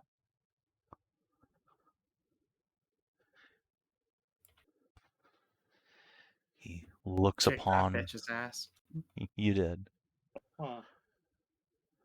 He looks upon all of you and nods slowly, wordlessly, and then places his key staff on the edge of the sarcophagus and nudges it as the slightest bit open, and then fades away. 4 Assyrian women surround the sarcophagus, falling to their knees, their hands held up as if in worship, in prayer, or perhaps in begging supplication. And the room falls still as if awaiting you. What do you do?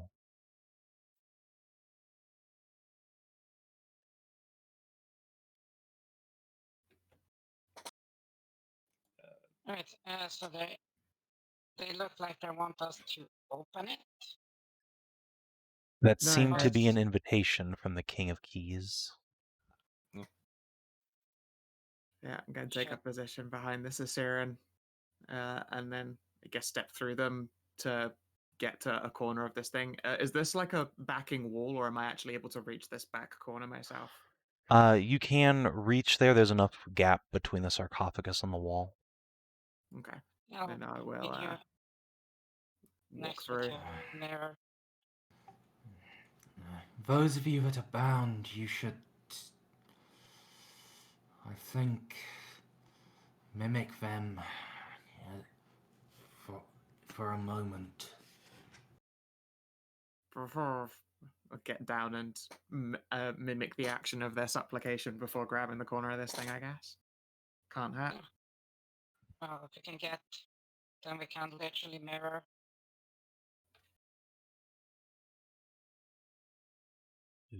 Zoo around. Alright. Rahit looks at Tarn and Hashat / Valeria. I do not think it would be appropriate for a concubine to open a prince's grave, would it? Perhaps this is the duty of a king. She will gesture at the crown. No, that's Tarn. Yeah, she's gesturing at Tarn's crown.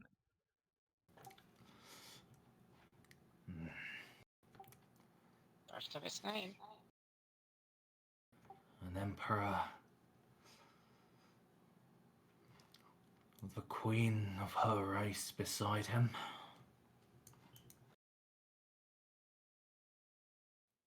I mean, self-proclaimed, I suppose, but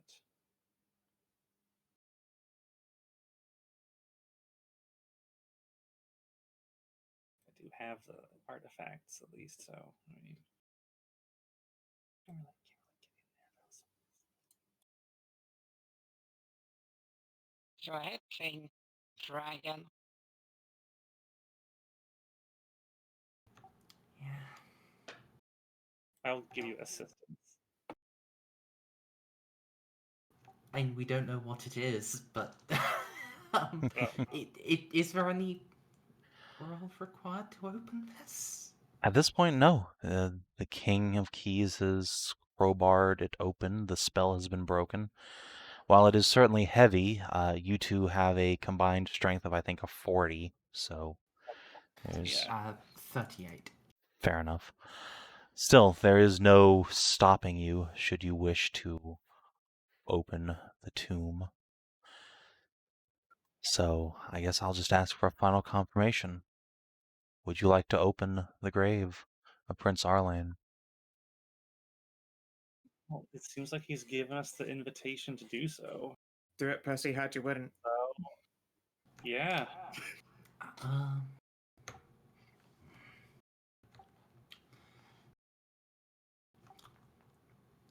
Shut. As soon as we open it, bow. We are not concubines. Our rank is not beneath his, but still, Show respect. honor him. All right.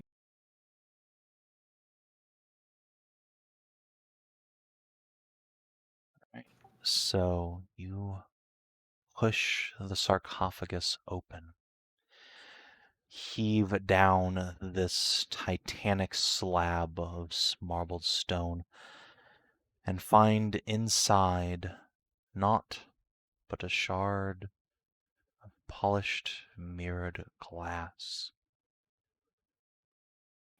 Oh.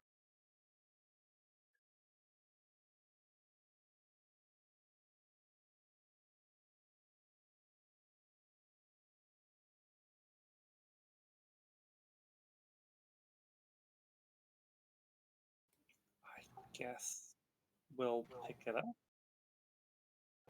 Hold on. So this may be a slight bit of jumping, but the speaking mirrors, the rhyming mirrors, did they have any like special like anything that differentiated them from regular mirrors while they were not in use? The glass itself seemed utterly mundane. They were always held in beautiful gilded frames.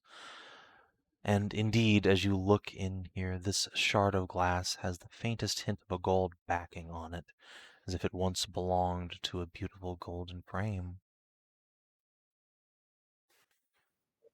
Shard of one of those ancient mirrors? I think as much.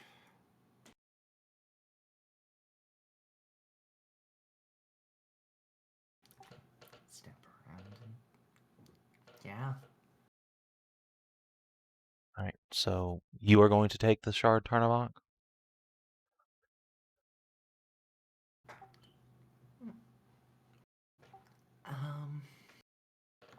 This is primordial magic. We'll look to Hashat first. Okay. I mean, sure. Alright, so Hashat, do you pick up the shard of glass? Sure. Alright.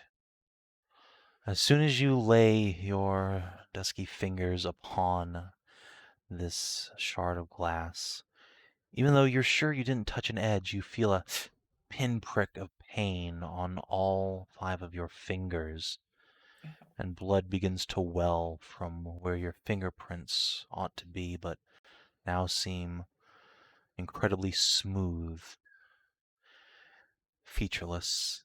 The 4 Syrian women bow their head, their wailing stops. You see your fingerprints appear on this glass. And Hashat, how many hit dice do you have at present? Let's see. We had a long rest, so I've got all 10. Okay. You have 0 now, as you Oh, okay. feel a lurch in your chest as if something has been sucked out of you. Oh, You reel slightly. And Tarn, you find yourself stepping back.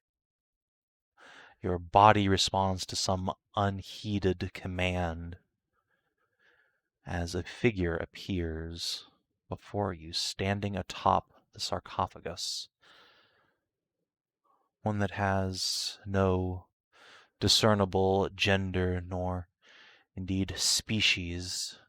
Does not look like a frost giant nor a man per se. Perhaps an elf, for it is lithe and graceful, but far, far too large, larger even than the King of Keys. And he or she is dressed in a beautiful black armored gown, with a helm cresting his face, from which spills moon-like white hair all the way down to the floor, and a veil covers what little the metal does not. You can't see any eyes through this helmet, but you do see the faintest hint of a smile as he beholds you all and says, "At last, for I have long anticipated your coming." And this figure will look to each of you in turn, smiling, and says, "Though you are not those I spoke to in my dreams." Tarnavak, you don't know what language he's speaking. You hear his voice in your mind, as clear as day and in your mother tongue.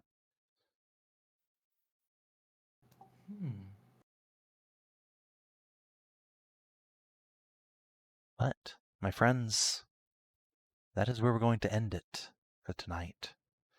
as this figure appears from the mists of the mirror and greets you warmly.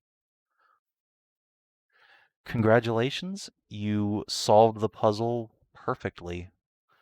Avoided That's 2 big fights, potentially. true. Oh, I Oh, guess the that's key great. boy. Yeah, if you had Key boy is phase 1, and then phase 2 would have been this individual. No. Savin, $5. It was a mummy lord, wasn't it? I mean, there was a mummy lord here. Yeah. Okay, what were the actual fights we avoided? So if you had fucked up the ritual itself, you would have got to meet the mummy lord, Prince Eonin. And then if you had disturbed the day of mourning without proper invocations, which would either have been to invoke the prince's name or to come in with the full burial procession and bury 4 concubines for him, you would have gotten to fight the King of Keys and 4 soul-bound Asiran.